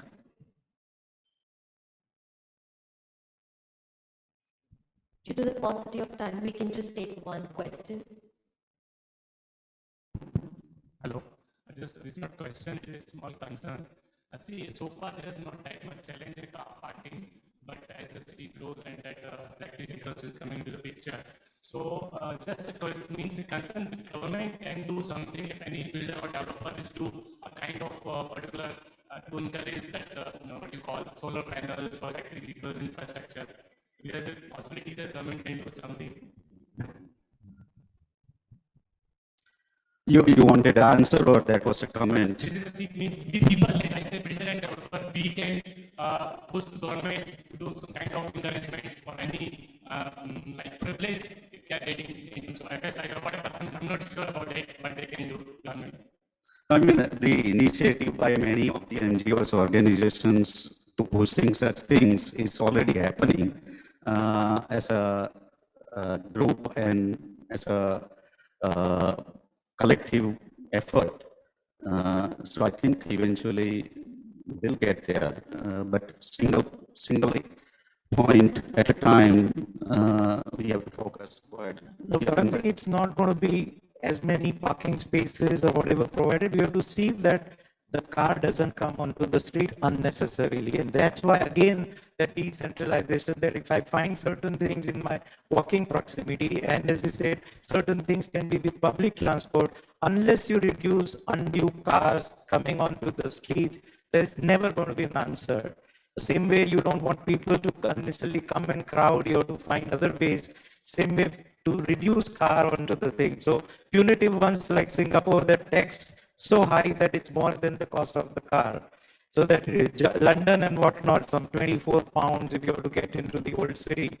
So one side you reduce them to come into this, and second side more opportunities. So you don't need to take a car. But we used to have, Jaipur city 800-meter grid where you get the bazaar, the city level amenity, which means it's less than 10 minutes from your house wherever you are, not more than 400 meters. So you could be availing city level amenity at not more than 400 meters. That's what is the idea, whether Chandigarh same 750 by 1000. So unless you reduce the car coming onto the street, and for that, right from the policy to every other measure has to come up. Otherwise, it's an involved challenge. First, you need to think of the transportation. If the transportation is also enough to people travel without cars, so I think it needs to be integrated, not just a policy driven, but as a holistic solution. Because if you just penalize, but you don't have the transportation to really facilitate, then also you have a problem. Thank you all. Thank you so much for sharing your thoughts and various points on how we can build smart and sustainable cities. I would like to now invite on stage Mr. Ashutosh Shah, the Managing Director of Durabit India, to please present the token of gratitude to all our panelists and moderator for taking our time and gracing this special conclave over here with us. It was indeed an insightful session and a lot of discussion on building smart cities for people.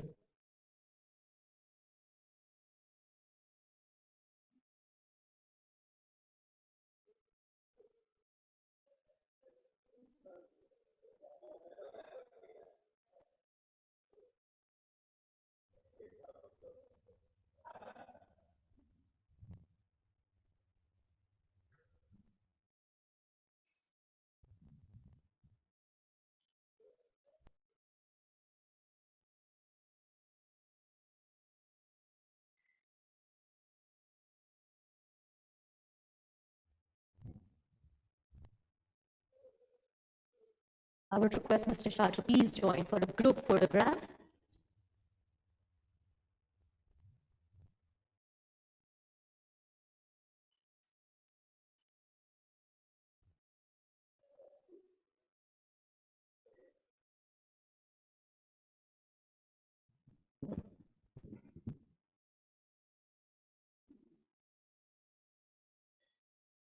Thank you so much, gentlemen, once again for joining us. And with that, I just didn't realize that how the afternoon turned into evening, and what a beautiful day it was at the 14th edition of Realty Plus Conclave 2022 in Gujarat.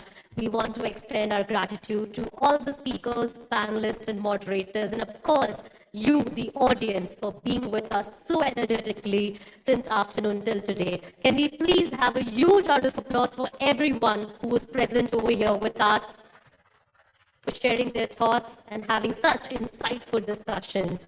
May I please request everyone in the audience to please vacate the banquet, as we need to do some different setup, as we will be presenting award ceremony in few minutes. So I would request you to use this time to network with your colleagues, friends from the industry, and come back again in few minutes. And I am super excited to present the Realty Plus Excellence Awards 2022 in just few minutes. Thank you so much. देश की मिट्टी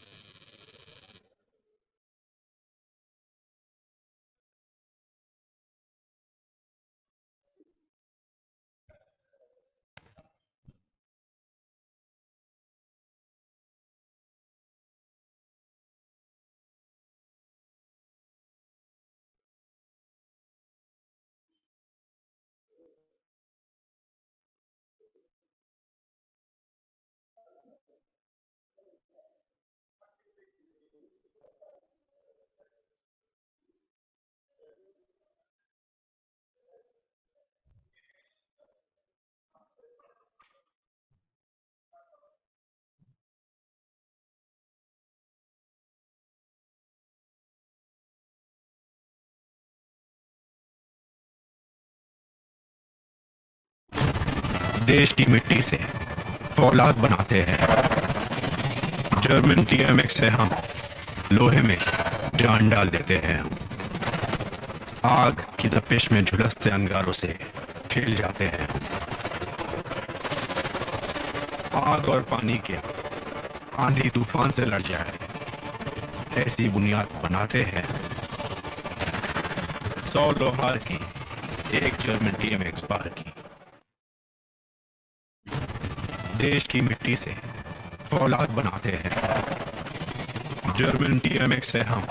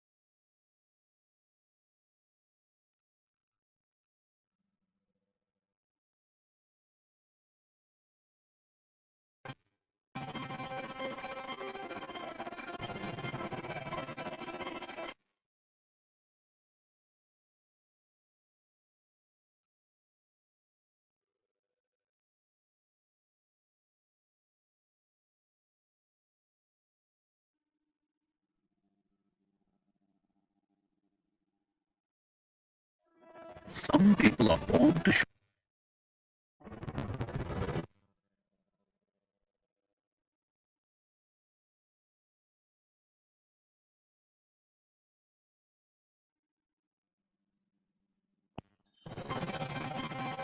And now, ladies and gentlemen, we present the women.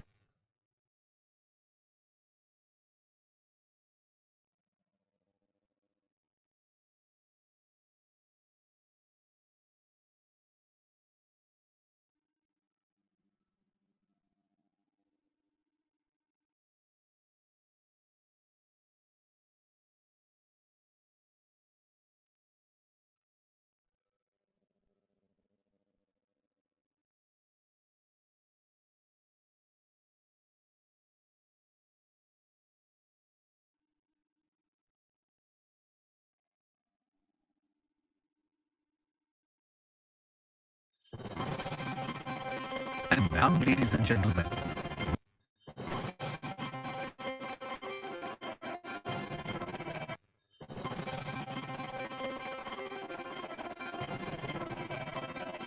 next is the prestige.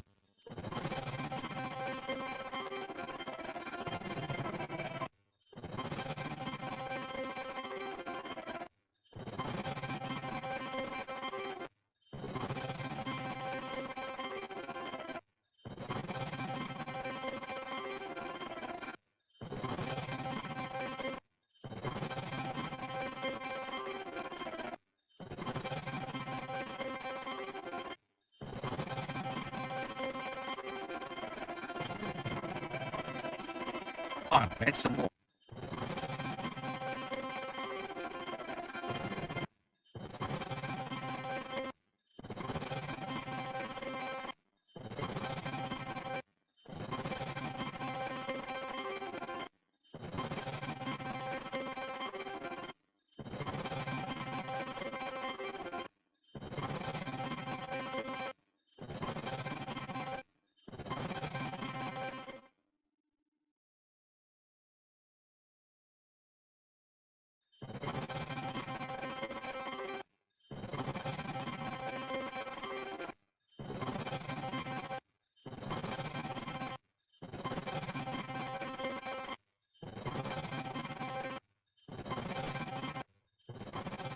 Now we proceed.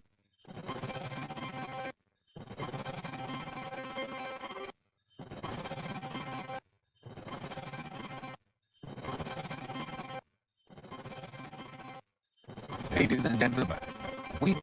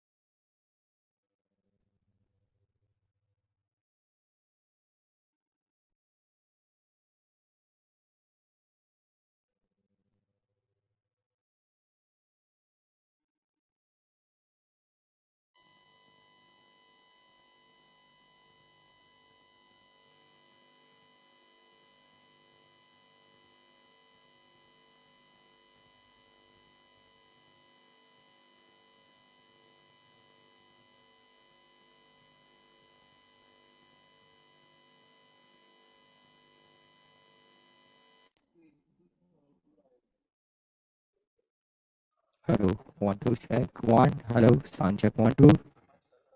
Hello, hello, hello. Check 1 2 1. Check 1 2. Hello.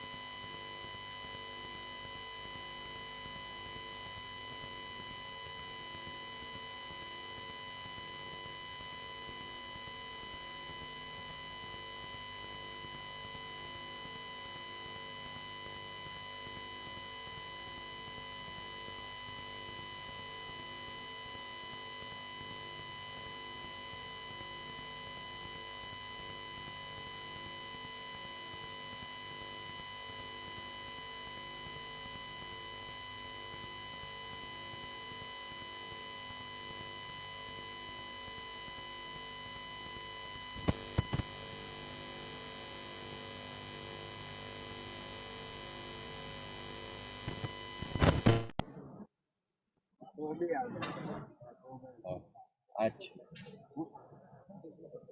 બે તો આપ્યા તે મને કેટલા આપી સર ચેક ચેક 1 2 3 ચેક જો આ માઇક અહીંયાથી જાય છે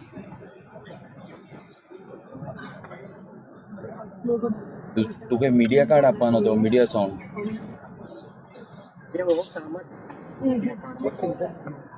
હમણાં આ લગાવ્યું હતું ને આપણે ચેક બોલ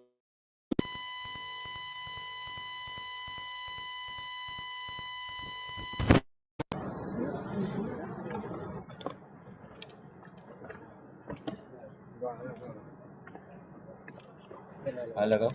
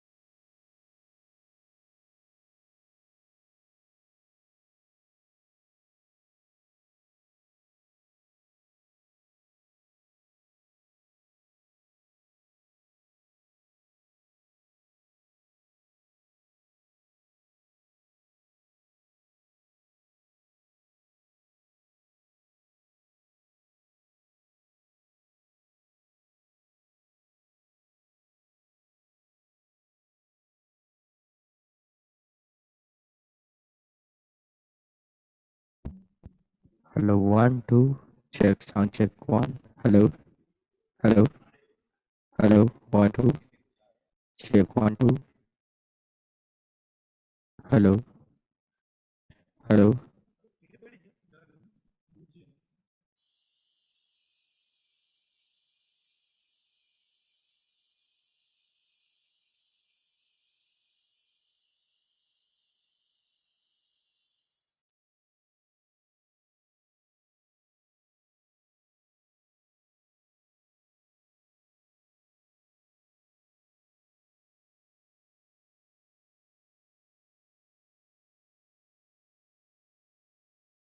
please settle down and take their seats?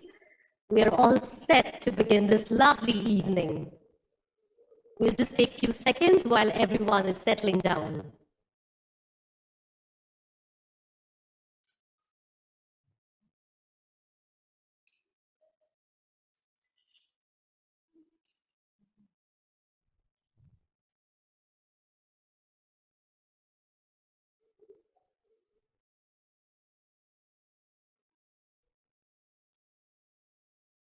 All the guests who have just joined us, I would request you all to please take your seats.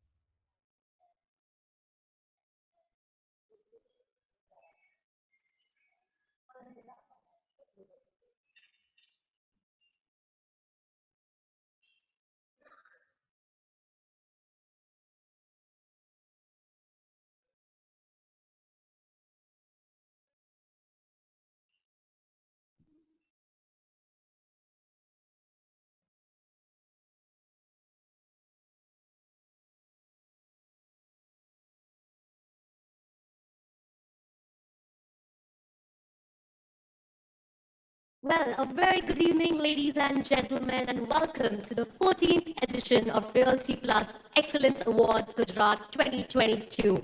This is your host, Lippy Goyal, and I welcome you all to this lovely evening, this dazzling evening of felicitations and acknowledgements. Before I begin this evening, I want to have a lot of positivity in the banquet. So can I request everyone in the audience to look on your left and right and give a bright and sparkling smile to your neighbors. आप अपने left और right में देखिए और एक बहुत अच्छी खिलखिलाती हुई स्माइल जो है अपने नेबर्स को दे दीजिए so we can have lot of positivity in the room over here. Wow, I can see smiling faces. The backbenchers जो पीछे बैठे, I would request you all, no conjuicy in smiling. I'll request you all. I want to see all the 32 teeth if possible. For me, the example is Tripti from the team over here who's smiling. That's the example, Tripti, hi.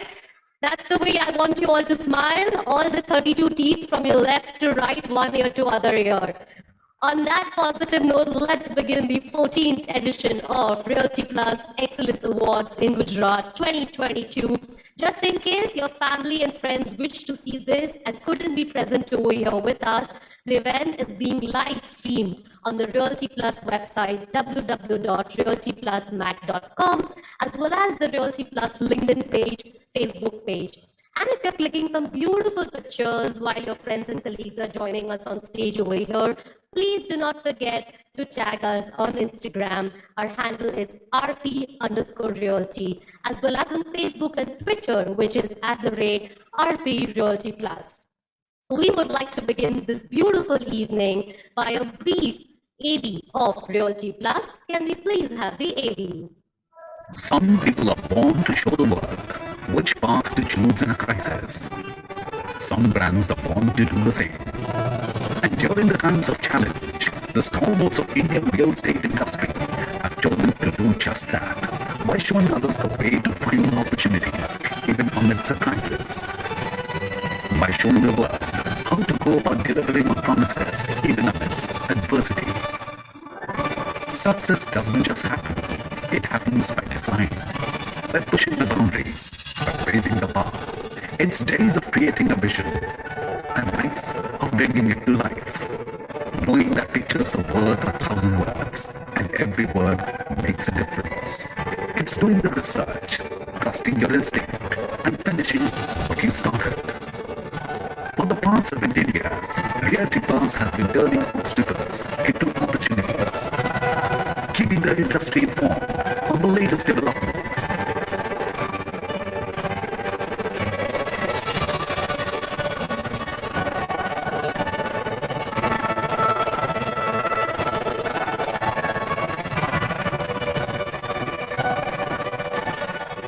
Innovating to inspire debate and discussion,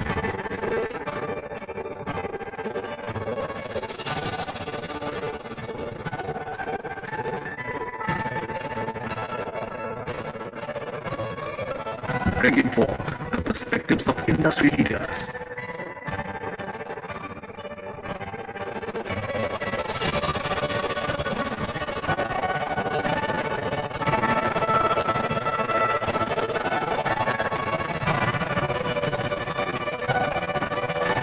Honoring hard work and achievement.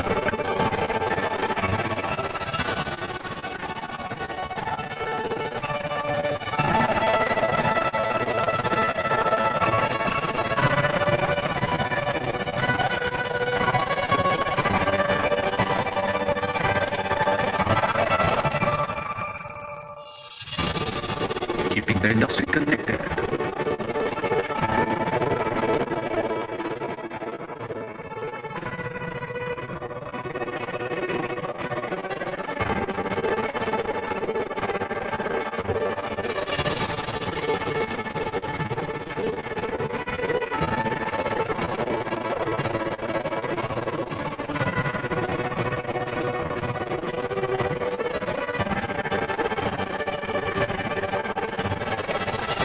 This is what we are built on.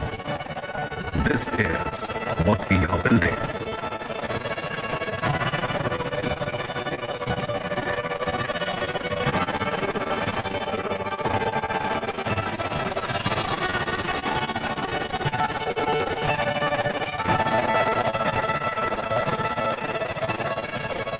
We are Realty Plus, and we lead the way.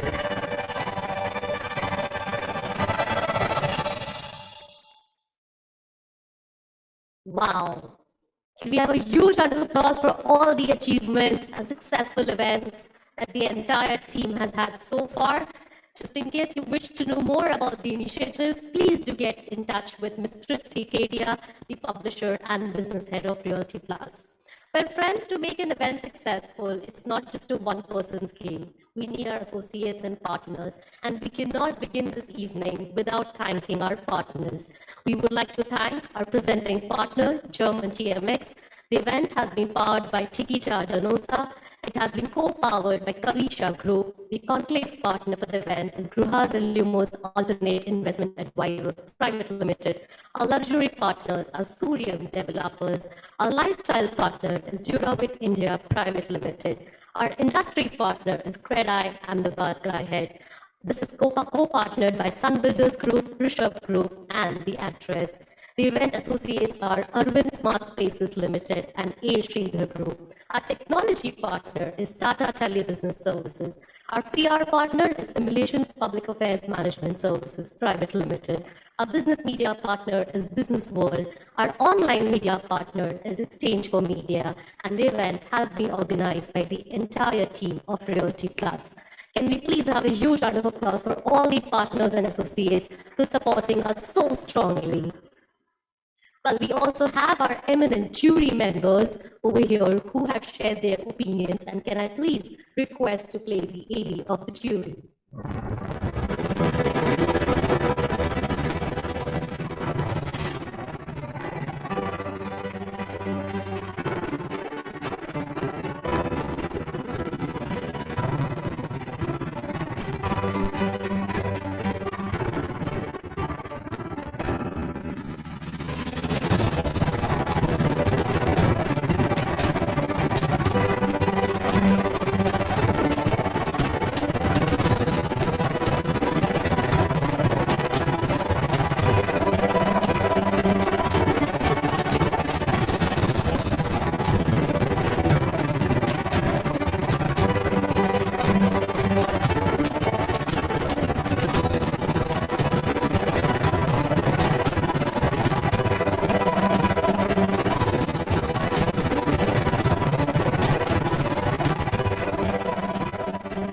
Hi, this is Anish Puri. As always, it's been an absolute delight to be part of the jury for the Reality Plus Awards. Like every year, this year, these credible awards recognize consistency, delivery, customer satisfaction, quality. The jury has been very independent and have recognized the contestants which have been able to deliver on quality, on the prospects of customer satisfaction and ensuring that everything is done within a given time frame. We wish all the contestants the very best and certainly the winners very, very good luck. Hi, I'm architect Premnath and jury for the 14th Realty Plus Awards, Gujarat 22. There will be various projects showing new design ideas, showing use of new technologies and sustainable architecture. Hi, this is Amit Goenka, Managing Director and CEO of Maxis Finance. It is indeed a privilege for me to be part of the jury at the 14th Realty Plus Excellence Awards 2022 for Gujarat. The Realty Plus Awards have become prestigious for the standards of excellence established by them in recognizing industry leaders. Reza Kabul architect, and I'm excited to be a part of the jury for the 14th Realty Excellence Awards. Hi everyone, this is Viren Mehta. I'm delighted to be part of jury panel for the 14th Realty Plus Conclave and Excellence Award 2022 Gujarat.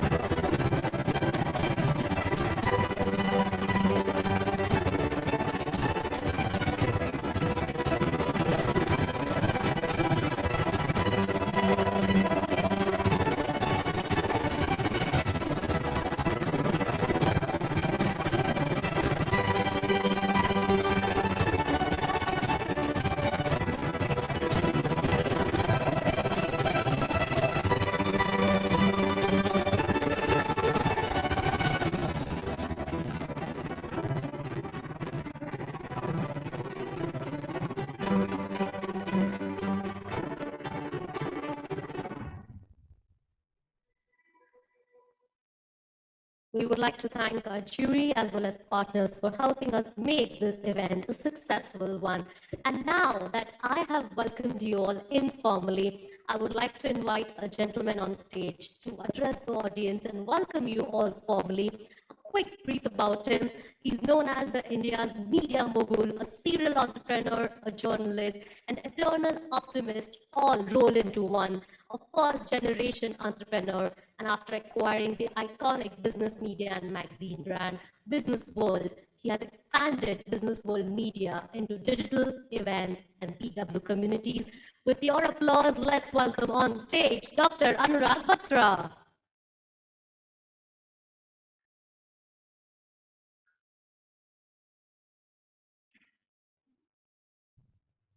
Thank you so much. Good evening. It's my honor and privilege to welcome you to the 14th edition of the Realty Plus Awards. This is the 14th year of Realty Plus doing face-to-face event initiatives to bring these stakeholders together. During the day, we've had a full day of discussions. This is the 18th year of publishing of Realty Plus. In a short while, senior functionaries from the government of Gujarat, the Revenue Minister and the Chief Minister will be joining us in some time. So I don't want to stand between you and them. I did hear a part of the first panel discussion I sat through, and while we need to be cautious about growth, I think no one can deny that the real estate sector is doing pretty well, and it's doing very well in Gujarat. And every subsector of real estate, whether it's retail, commercial, residential, warehousing, every sector is doing well. And I must tell you that, when you talk to political leaders who have a vision, they will talk to you about that the objective of the state is not just to be able to create a rich state. It is about people being happy. The human development of people matters. When people are happy when they get their homes, it is such a psychological thing. So really, while the luxury segment is growing, while the mid-market segments are growing, affordable housing is growing in a big way. Also, the Pradhan Mantri Awas Yojana has been, I know, we don't talk about it enough, but the fact is that for a lot of Indians, that has brought them a home. So clearly, the government of Gujarat is focused on making sure that the right policy is brought in to be able to continue this rate of growth. So I don't want to stand between you and the award winner. You already saw the jury AV for our awards, and our awards are done through a jury process, and hence there is a certain robustness and honesty about them. And when you see the awardees today, they are representative of the good work that is happening in the Gujarat market. So I don't want to overstay my welcome. I just want to welcome you, and in a short span, we'll be joined by representatives, the senior most representatives of the Gujarat government, and I'm sure you getting felicitated in their august and gracious presence will definitely add to the meaning that this evening brings to you. Thank you so much. Back to you, Libby.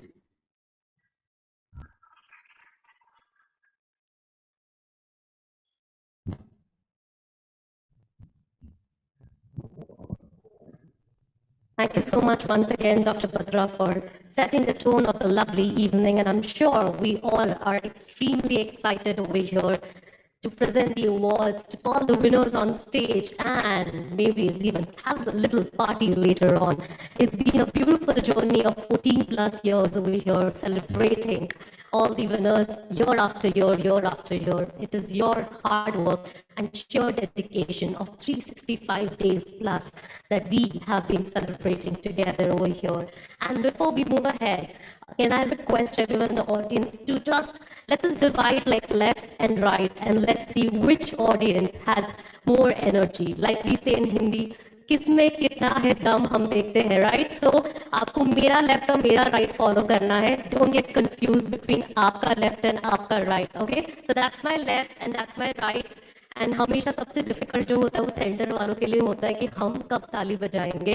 So in that case आपके पास double opportunity है, आप दोनों के लिए तालियां बजा सकते हैं.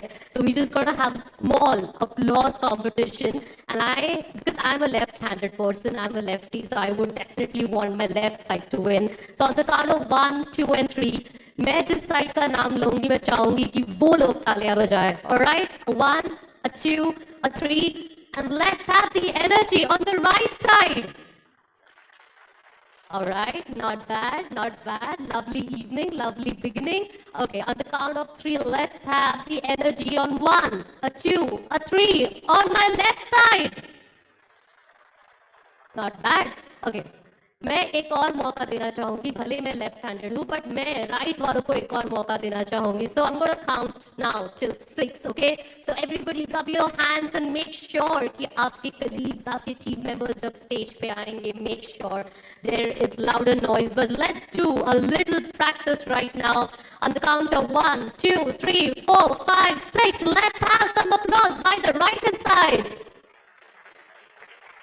Okay, and the last opportunity for the left-hand side to beat everybody over here. On the count, let's extend it because I can see मुझे वहाँ से पीछे कोई बोल रहा है कि timing बता रहा हूँ लिपि 5 सेकंड में रखती थो तू.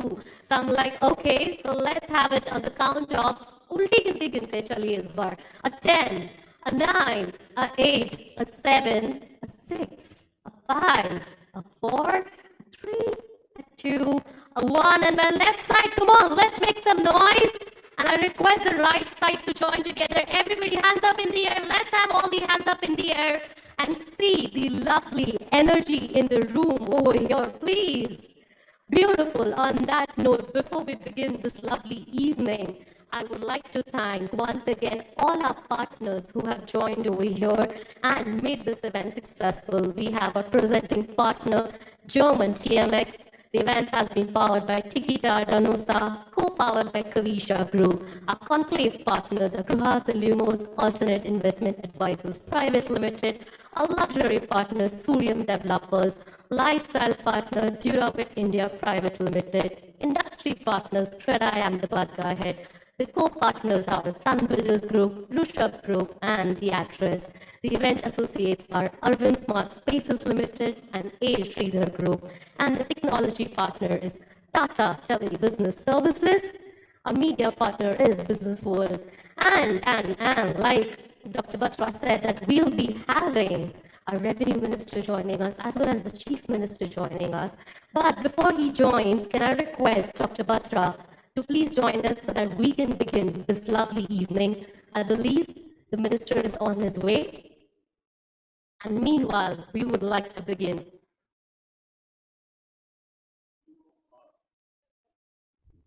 I just want to say that I'm very blessed and lucky. I'm here because I really value my colleagues at Reality Plus to make this happen. I'm not able to go to all our events, but this event I've definitely made a point to come because, Tripti, Sapna, and the entire Reality Plus team, my interactions are mostly with Tripti and Sapna. So I'm taking their name, but they have a fairly large and very motivated and dedicated team. So they're able to do this because they truly understand the real estate sector, are passionate about it, and have relationships with all of you. So please give Tripti and Sapna a big round of applause, the Reality Plus team. I don't know everyone's name, so I'm not able to. I don't interact with you that much. I know some of you are smiling, but I know that the team does great work, and they have put together this event. I'm just, flown in and I'll be flying out. So please give them a bigger round of applause before we get the winners on stage. And you can give a bigger round of applause. There's no tax on clapping, and clapping is good for heart muscles. Ours is a people business. There's nothing else in my profession. It's the better quality of people who are motivated, build the content and the business side of the media business. So just wanted to say that.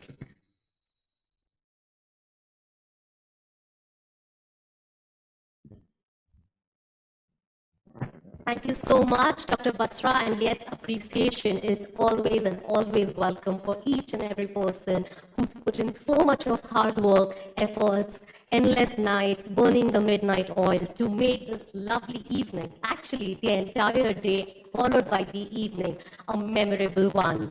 All right, ladies and gentlemen, we are all set. The red carpet has been laid, and I'm sure everybody has goosebumps and excitements and butterflies in their stomach to see who's gonna come up over here. I'm sure the audience, आप लोगों ने भी अच्छे से अपने आप को energize कर लिया है.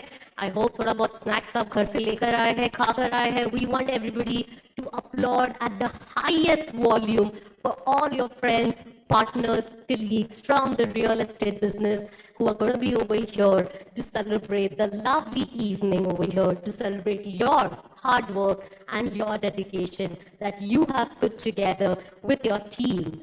All right, let's begin, ladies and gentlemen, as we present the 14th Realty Plus Excellence Awards 2022 in Gujarat. Can we please have the AV? And now, ladies and gentlemen, we present the winners of the 14th Realty Plus Excellence Awards 2022, Gujarat. Our winners represent resilience and resurgence, and are the pinnacle of the hard work and dedication to Indian real estate. The awards are divided into broad categories of real estate projects, developers, architects, interior design, branding, and individual achievement. Ladies and gentlemen, our first category for the evening is the award for Budget Housing Project of the Year. And the award goes to Sun Builders Group for Sunshara 1.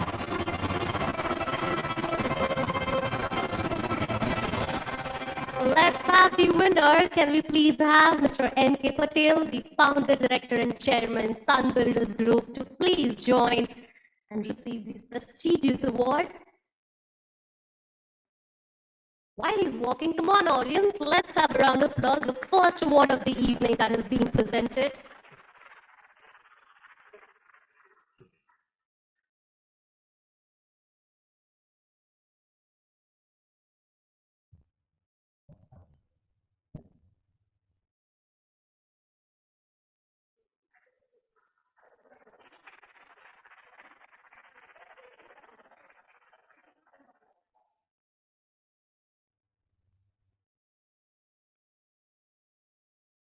Congratulations, sir.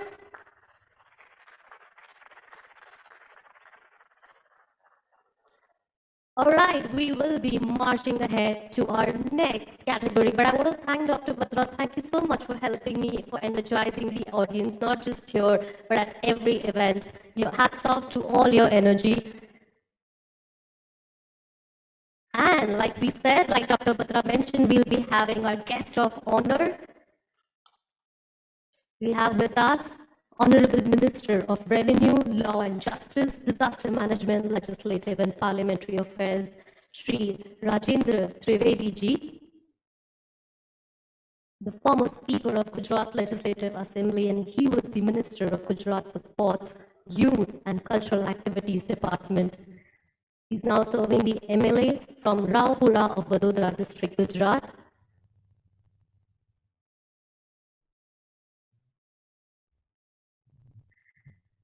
Sir मैं आपसे निवेदन करूंगी कि आप मंच पर हमारे साथ जुड़े।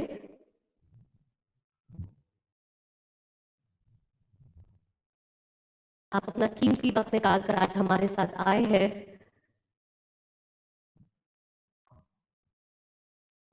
He's come all the way from Vadodara. Please give Mr. Rajendra Trivedi a big round of applause. Keeping your commitments, reaching on time. These are very, very important things. While we have his presence and we started the award, we gave away one award. Before we get on to giving more awards, we would request Mr. Trivedi to say a few words to this audience. He is also in charge of revenue. He understands legal, he understands compliance, and he can tell us why the real estate sector in Gujarat is primed for more prosperity and inclusiveness.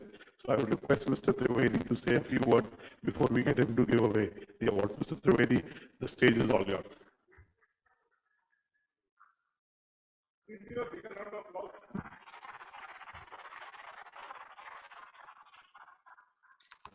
I have some little difficulty, if you can pardon me. I was stuck up in this busy road. And the second difficulty is that I have to speak only few words. When I was a speaker, I did not used to speak. I used to hear only, listen only. But now I am a minister. That too, a lawyer who become a minister. So I think few words will be a great curtail upon me. You will excuse me. Thank you very much. Gujarat ni andar આપણા લોક લાડીલા મક્કમ તેમજ મૃદુ મુખ્યમંત્રી શ્રી ભૂપેન્દ્રભાઈ પટેલ માટે એકવાર જોરદાર તાળી થઈ જાય. And the reason behind is that he has asked all the ministers the speedy work for all sects of people, all sects. 6 મહિનામાં 36 મહિનાનું કામ આપવાનો અને અમારી પાસેથી કામ લેવાનો એમનો જે મૃદુ સ્વભાવ છે એટલે મારે તો મહેસૂલ વિભાગનો મંત્રી છું. લો એન્ડ જસ્ટિસ નો પણ મંત્રી છું. એ વિભાગ પણ મારી પાસે છે. Disaster management, one of the biggest portfolio, એનો પણ મંત્રી છું. અને વિધાનસભા ચાલતી હોય ત્યારે સામાન્ય રીતે સંસદીય પરંપરા, પાર્લામેન્ટરી અફેર્સનો પણ હું મિનિસ્ટર છું. ગુજરાતની અંદર રિયલ્ટીના આવો સક્સેસફુલ કાર્યક્રમ થાય, ચર્ચા ગોષ્ઠી થાય, કોન્ફરન્સ થાય, અને એ સ્પર્ધાની અંદર આપ બધાને વખાણો, ઉત્સાહ પ્રેરો, લાયક ઠેરવો, ત્યારે મારે મારા વિભાગ માટે એટલું કહેવું છે કે મારો વિભાગ one of the fastest revenue department, all officers are working in the interest of the people. બે ચાર વાત નાની કરીશ. Will you allow me? I need some good time to speak. You all are silent. I think tired. I don't think અમદાવાદી માણસો કંજૂસ હોય એવું હું માનતો નથી. ઉદાર છો આપ. એક 20 વર્ષ જૂનો પ્રશ્ન. ભૂકંપ આવ્યો 2001માં. આપણે બધા જાણીએ છીએ કચ્છમાં ભૂકંપ આવ્યો. A great disaster for Gujarat in those days. Just remember, 20,000 મકાનો પડી ગયા, ડેબ્રીઝ થઈ ગઈ. 1 લાખ માણસોને સીધી અસર. અને આ જૂનો પ્રશ્ન પેન્ડિંગ. કારણ કે જ્યાં મકાન પડી ગયા ત્યાં તો કોઈ રહેવા એવી સ્થિતિ નહોતી, મકાન બંધાવા એવી સ્થિતિ નહોતી. સરકારે પોતાની જમીન આપી દીધી કે આ જમીનમાં બાંધો. કેટલાક પ્રાઇવેટ લેન્ડ ઓનર્સ હતા, એમણે પણ જમીન આપી દીધી કે બાંધો, વાંધો નહીં. કચ્છના લોકો ખૂબ ઉદાર હોય છે, ખૂબ ઉદાર. પોતાની જમીનો આપી દીધી મકાન બાંધવા માટે. કેટલાક એનજીઓસ, કેટલાક આપણા જેવા ખંતીધર બધાએ મળીને બધા મકાનો તો બાંધી આપ્યા, પણ એની માલિકી જમીનની મળતી નહોતી. 20 વર્ષનો જૂનો પ્રશ્ન માનનીય મુખ્યમંત્રી ભૂપેન્દ્રભાઈ પટેલની આગેવાની હેઠળ સોલ્વ થઈ ગયો સાહેબ. 1 લાખ માણસનો પ્રશ્ન કહેવાય. અને હમણાં આપ તો બધા બિલ્ડરના વ્યવસાય વાળા વ્યક્તિ કહેવાઓ. સુરતની અંદર, વાય ઓનલી સુરત, આખા ગુજરાતમાં બધે જ આપ જોશો તો ખાનગી જમીન હોય, મકાન બાંધી દીધું હોય, સોસાયટી ભેગા થઈ અને 25 જણાએ 25 બંગલા બનાવી દીધા હોય. હાઉસિંગ સોસાયટીની વાત કરું છું. હવે પરમિશન તો લીધી જ નથી, સ્ટેમ્પ ડ્યુટી જેવું તો કાંઈ છે જ નહીં. અને એ મકાન પાછું બીજાને વેચાઈ ગયું ચિઠ્ઠી ઉપર, 1 piece of paper ઉપર લખાણ થઈ ગયું કે આટલામાં તને વેચ્યું. એને બીજાને વેચ્યું, એને ત્રીજાને વેચ્યું, એને ચોથાને વેચ્યું. 4 ચિઠ્ઠી ભેગી થઈ વારા ભરતી. અને એ બધી જે છેલ્લે જે ઓનર હોય, પોઝેશન વાળો, એને બધી પાછલી ચિઠ્ઠીઓ મળી જાય. ચિઠ્ઠી પર ચાલતું હતું આ વેચાણ. અને આ પ્રશ્ન ઘણા વર્ષોનો પેન્ડિંગ. અમે એને હાથ પર લીધો છે. હવે તમે બધા બિલ્ડર કહો તો અમે સોલ્વ કરી દઈએ.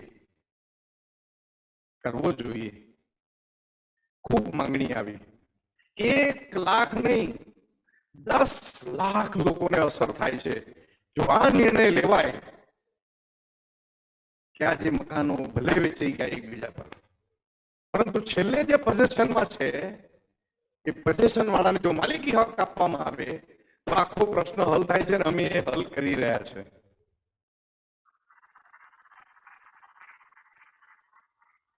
ઘણા એવા કાયદામાં ફેરફાર લાવી રહ્યા છે. અમે તો ઝડપી નિર્ણય લેવામાં માનીએ છીએ. અને મુખ્યમંત્રીશ્રીએ મને ગઈકાલે જ કીધું કે ઓચિંતું એમને દિલ્હી જવાનું છે અને તમારે વડોદરા, તમે છો કાર્યક્રમમાં, વડોદરાથી કાર્યક્રમ પતાવીને અહીં આવી જવાનું અમદાવાદમાં. આદેશ શિરોમાન્ય. અને આજે દોડતો ભાગતો હું પહોંચ્યો છું આપની પાસે. કેટલાક એવા નિર્ણયો કે ઈંટ ઉત્પાદક હોય નાના 10,000 ઈંટ ઉત્પાદકો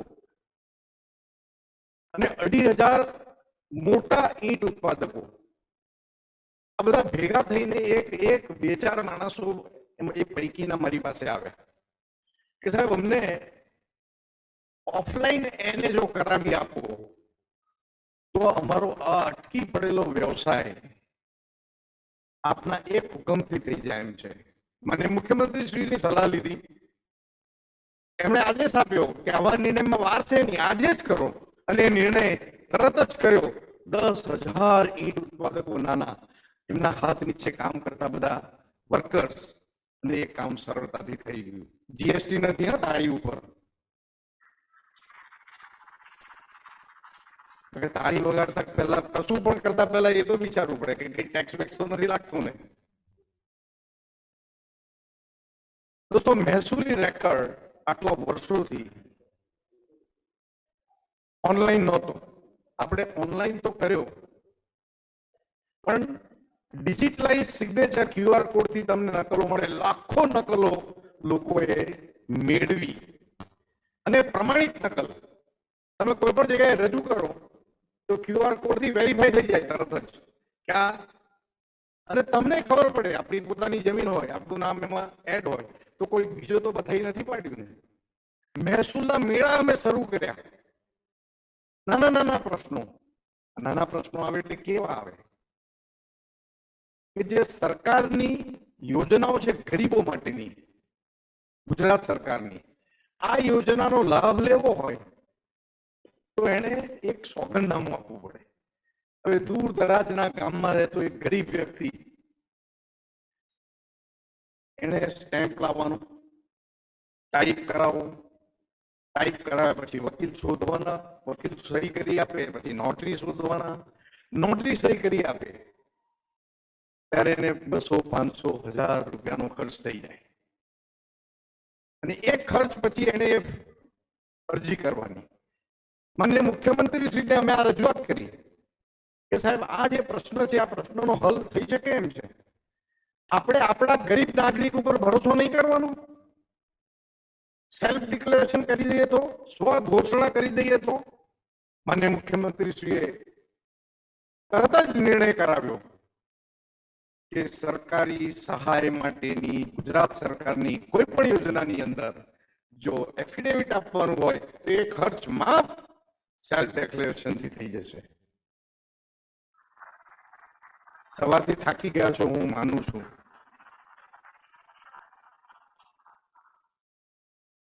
પણ કેટલીક વાતો આપણે જાણવી જોઈએ. ઇઝ ઓફ ડુઈંગ માટે ગુજરાત સરકારે ઈ સ્ટેમ્પિંગ થી, એટલે પેલા તેલગી કાંડ થતા હતા એટલે બંધ, ઈ સ્ટેમ્પિંગ થી આપણે શરૂઆત કરી છે.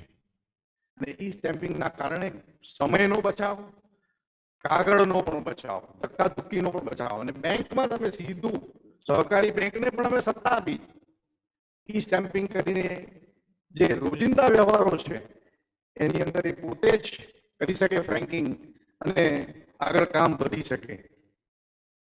મિત્રો, કેટલા બધા નિર્ણયો એના નિર્ણય આપણે કર્યા. એની અંદર એને કરાયું હોય 2 વર્ષની મુદતમાં તમે જે પર્પઝ માટે કરાવ્યું હોય એ કામ કરવું પડે, શરૂ કરવું પડે, નહીં તો નોટિસ આવી જાય કે સરકાર હસ્તક, મંજૂરી રદ, વગેરે વગેરે. બંધ. 2 વર્ષના 5 વર્ષ કર્યા, અને 5 વર્ષ કર્યા પછી પણ એક પાછું એમાં મૂક્યું કે તમારી એને જે હોય એની પરવાનગી તો વધારી 5 વર્ષની, પણ બિન ખેતીના ઉપયોગ માટે સમય મર્યાદા રદ કરી નાખી. ઉપયોગની જે સમય મર્યાદા હતી આખી કાઢી નાખી. આવા નિર્ણયો દોસ્તો 73AA આદિજાતિ લોકોની મિલકતોની બાબતમાં એટલી બધી સરળતા કરી આપી. પહેલા ખૂબ તકલીફ પડે. 73AA ની પ્રોપર્ટીની વાત આવે કે ઉભરે ભાઈ મારે નથી જોઈતી, અને હવે એમાં આસાની થઈ ગઈ છે. એમને વેચવી છે, એમની જરૂરિયાત છે, આખો સમય બદલાયો છે.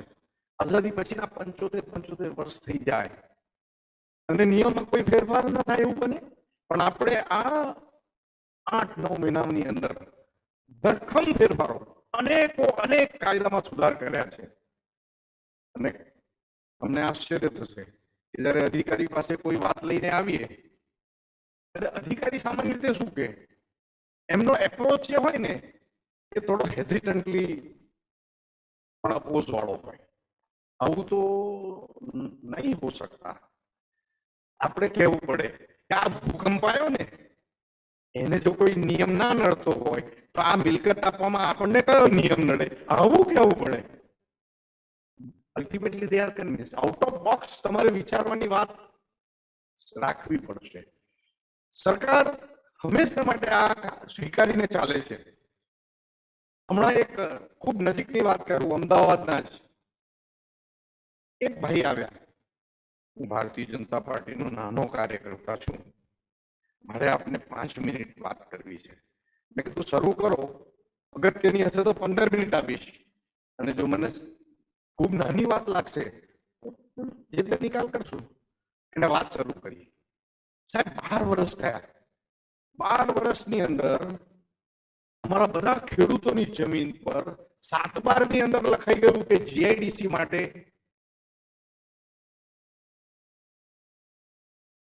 હવે જીઆઈડીસી કબજો લેતી નથી, પૈસા ચૂકવતી નથી, અને 7/12 નોંધ પડી ગઈ. કારણ કે જાહેરનામું થઈ ગયું. જાહેરનામું બહાર પડે એટલે એમાં નોંધ થઈ જાય. આ પ્રતિબંધ આવી ગયો. વેચી ન શકે, ખેતી કર્યા કરો પણ વેચીને 12 વર્ષથી 12 વર્ષે આપણને પાસે રજૂઆત આવી. આવે એક નાના સામાન્ય કાર્યકર્તાની રજૂઆત આવી.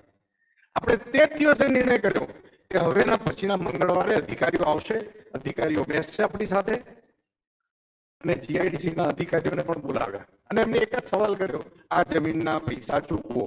કે સાહેબ અમે કબજો નથી લીધો. તો તમારે જોઈએ છે કબજો? કે નથી જોઈતો તો લખીને આપો. ત્યાં ને ત્યાં એમણે લખીને આપ્યું કે અમારે આ જગ્યા જોઈતી નથી, આ જગ્યા ખેડૂતોને પરત કરવામાં આવે, અમને વાંધો નથી. વાત તમને નાની લાગે છે, પણ એ જયારે ક્લિયર કરાવવા જાય છે ને ત્યારે એને કેટલા 20 100 થાય એને ખબર પડે છે.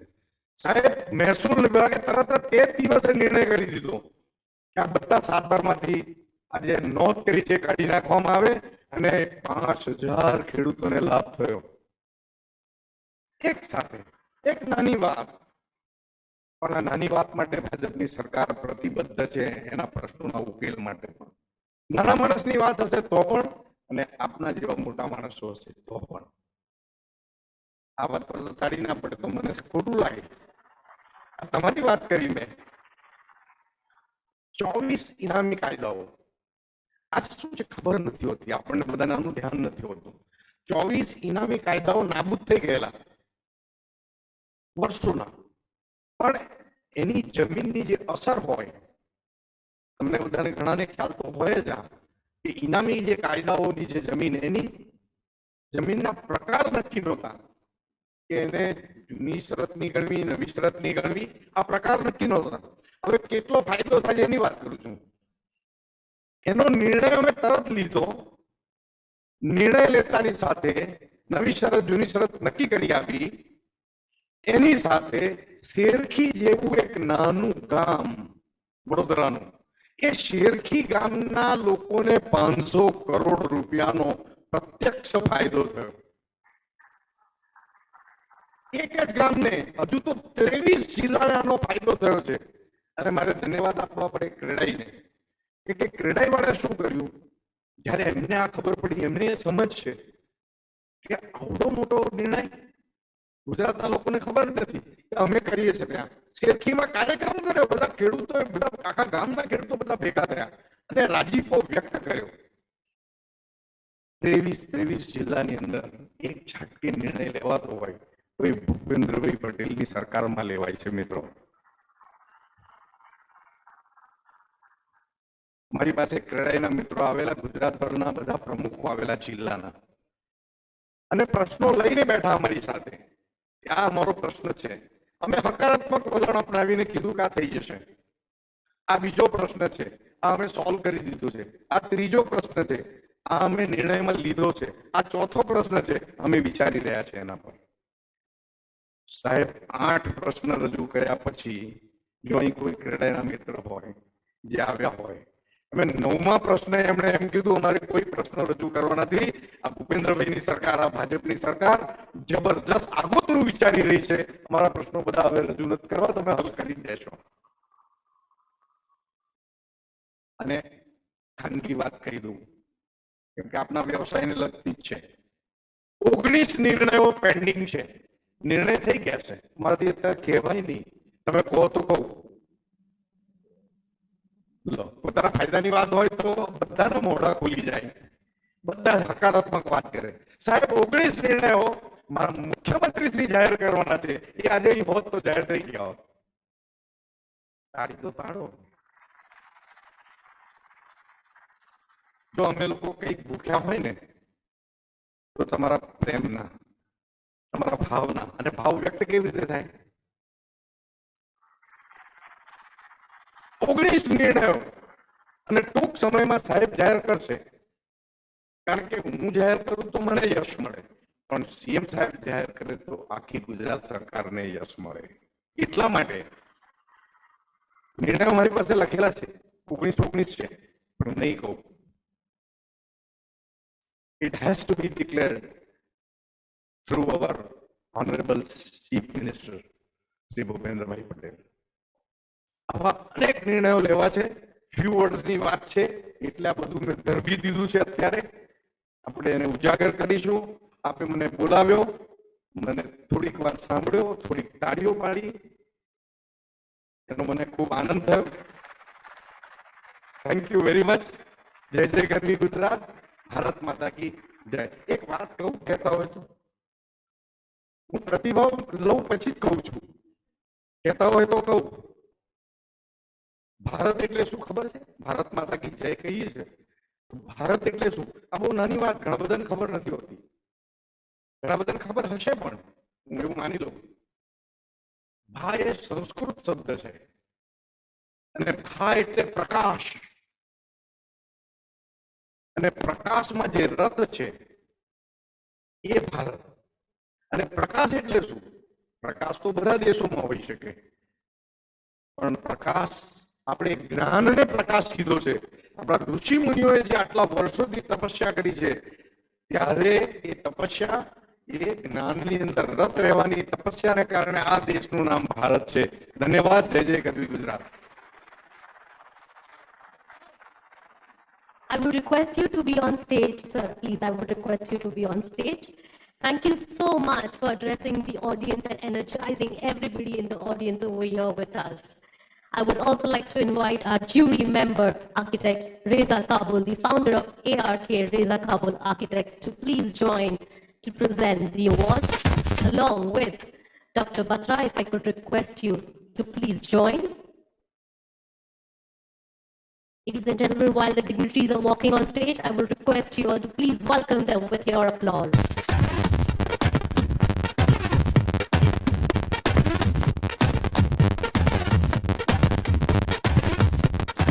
All right, well, we started with the first award, and the absolutely amazing energy of the audience was very high.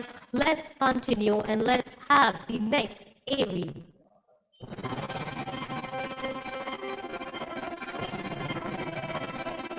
Our ever popular award is for the most popular project of the year, and the award goes to Swati Procon for Swati Parkside. And for non-metro, the award goes to Ruham Developers Private Limited for Ruham Club Life. Let's have the winners. We have Mr. Ashok Agrawal, the founder, and Saket Agrawal, the MD from Swati Procon over here joining us. Our ever popular award, the most popular project of the year.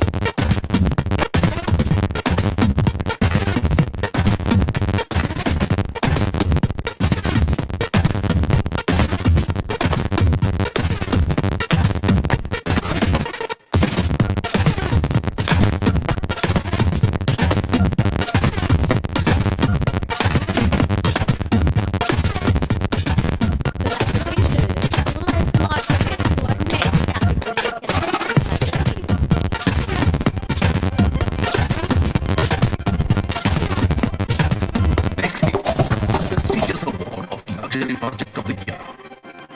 And what goes to A. Sugar Group for Anantana Alpine. And Sankiti Group for Sankiti Pure.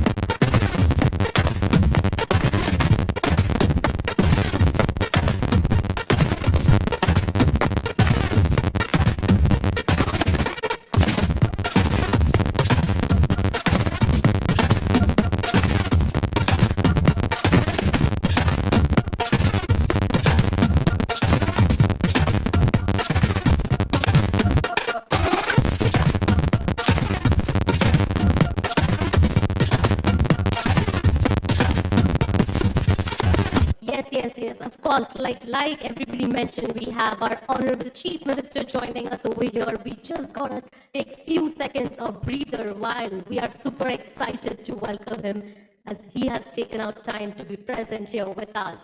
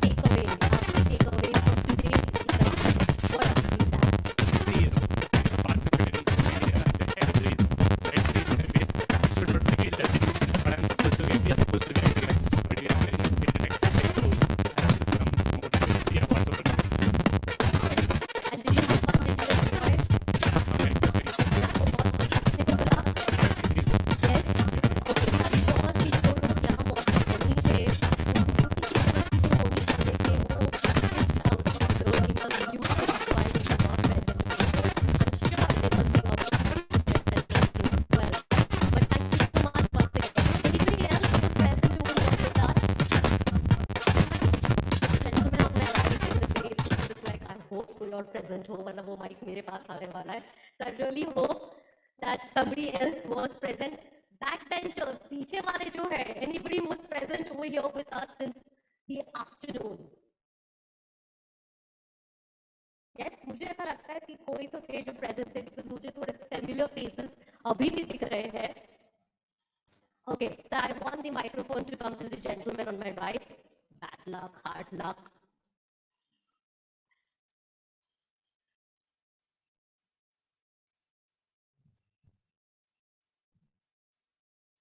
Hi. Hey. So if you had to share your set of takeaways from today's lovely afternoon that followed till the evening, what would that be? Well, there are so many insightful, discussions that happened during the day, and I felt that there were so many things that I did not know about Ahmedabad, being in Ahmedabad as well. So it was good to see panelists discussing, sharing their ideas, thoughts, how progressive they are, how they're using the technology to the right way, and bringing in the kind of projects that are required for the city to grow, and definitely the state. So it was quite insightful and quite a learning curve for me as well. And I don't want you to be biased or something, but if there was like one favorite panel of yours. Mine? I so knew. That's why I started my statement by saying I don't want you to be biased, but I completely understand. It was an absolutely fantastic panel, and like you said, me myself being an Ahmedabadi and not being from the real estate segment, it was such a lovely day filled with so many learnings. And I hope that whatever discussions we had throughout the day, we will be implicating that as well, and we'll be having a better and a greener Ahmedabad very soon. Absolutely. Thank you so much for that. Thank you for being so supportive with us. Meanwhile, I can see some guests joining us. I would request you all that please be seated. Everybody is joining from the back door. I would request you all to please take your seats. We're just waiting for our very special guest, our chief guest, to join us over here. And then we just want you all to keep applauding one after the other for all your friends and colleagues who've put in so much of hard work to celebrate this lovely evening today of appreciations.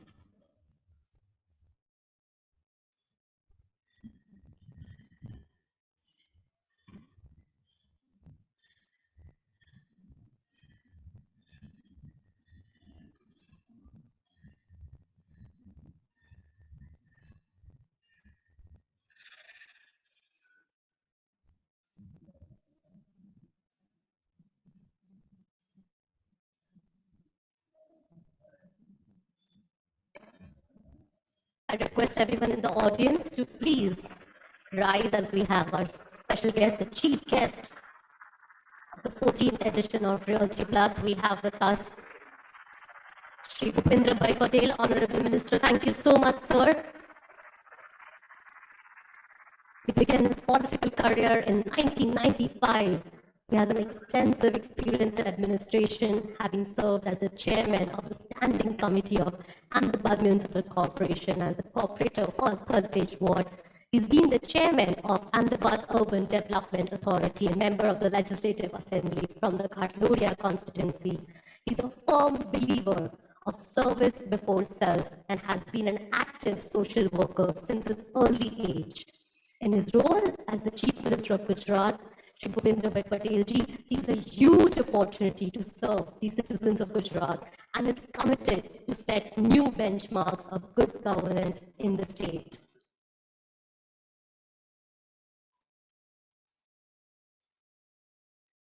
एक बार जोरदार तालियां हो जाए please.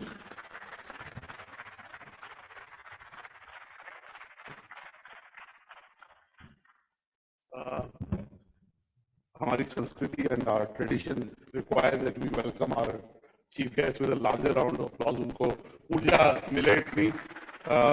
Shri Bhupendra भाई रजनीकांत भाई Patel again वो कुछ कहना नहीं चाहते मंच से.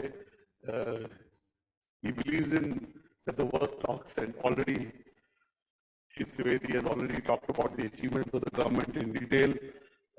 While we were looking forward to hearing Bhupen Bhai Patel, I'm sure his work that you experienced firsthand speaks for his government's work and his governance and his vision for Gujarat.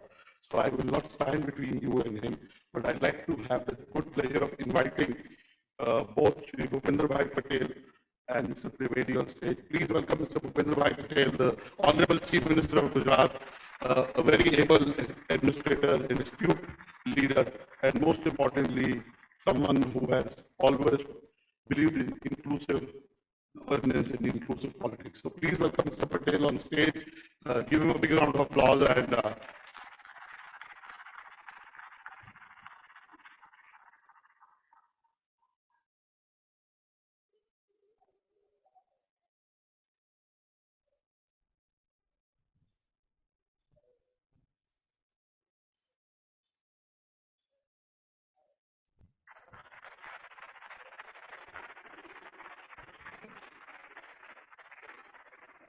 Joining them, I would request our Honorable Minister Ravindra ji, please to join us once again.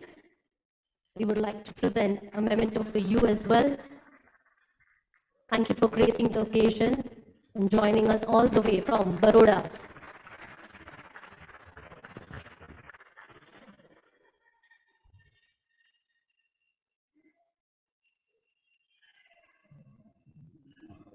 All right, and like I had also invited our two more dignitaries, may I request you to please join. They were waiting for a special guest to come.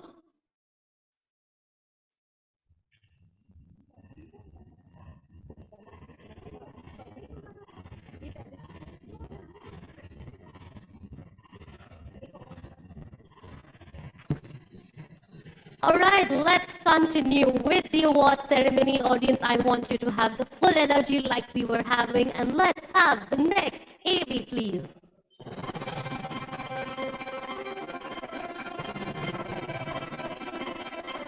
Celebrating the winner of our next category, the Institutional Project of the Year, and the award goes to PSP Projects Limited for Student Activity Center.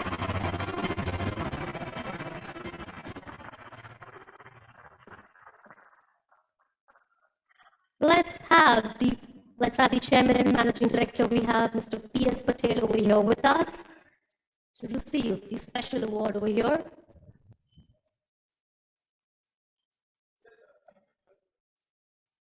Let's have a beautiful photo.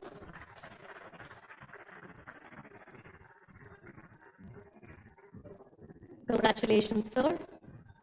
I would request Mr. Goenka and Mr. Bhojani to please take your seats. Thank you for taking our time and joining, and I'm sure it was a lovely evening and we'll be seeing you around more. All right, let's continue with the awards and let's have the next AV on stage.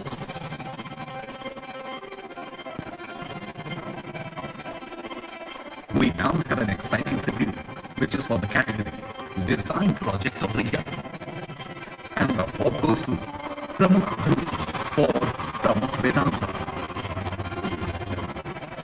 And I invite on stage Mr. Prashant from PVC Architect to please join us over here.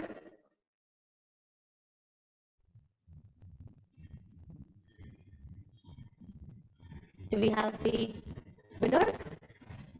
Is there anybody else representing the Pramukh Group? We would request them to please join us. Yes, we have the man in black over here.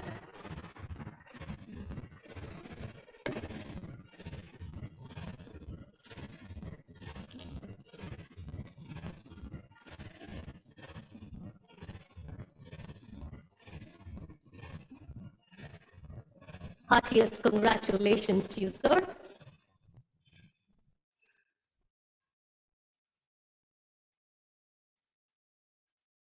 Let's keep the ball rolling and let's have the next AV over here.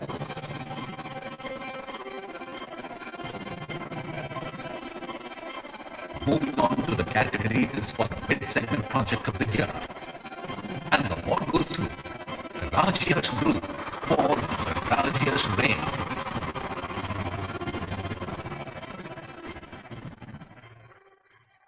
Can we please have the representative of Rajesh Group over here, please?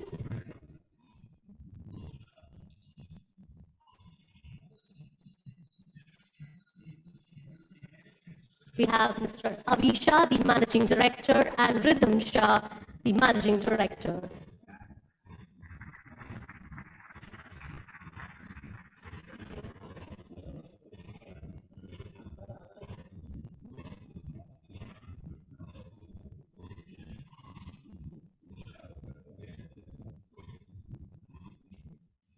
Congratulations to the winners. Let's march ahead to our next category, and can we please have the AOE?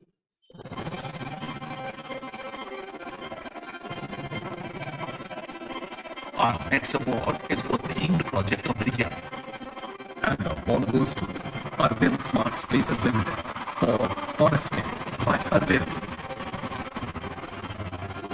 And Dharmadev Infrastructure Limited for NK Anantaya. And I welcome on stage Virat Vandre, the Regional Sales Head, West Arvind Smart Spaces Limited, to please join us here and receive the award.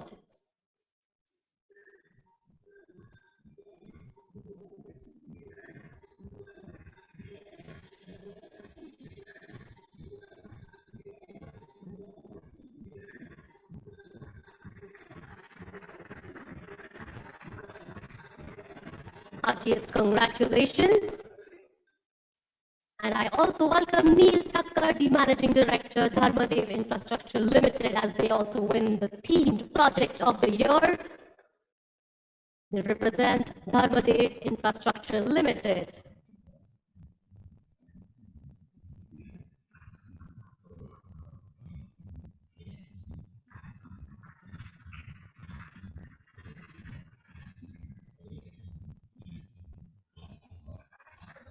Congratulations to Dharmadev Infrastructure Limited as well as Urban Smart Spaces Limited.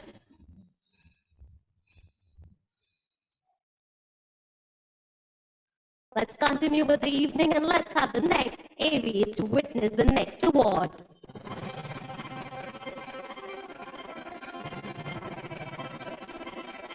Now we have an important Commercial Project of the Year, and the award goes to A. Sridhar Group for Athens, and Venus Infrastructure for Stratum at Venus Grounds. And let's have Sharvil Sridhar, the Managing Director of A. Sridhar Group.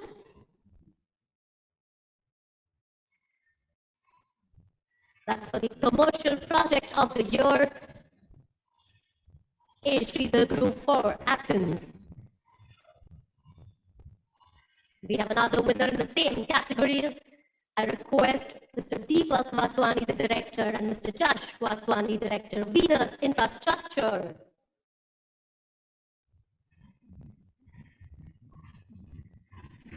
You know, ताली बजाने में कंजूसी मत करिए.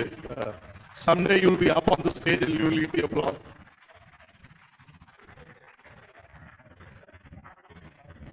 Commercial Project of the Year, Venus Infrastructure for Stratum at Venus Grounds.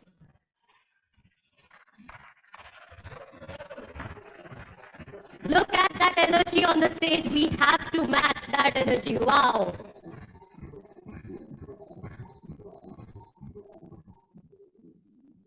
Well, with the same energy, let's have the next AV of the next winner.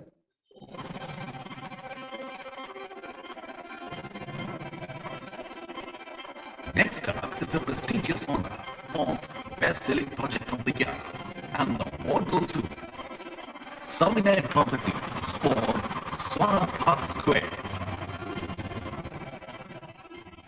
And let's have a representative from Savinay Properties as they win the Best Selling Project of the Year. And while the gentlemen are walking, I request the audience, come on, आवाज आनी चाहिए, सन्नाटा बिल्कुल नहीं होना चाहिए. Thank you.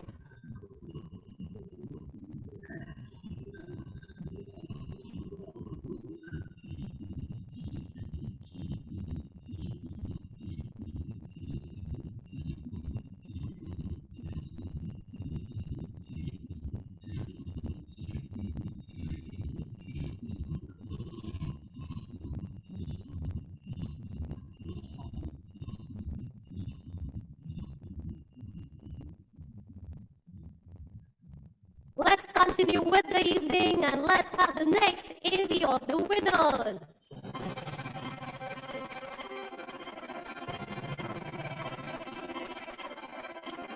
Moving on to the category, the Project Development of the Year, and the award goes to Sun Builders Group for Sun Solids.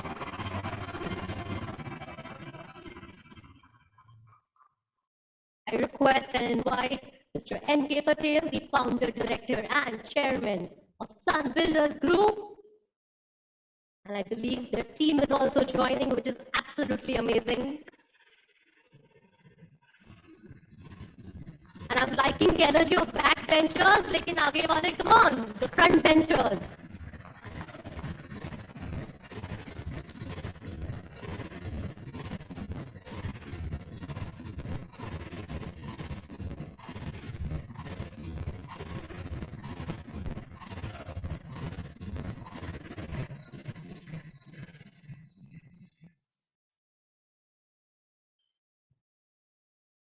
Congratulations to the winners.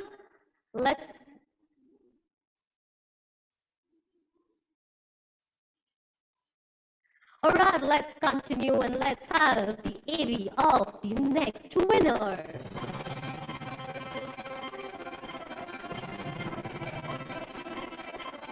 The next award is for Villa Project of the Year, and the award goes to Ratnakar Group for Aravali by Ratnakar, and Swagat Group for Swagat Bhagat Tilak. I would like, let's have Tarun Verma, the Managing Director, Swagat Group. Music नहीं चल रहा है लेकिन तालियां तो बज सकती है. Come on.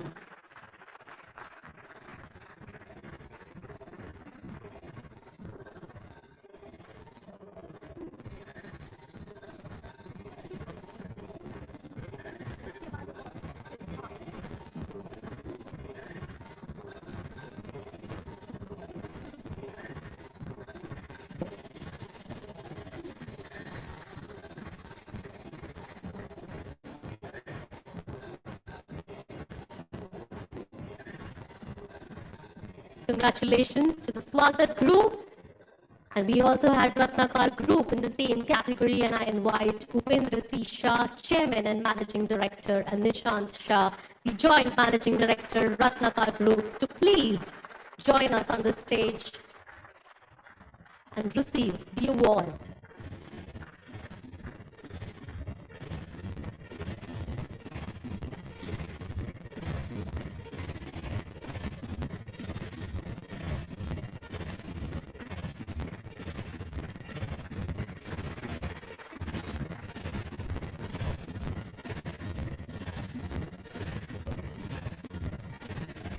Congratulations to the winners.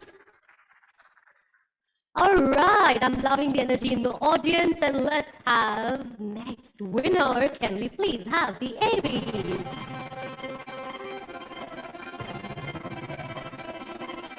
Our next award is for the Industrial Warehousing Project of the Year. And the award goes to Godwit Construction Private Limited, or SOCO by Godwit Bertha. I invite on stage over here Riddhi Shah, the CFO of Godwit Construction. After a long time, I'm seeing a lady on the stage. थोड़ी सी ज़्यादा तालियां बज सकती है for the beautiful lady who's smiling over here. Welcome and congratulations.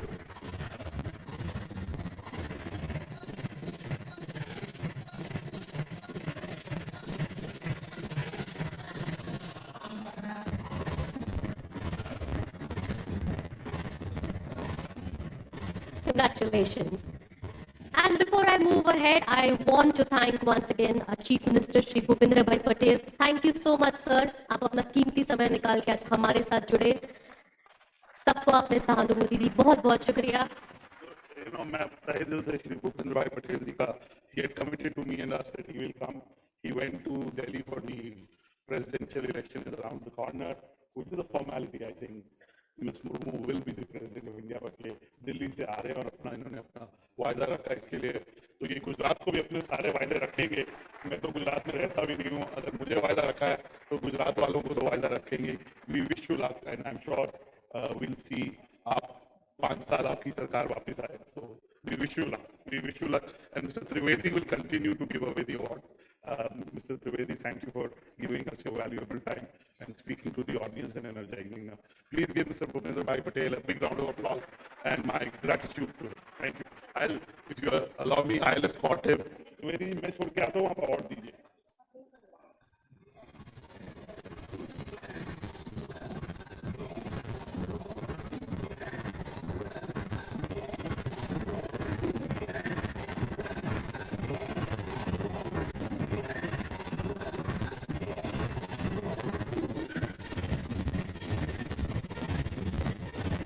Thank you so much, audience, for appreciating our chief guest so much. And Trivedi ji, मैं आपको यहाँ अकेले नहीं रहने दूंगी. मैं हमारे दूसरे सेट ऑफ प्रेजेंटर्स को यहाँ बुलाना चाहूंगी जो अपना कीमती समय हमारे साथ निकाल के आया है. I would like to invite on stage Mr. Abdul Iraqi, the Managing Director, German.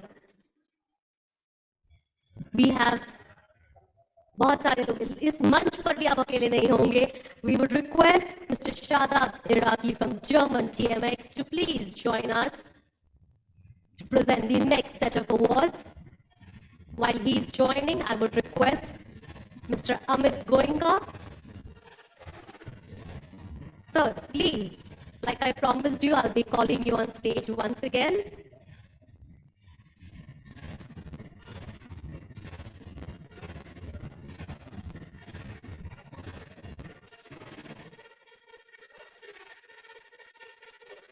And I would also like to welcome architect Reza Kabul to please join us over here. The founder of ARK Reza Kabul Architects to please join to present the coming set of awards, the coming set of winners that we are going to announce.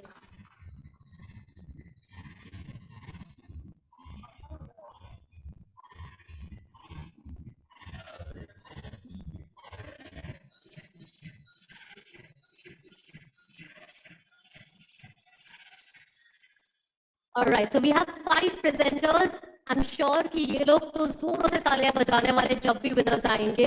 But ये मेरा वादा है कि हमारी audience आप 500 से ज़्यादा तालियां बजाने वाली है सभी winners के लिए. So audience, please do not disappoint me. मैंने बहुत ठोक के बोल दिया है यहाँ पे, and I'm sure you're gonna be on my side. All right, let's continue and let's have the next AV of the next winner.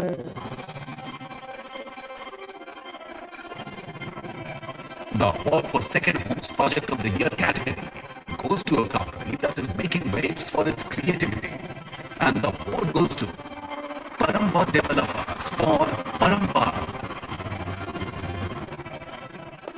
Woo! Let's have the representatives from Paramba Developers over here to please join us.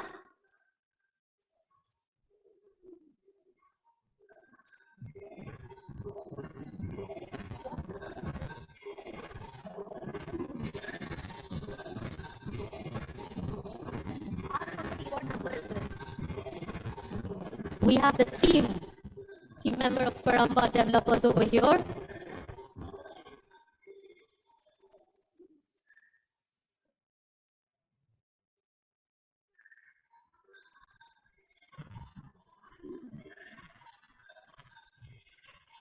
Congratulations. He has a lovely smile, and let's continue to the next set of winners. Can we please have the AV?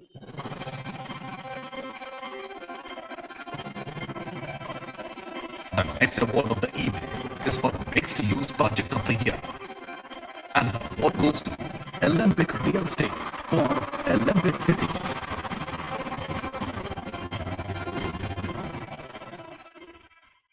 Okay, let's have the representatives of Olympic over here to please collect the award with your applause.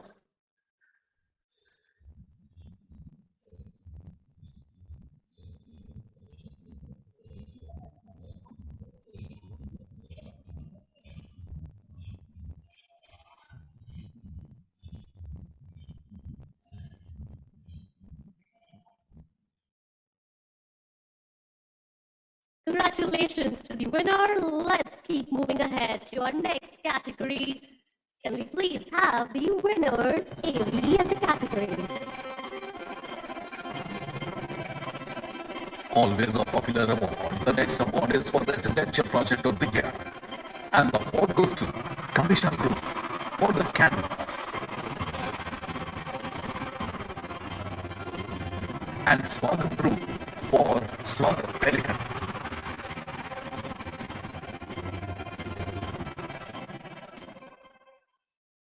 We have Parth Patel, the Managing Director from Kavisha Group.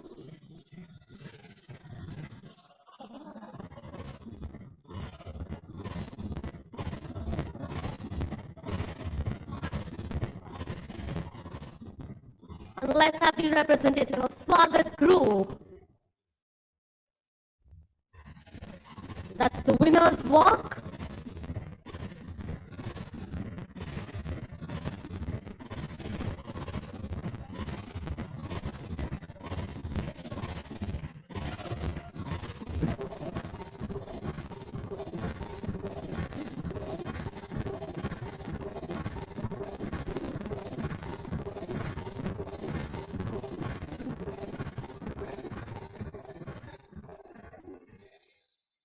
Congratulations to the winners. I love the way they walk towards the stage with so much of confidence.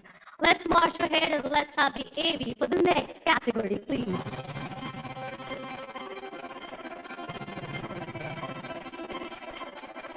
Always an exciting award.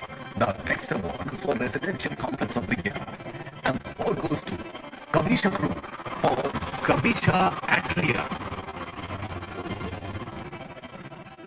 We have Parth Patel, the Managing Director, once again joining us over here with a lovely smile. Audience, let's have a huge round of applause.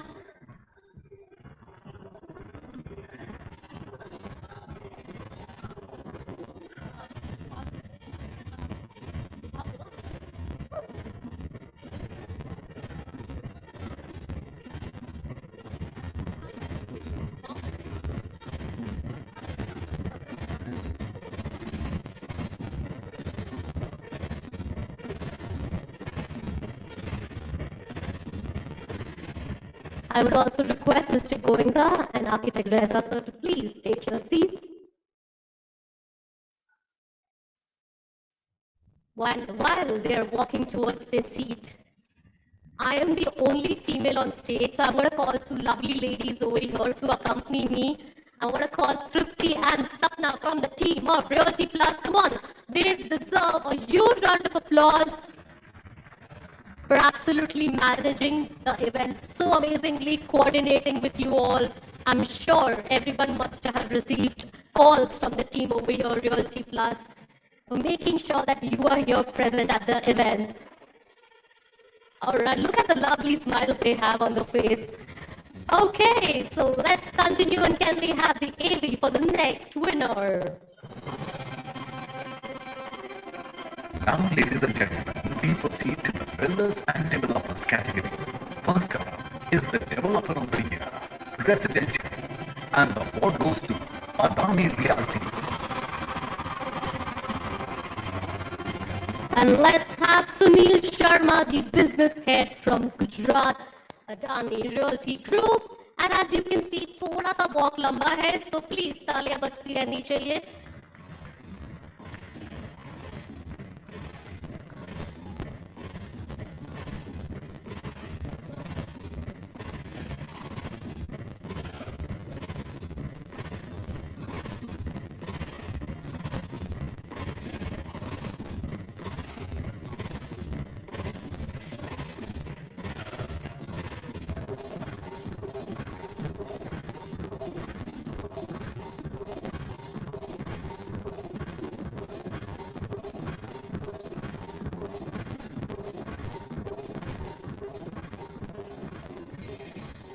Let's continue with the lovely evening, and let's have the next category AV and the winners AV winner.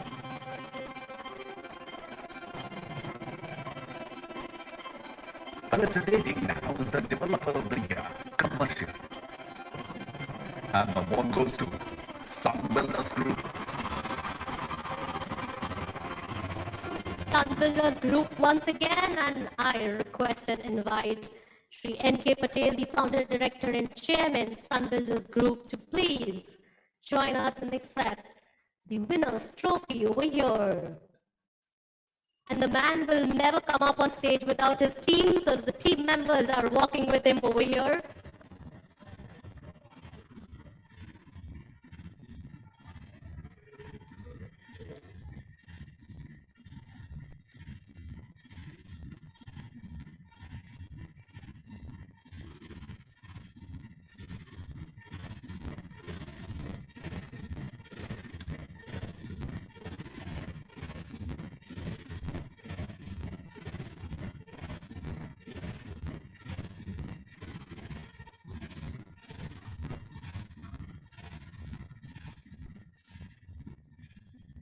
All right, let's keep continuing with calling the winners over here, and let's have the next AV.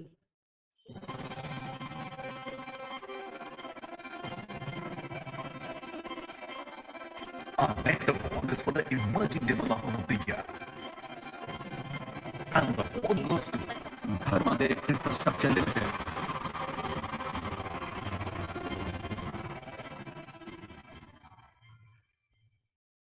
Let's have the winners over here from the group over here, please. With your applause, I welcome over here the handsome gentleman who's accompanied by one more team member. Yes, right.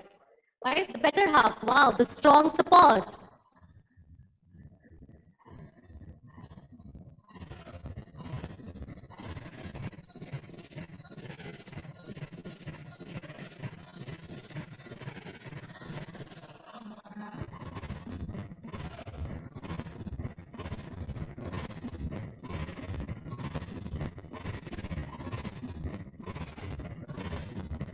We thank Mr. Iraqi from German TMX for joining us over here. I would request you to please take your seat.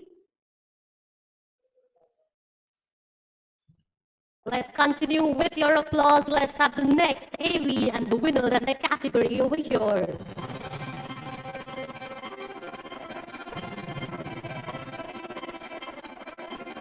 Our next award is for Excellence in Delivery. And the award goes to Sun Builders Group.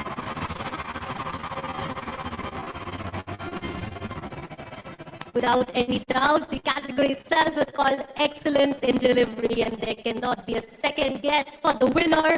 Once again, we have Sri N.K. Patel, the founder, director, and chairman of Sun Builders Group. And the drill remains the same. I think, sir, आप अपने team members के साथ यहीं बैठ जाइए. It's gonna be quicker. Yes, it's gonna be quicker.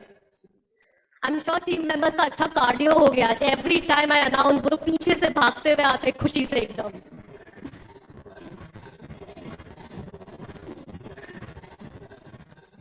Congratulations once again to the entire team of Sun Builders. Let's keep continuing the lovely evening, and can we please have the next categories, AV? Customer service is key to brand building, and our next award for excellence in customer service. And all goes to Sangini Group.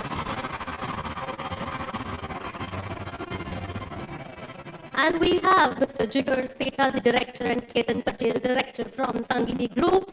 Customer service is actually one of the most important things, right? Because once you've sold your property, is the customer happy or not? That is more important, to have repeat customers, like they say. And we have the gentleman over here on stage. और आपकी तालियां थोड़ी सी, yeah. Not bad, thank you.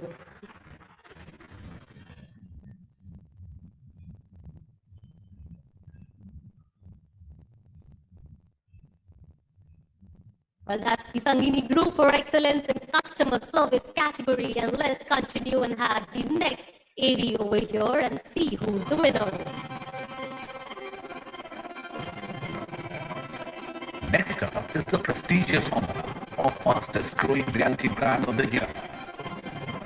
And the award goes to Shill Group. Let's have Yash Brahmavati, founder and CEO of Shilp Group, to please join us here.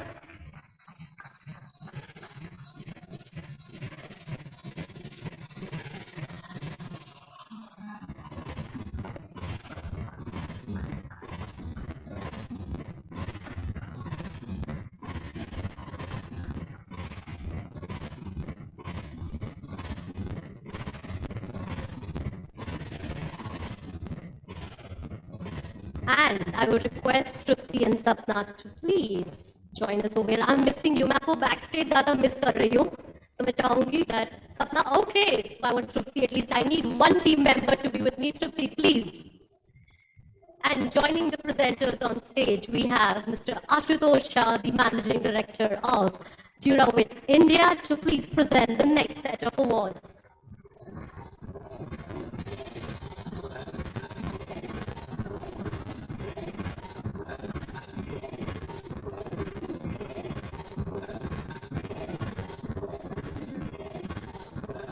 Welcome, sir. Let's continue with the drill and let's have the next AV of the category and the winner.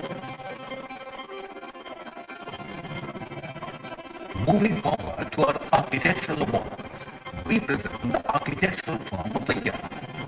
And the award goes to INI Design Studio. That's the architectural firm of the year, INI Design Studio. Let's have the winners. Nikul Shah, the Associate Director, Ms. Rakhi Ropani, Associate Director, and Saumil Mewada, the Associate Director, all representing INI Design Studio as they win Architectural Firm of the Year.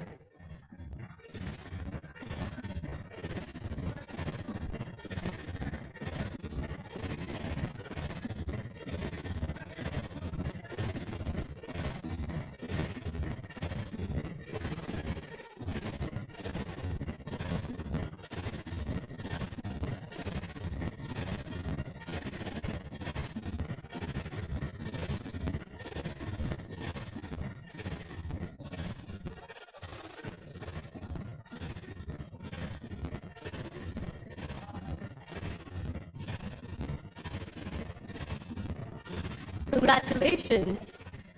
It's always good to see winners coming up over here with such lovely and bright smile and happiness on their face.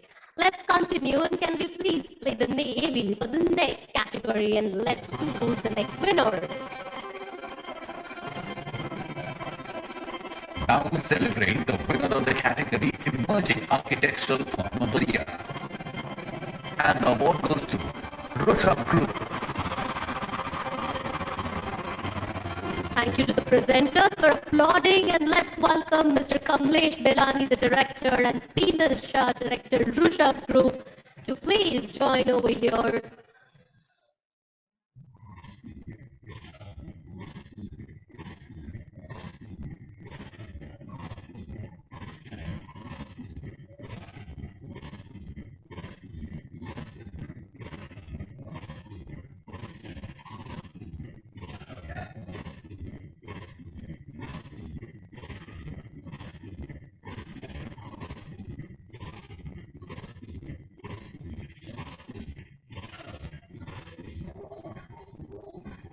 Congratulations to Rushabh Group as they win Emerging Architectural Firm of the Year.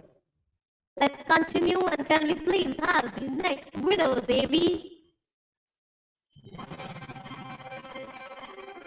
Moving on to the exciting Branding and Marketing Awards, recognizing the innovative marketing concept of the year. And the award goes to Virtuous Retail via Surat. That's the innovative marketing concept of the year, and let's have Mr. Vikrant Bhosle, the center head of VR Surat, to please join and receive the lovely award of marketing concept of the year.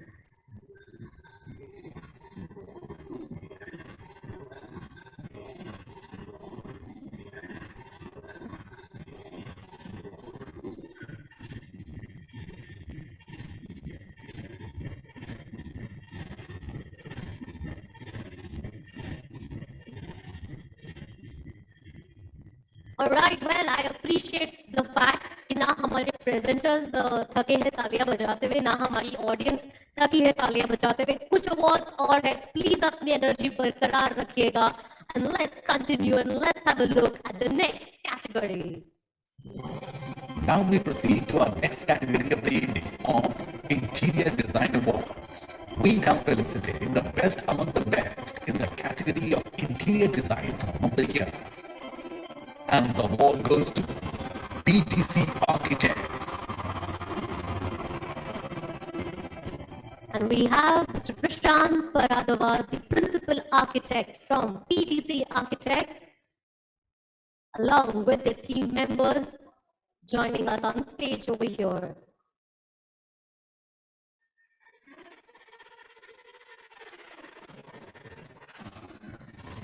I think this one deserves a special applause because we have 4 young, beautiful girls over here.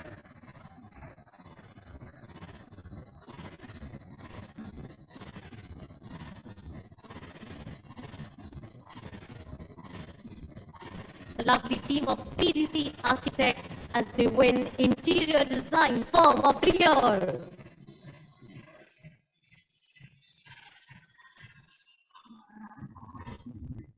Congratulations to the beautiful girls as they march ahead with the winner's trophy. Let's keep moving on and let's have the AV for the next category.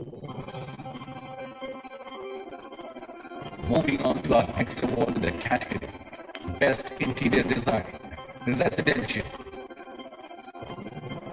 And the award goes to Arman Infrastructure for the waterfall. And we have Mr. Sunit Choksey, the Managing Director of Arman Infrastructure, walking towards the stage to receive the award in the Best Interior Design Residential.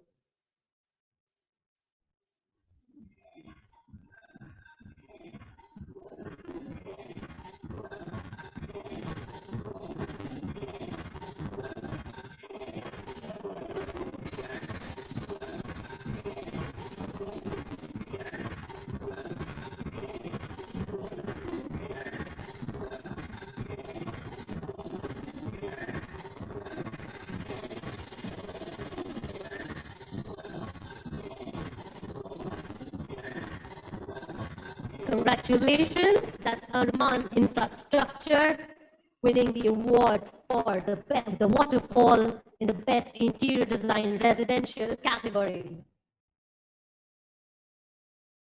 Let's continue with the winner streak and let's have the next AV, please. Awarding uniqueness in real estate projects is the award for the best interior design winner, and the award goes to PDC Architects for Vrindavan Villa, British Patel Residence. And I can see already the four lovely girls once again walking towards the stage with bright smiles. Come on, audience, let's give it up for the lovely girls over here as they represent and win for PDC Architects.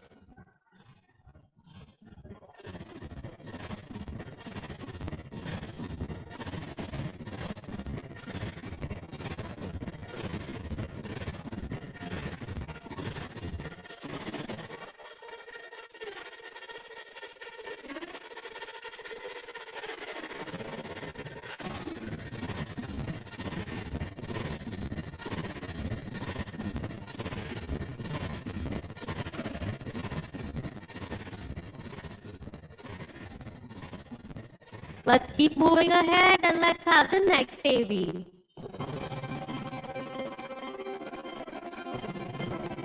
Always an exciting category is the award for best interior design, commercial. And the award goes to Swati Procon for Swati Clover. And I invite over here Ashok Agrawal, the founder, and Saket Agrawal, the MD of Swati Procon, to please come and receive the award. Sapna ki energy ko match karna hai. Come on, Sapna. Let's go louder so that the audience can go louder.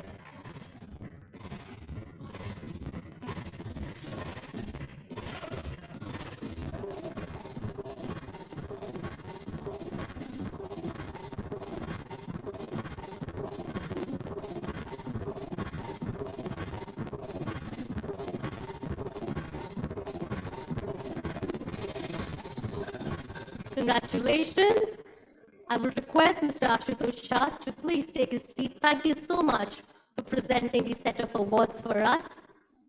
And I would like to invite on stage our jury member, Mr. Viren Mehta, the Managing Director of the Services Gujarat Colliers, to please join us. If we have Mr. Viren Mehta, our jury member. I remember inviting him in the afternoon. All right, he's not present over here. Nevertheless, I have two lovely presenters over here who are full of energy.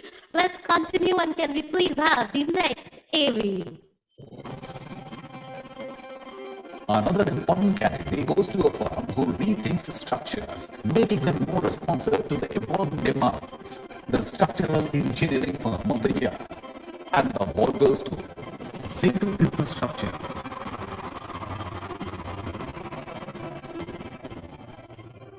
And we have Niyat Patel, the partner of Setu Infrastructure.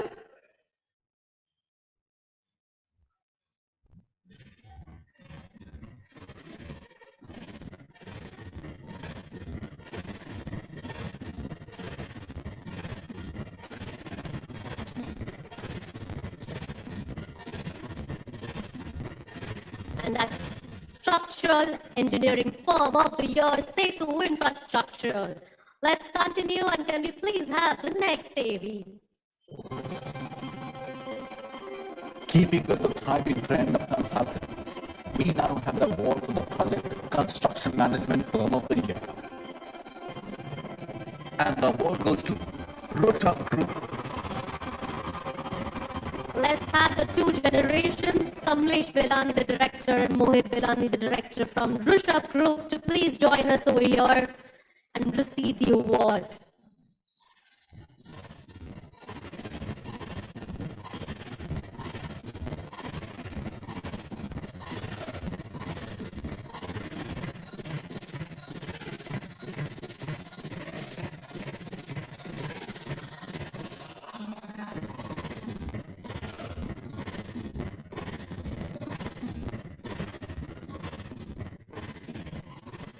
the construction management firm of the year, Rishabh Group.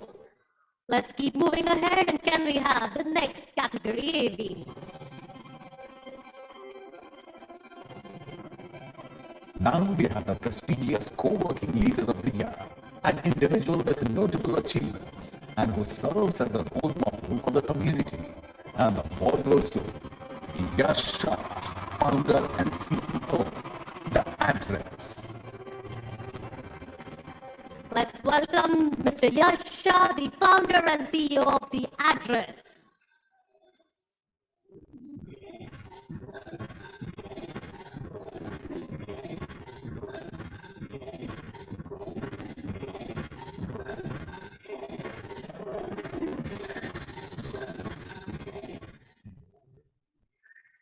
All right, let's move ahead and let's see what's the next category and who's the next winner. Ladies and gentlemen, we now have the very exciting and final category of Individual Achievement Awards, which honors outstanding performance by reality professionals. We begin with an important tribute of Marketeer of the Year. And the award goes to Lead Magnets. The Marketeer of the Year, Lead Magnets, and I invite Akash Tomar, the director, and Khushbu Tomar, the co-founder of Lead Magnets, to please join us over here. Come on, let's have the winners run towards the stage.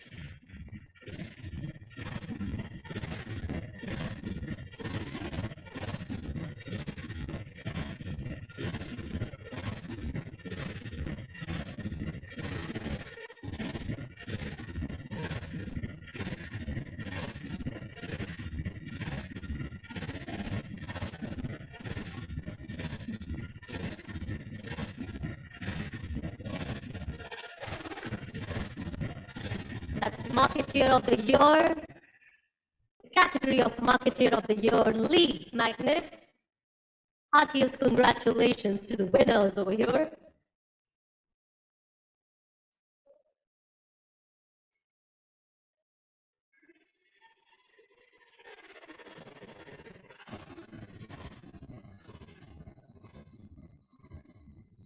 All right, audience. We have last two awards, so इसमें बिल्कुल कंजूसी नहीं होनी चाहिए. इसके बाद मुझे नहीं लगता कोई आपको शायद बोलेगा तालियां बजाने के लिए. So last two awards, and I want the loudest applause as and when the winner is invited. Meanwhile, let's have the next category over here.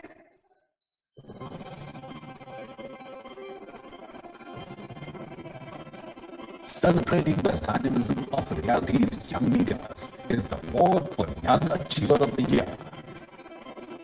And the award goes to Yash Shah, founder and CEO, The Address. Let's have the role model for the community over here, Yash Shah.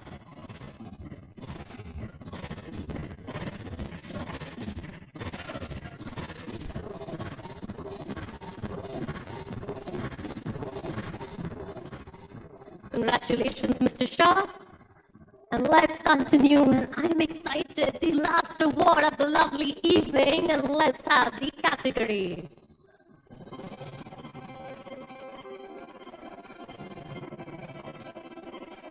Announcing the prestigious award for the CXO of the Year. And the award goes to Parth Patel, Managing Director, Kavisha Group. And I welcome and invite Mr. Parth Patel for the prestigious CXO of the Year for Kavisha Group.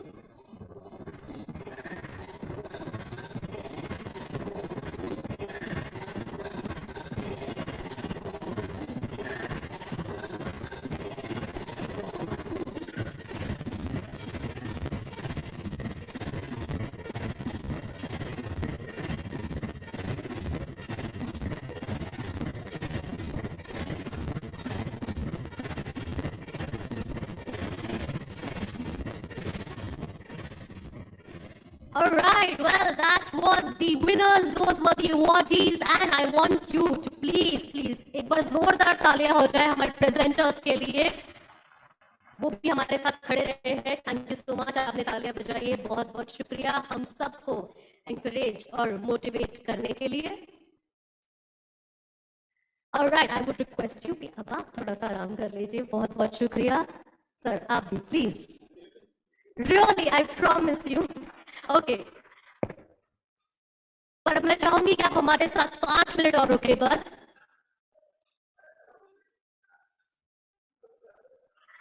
All right, well, before we conclude, we want to thank the jury members as well for their time and expertise in helping us in curating the winners for the lovely awards over here. This was the 14th Realty Plus Excellence Awards 2022 Gujarat. And जैसा कि मैंने शुरुआत में कहा था कि सभी winners please हमारे साथ end तक रुकिएगा. We want to have a lovely group photograph. I want to have the presenters and the winners on stage for the picture, please. Let's have the winners walk one last time along with the presenters who were welcome, who were there to support us, who took out time to present the lovely awards to each and every one. So, જેટલા પણ winners અહીંયા છે, please, હું request કરું છું, અહીંયા stage ઉપર આવી જાઓ, and let's have a group photograph of each and every one of you.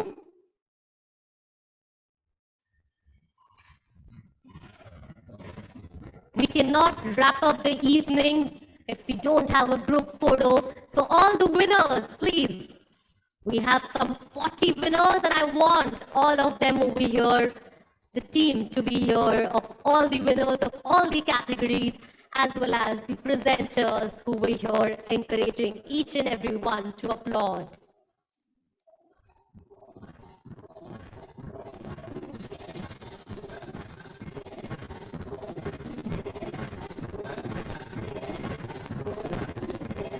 Well, that's a lovely party music. So I think our sound team is all set and excited to party. Let's have the winners over here so that we can celebrate the achievements of all the winners over here. Come on, the stage is yours. Sabhi winners, please, jaldi se yahan stage par aa jaiye. Let's have a lovely picture. जितने भी हमारे presenters यहाँ पे आए थे, मैं चाहूंगी आप भी हमारे साथ मंच पर जुड़े.